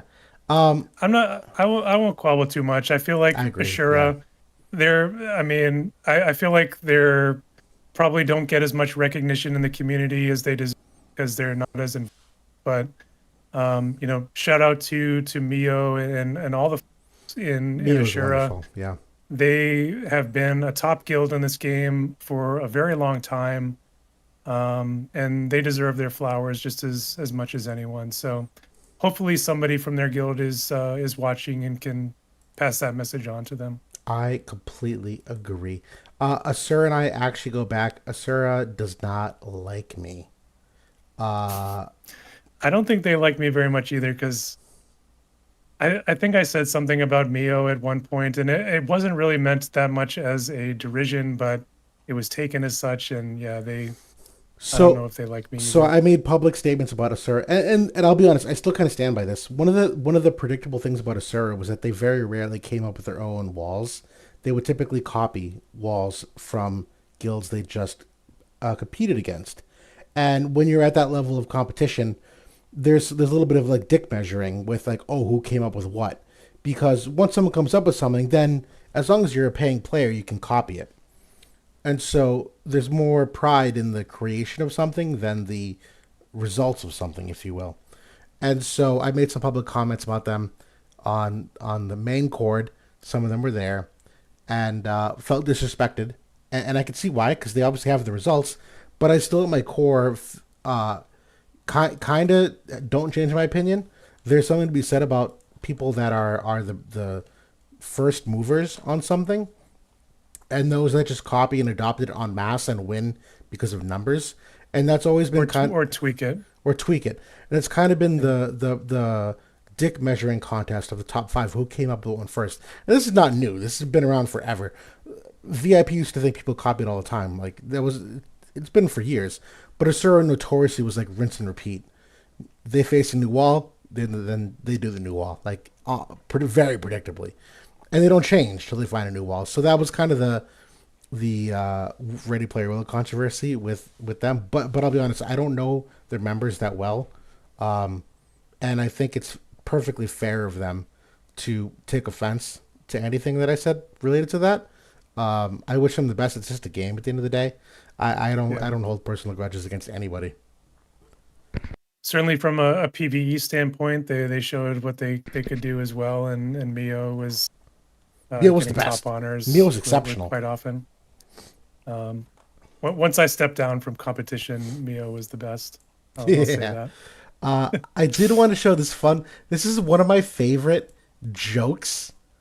You've probably heard of it. So I joined Howell December 12th, and I always laugh about this.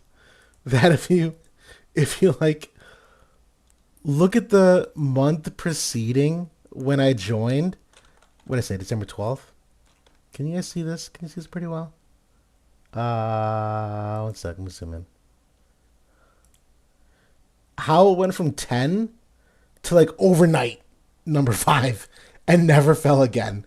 And so I like to joke that's the that was the water team. Was it? It could have been. The water team is what we played like right when you joined. Yeah. But right before you joined, we had already like gone up from like 30 to the top 15. So we had already like gone up quite a bit. So I don't want to No. massage your ego too much here. I firmly believe this. No. Let me go back 2 days here. 12 look 12 13. You were rank, what is this rank? Oh my god, hover. God damn it. Rank 12. And then 12-10 rolls around. Or 12-12 rolls around. You were from 12 to 10 and then up. And never. I'm kidding. I obviously it was not me. I know it's not me. Uh, but I do. I always thought that was funny that the day that I joined, Howell just went whoop and like never left. And you made a joke the other day You about definitely had an impact on the guild because like you we got asked for some we got sweatier. you when I you joined. asked for a few things that like the replay channel, like which we didn't have a dedicated channel for. We posted replays, but it was like more casual. Yeah. There No. was a few things that you asked it for that like formalized some things that I think kind of helped out in the long run. That like really weren't that different, all than what we were doing, but it formalized it enough that Right. It standardized it. Yeah. Yeah. yeah. So Totally. I think it definitely had an impact. It rubbed off. Totally. Nabani in the chat asked, "Did you ever sandbag against them, knowing that they would copy your wall?" I don't think so. I think we always had No. like really good bout. Like once like we were kind of at our full strength. Like once we had Ram, once we had Quistis, once we had Will. Like we were competing against everyone at that point. It was just a matter of like who put in the work of like wanting to create a wall or like honestly, I think we if we put in that extra work, we would have been number one. At the end of the, I don't doubt it. It's about adoption rate at the end of the day. It's Yeah. about who has the most members that can do the most things. You win on numbers. Right. That's how minute the difference is in top 1 to top 4. If you have two people I that think don't we buy had the in, build set. I think we had the best builders at that point between like me, Ram, and Quistis, and you. absolutely, And Quistis. a couple of it. We yeah. had the best folks, bar none, at building that we could have easily done it if we put in the extra effort. We just like were kind of more casual about it until it came to like limited or supremacy.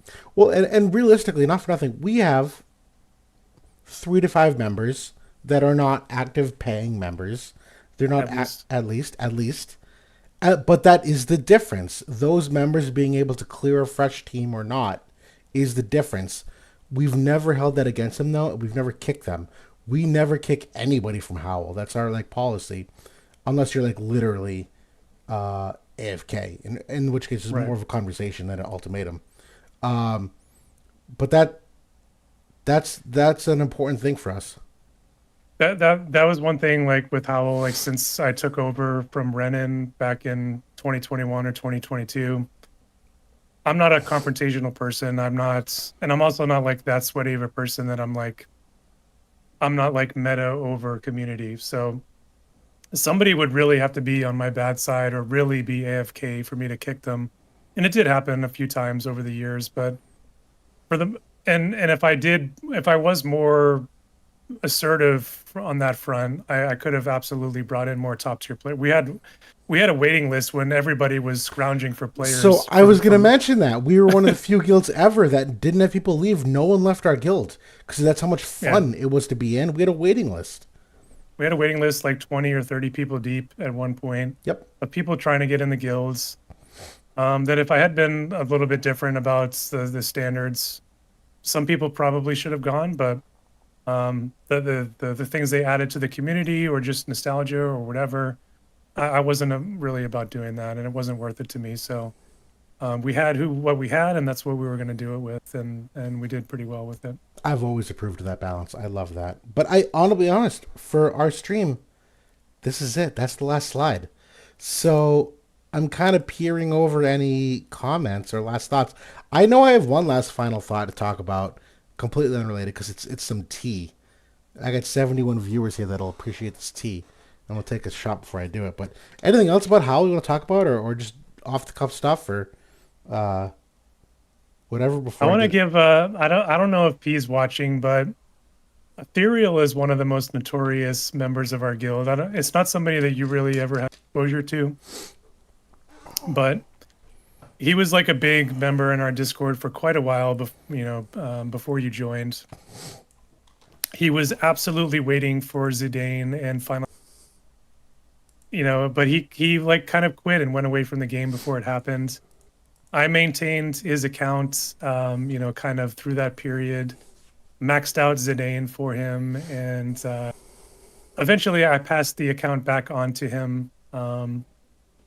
He came back kind of a couple months before EOS, and but good guy, good friends. He had his issues, but he he definitely had his issues getting his swings in. I'll remember that. I will definitely not ever miss pinging people at 2 or 3 in the morning to swing in guild battle. Um, whoever you are, you know who you are.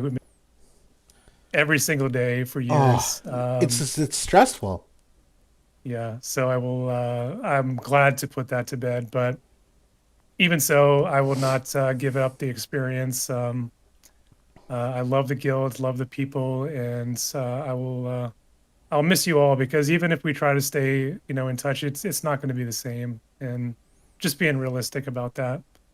But happy about the time that we had together. Facts. I like it. I'll do fun story time now that we're out of topics, and now that I've had 15 shots. That can't be real. I had two full big bottles of Love it. heavy beer. Love it. There's probably a story that the community doesn't know about me and another content creator behind the scenes that whatever, fuck it. On my VIP slide, there's a name here that I was like really contemplating leaving off, but I can't. Right here, Odaiba Diver. Those of you that know Odaiba Diver, the content creator, the JP translator, he and I in VIP together vehemently don't like each other. And he has made several comments like, if Will ever joined Final Boss, I'd leave. And he and I used to get into absolutely heated debate arguments in the general VIP channel. Like, for hours. Couldn't stop arguing, he and I, about what's viable, what's not, and why JP's better than Global, and why we're better than them, they're not better, yada, yada, yada. And we'll go on forever. Will's spilling the tea now. I am. We've never talked about it. Him and I do not get along, but I will say, I genuinely have. You don't have to say it, but I'm going to say, at the absolute peak of Global, we were better than JP. 2 reasons. Oh yeah. Foresight, more theory time, more theory crafting time, more mocking time, and the results at the top end were undeniable. Yes. I don't think it's debatable. I completely agree with that. But I will say, in the confession of the moment, I have no ill will toward Odaiba Diver. The problem that I've always had with the way we approach things is that he was more of a visual feel kind of content creator, what he saw firsthand, and I was more analytical, where I would look at the numbers and like digest the X's and O's. And I kind of always felt that divergence in how we talked about certain things and whatnot. But I almost see it like a brotherly rivalry, where it's like him and I went through the throngs of number one together and the stress of number one. I literally have no problem with him as a person. But him and I, like behind the scenes, fucking got into it a lot. Like over time, we never agreed on anything. And our tone was always like argumentative. And there'd be times where it's like, I'm blocking you for the day. I can't talk to you anymore. And we would block each other and like walk away. And like, we're just so different as content creators. But if he's watching this, I'm sure he will. Maybe someone at some, whatever it is. I genuinely, like, dude, if I like saw you tomorrow, like, I'd give you a hug. I don't give a fuck. It's like, it's who I am. Like, we're me and everyone in this community, we're all brothers at the end of the day, and sisters. Like, I would love all of you equally. But my God, did him and I don't think anyone ever knew that, because I've never talked about like content creator like relationships. But him and I on a day-to-day basis, oh my God, did we get into it? Hopefully he's doing well. Like, I wish him the best. I think that he made his contributions to the game and the community. He absolutely did. The translation streams and the posts he made on Reddit, I think, were valuable to a big portion of the community. And obviously he loved the game because he played it on both servers. So Hats off to Odaiba. Hats off to all the content creators. We've Seriously. mentioned Degen, we've mentioned Mysidia, Oron J. We got to give big props to Oron J, who, I mean, when you look at all the content creators, he is the one that's has that crossover appeal to other games. So wish him the best with his family and what he's playing these days. Hopefully he's doing well. Diggs, Cabbage, Nerd Knights, so many content creators that have contributed, to the game over the even the OGs like Clake and Howell and who came over from FFBE. Shout out to those guys. Hopefully they're doing well too. But gonna miss the community, man. This was a unique place. It was forged in a very unique circumstances. But that said, I do very much hope that Gumi and Square are working on a sequel to Yes. bring in not only the community from War of the Visions, but also Fantasy Orpheus. And I hope that the next game in the series, I think they would be stupid not to continue it, at some point.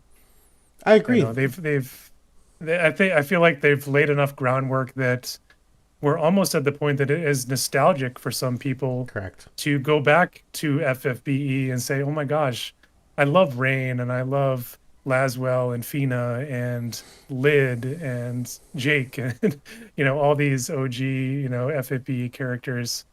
It's almost coming up on 10 years in JP. So it would have been like 9 years coming up on global.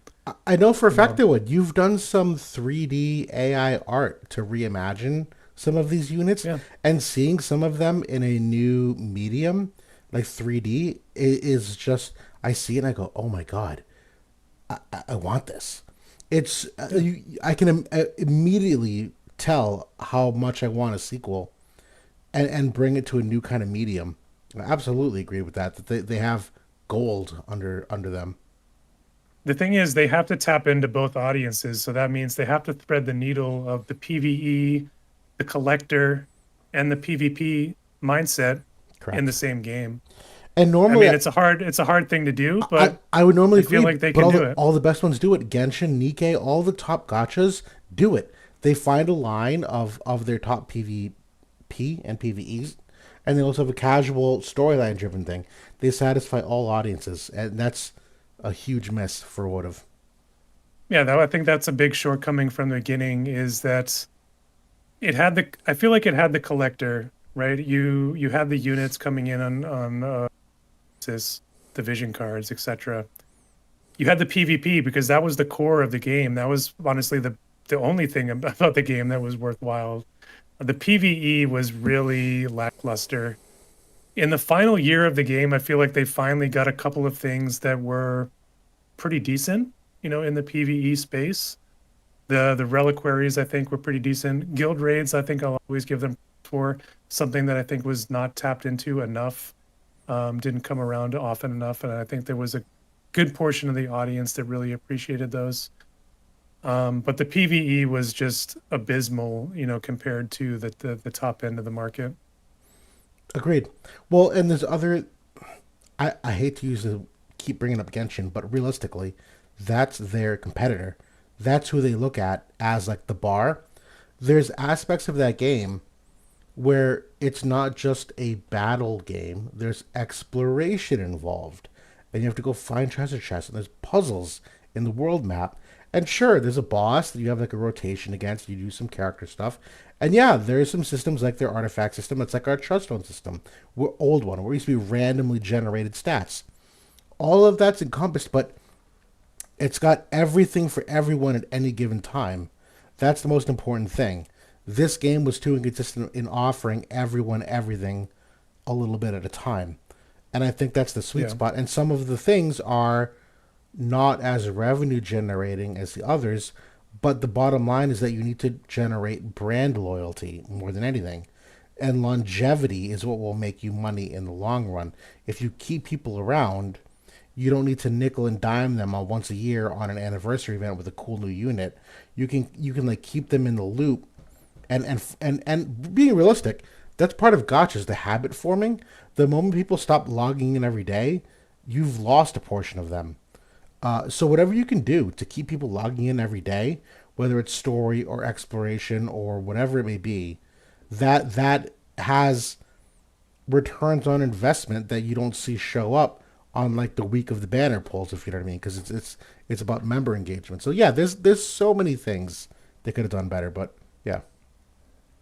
Yeah, I think at the end of the day, the utter failing of this game was monetizing the PvP aspect to the nth degree, because that's all they had at the end of the day, right? Because they didn't have any other legitimate avenue to monetize Well, we've talked about this. the player base. When it's limited, But they when it's limited Guild War weeks, there's nothing to do. What do you do? There's nothing to do. right. The competition's gone. When you don't have Guild War, there's nothing to do. So that ended up being, I think, the problem for the long run. Whereas if they had like more engaging PvE content, or if they had cosmetics that Cosmetics. a certain portion of the player base might invest into, that maybe the hardcore PvP players didn't care about because it's just cosmetic. Um, you know, those maybe would have been more avenues to tap into than just, okay, we need to create the reincarnation system to milk our top end players so that they, can duke it out against each other every day. Couldn't agree more. So those are things to think about and food for thought, I think, for whatever they come up with next. Hopefully they take it into account that, don't put all your eggs in one basket, because it tires out the player base, it tires out your hardcore fans. Because at the end of the day, you have people that like the game for different, Correct. and you should tap into all those avenues and be Correct. diversified, and not try to put traps in the shop or try to do all Yes. these other underhanded things. Yes. Be legitimate, offer a service, don't try to trick people, be forthcoming. I think people appreciate that in the long run. And you know what? I think that's going to happen because I think Gotcha has run its course as a science. I think people see through it, and I think people's currency is gone for the most part. Like what? There's a generation of people that have been burned enough times that they now have learned a hard lesson that they will not do it again. And I think that like brief window that Gotcha exploded was off consumer ignorance. And I think now, particularly when you have all these competitors that show they can do it without nickel and diming you, people have evolved, and they will have to also. I hope that that's gone, and whoever is making the dev symposiums about this is how you make money in gotchas by tricking your player, but hopefully that person is just gone from existence and we don't ever have to see that in gaming again, because that people fuck that. Like, we don't want to see that in gaming. We want to see service, we want to see value, we want to see honest, authentic gaming. You don't need to trick the player base to get there. May I add an adjective in there? I want to put the word art in there. I really mean like art. Expedition 33 is really excelling on that. I want to see great soundtracks. I want to see great scene choreography. I want to see real script. That's one of the things that's lost over time in many RPGs, is the fact that these games are living art. It's a composer and a script writer and a scene choreography and a story writer, and there's so many things that create a product that's more than just gameplay. And I think that's got lost for a while, and I think it's like showing that it still has promise. And I think War of the Visions has that promise. We just didn't do it here, but yeah, I think art is a big part of it for particularly our age of the gamer. I hope so, because I thought that I think that War of the Visions had a lot of the intangible.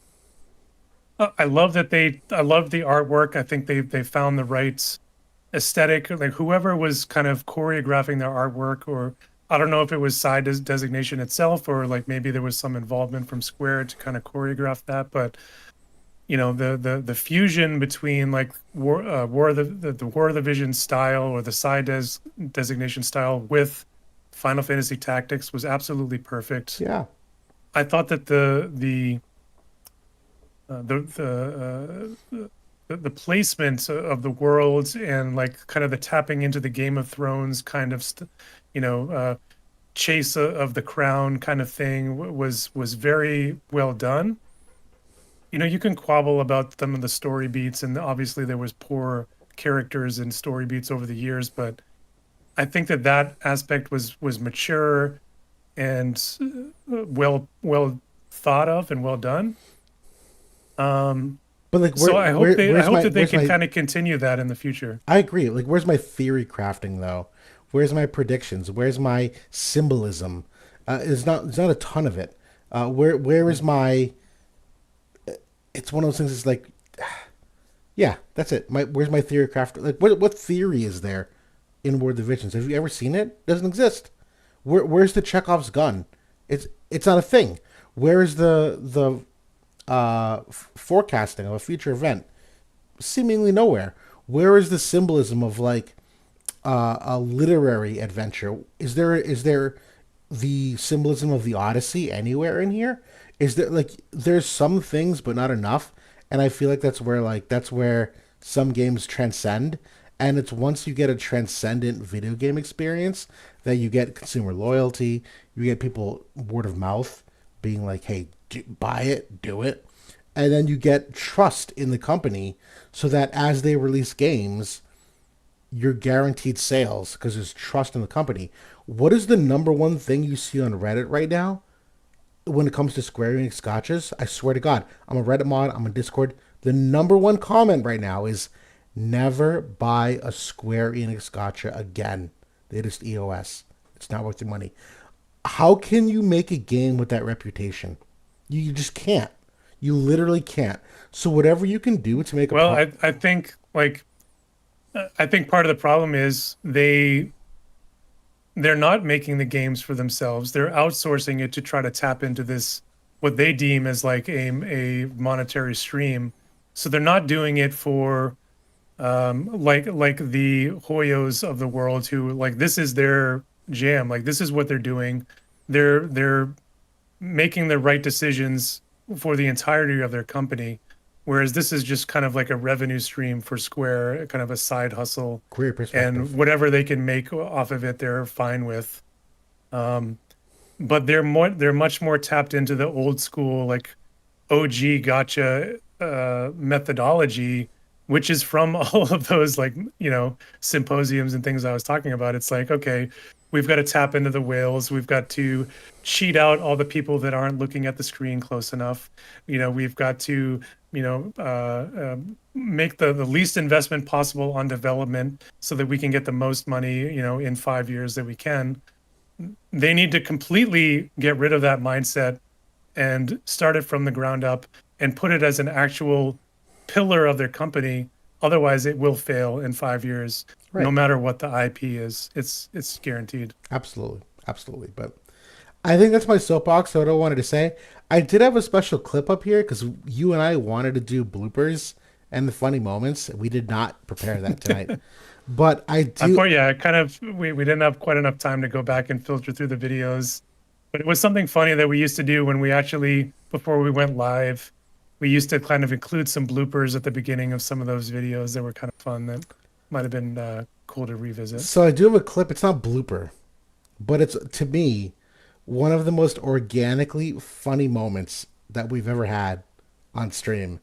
And so I'm going to play it, and it features Orange J. Okay.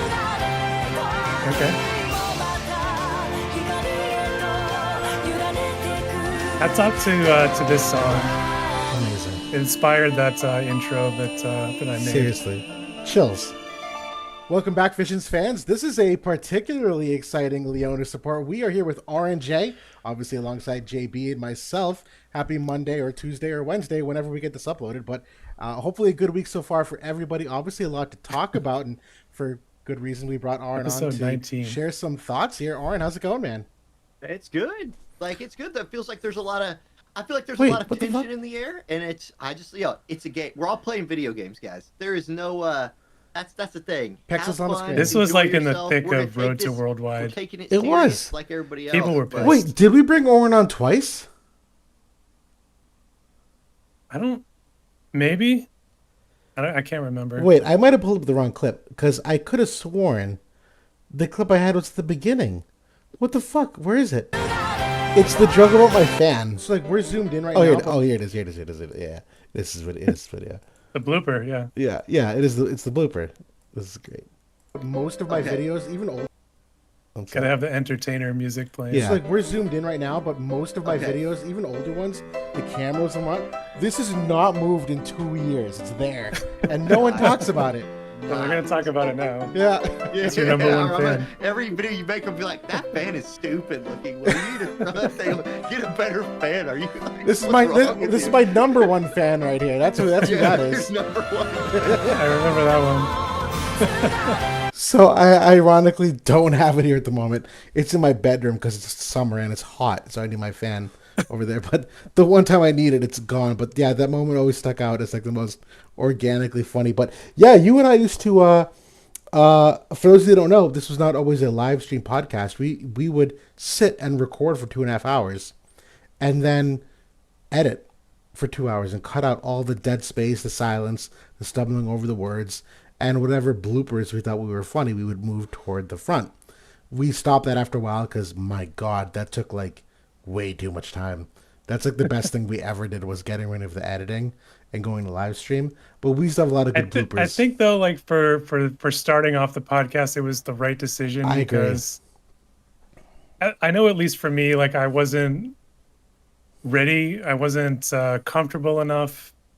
That the finished product wasn't polished enough. Like I feel we just naturally got better as we did it every single week, and gathered a rapport with each other, and it just got better and better every week. That was like, okay, we really need to do it anymore. Like we're wasting 4 or 5 hours a week for editing out some dead air that doesn't really need it. Correct. And Maya, I'm gonna spill some more tea.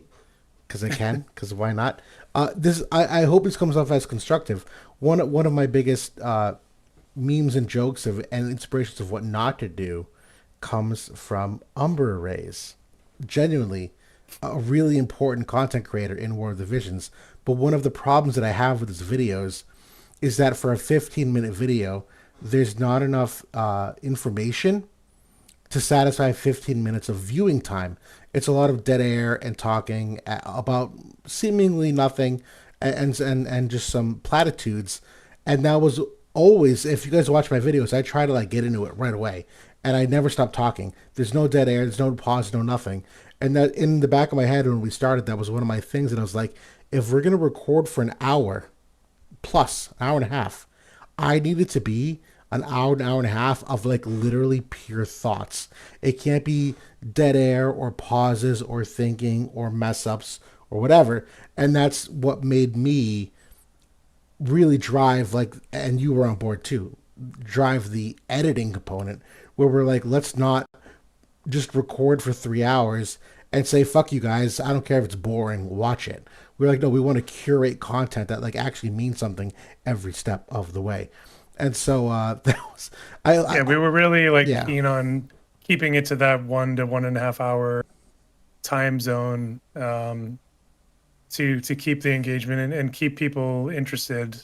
To cut out all the stuff that was meaningless. Right. Again, it's not a personal call. It's a content creator difference of opinion of how to make stuff. I just I'm too.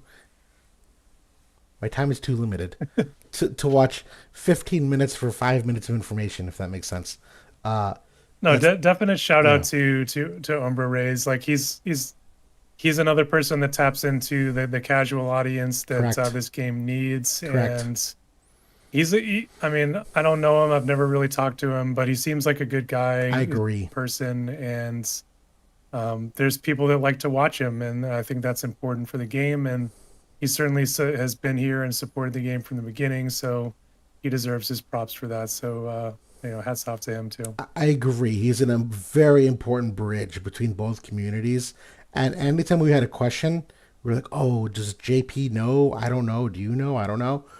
We likely went to Umbra for some kind of maybe he does know. It was a very important roles. So that's me giving him his gold leaves. Yeah. Yeah. And he's an OG fan from he played FFBE and he made Yep. content on that game, and obviously he's a big fan of Final Fantasy. So I don't know if he's watching, but hats off to you, dude. Likewise, I genuinely, I appreciative is the only word I could think of. I know what it takes, and it's a very tough. But that's all we have. I know we're going at 1:30 in the morning here. A couple drinks in. Our slide deck has run out. I don't think I have anything else to mention other than the Justin and Friends live stream. We don't have a solid plan in place for that yet, but it should be nice to see some old familiar faces, and hopefully those of you in chat want to see it too. I know for myself, this is going to be tough, but I want to try to do something where I'm live for actual 4 a.m. EOS where I am, where the moment the game expires, I would love to get a live react of myself dying inside when that happens. Like that moment of pulling the plug. So I don't know if... I don't think you honestly, we should just do that. Just like 3:30 in the morning, we'll and me? We'll just do it. Yeah. Yeah. We'll just burn the candle and, and make it happen. Say our good wishes. And I'm still working hard. Oh, go ahead. I saw somebody in the chat bring up KT7 Up, and I think he's another unsung hero, I think, in terms of content creators. He's another person I think who's heavily from the JP side, but he, look ahead content and reviews and, definitely tapped in, I think, to the kind of that mid-range and casual audience that really was needed, I think, after some of the other content creators stepped down. And all of the info that he provided, I say was always top notch, and never had the opportunity really to talk to him, but he always seemed like he had a good head on his shoulders, and hats off to him too. Screw KT7 Up. I'm so jealous of him. I love KT7 Up. I'm so jealous. I'm so jealous. The one thing I've loved about KT7 Up is that he's so articulate in such a short amount of time. I was just talking about this. I love maximum info for the least amount of time, and KT7 is so fucking good. He comes out with a video that's like 18 minutes long, and he's got like 3 Guild War replays in it. And yet when I watch his video in 12 minutes, he tells me everything I need to know. And so I'm sitting there being like, how the fuck do I take 22 minutes and he can do it in 12 minutes? And not only that, but he's got way better infographics than I have. His graphics are so much better than mine. I'm so jealous of how good he is. KT7 is wonderful as a content creator. Yeah, he's doing great. Yeah, like legit angry. Oh my god. But yeah, we'll hopefully do that. I actually pitched, and you might have seen this, maybe not, in the Diggs channel. Now that if you're watching at an hour and a half, you deserve this nugget of info. I do still want to do an episode encore, a 101 of random episode. My goal at the moment, speaking off the cuff, is to get the guys, Diggs, Orange A, whoever's free. I pitch this. There's an online version of Cards Against Humanity card called Cards of Personality. And my favorite Genshin content creator did this. You can make custom cards. So I can make War of the Divisions related cards. And you get like 7 of us together on a random Wednesday for like an hour and a half. Just play like Cards Against Humanity, but it's like votive themed. And just have fun with it. Dude, I love it. Let's do it. Yeah, so the links are in the channel, but and I want to make it happen because we wanted to. There's enough of us. Yeah. I'm down. So I think that's all we got, though. We should call it because we should go to bed. It's Memorial Day weekend, and you have a son and a wife, and I have a girlfriend who's probably trying to go to sleep right now. Hi, Nikki. Hi, Nikki. Can you hear me? Hello. I have baseball in the morning that I need to wake up for. But we'll call it here. So to those of you, I'll be honest, I've been watching the viewer count for any kind of like significant decrease because we often gauge our stream off that to see if people are like getting tired or not. But we've been at like 75 viewers the whole night. So those of you that are still here somehow, my heart to you, I thank you so much for those interacting in chat. I'm sorry if we haven't gotten to you, but members like Chris Metz and Shogun, and really special shout out to Moderately Apathetic, or Brad, who's, dare I say, like our most engaged fan, DGen, TP, really WBL, Numero, all of you guys. I could spend 5 minutes reading every name in the chat. The fact of the matter is, we see you, we know you, and are eternally grateful for your presence being here. We thank you for your support. We see a lot of great positive reinforcement for our next step if we do anything, and hopefully we can do something that enhances your life. That's always been the goal, about enhancement.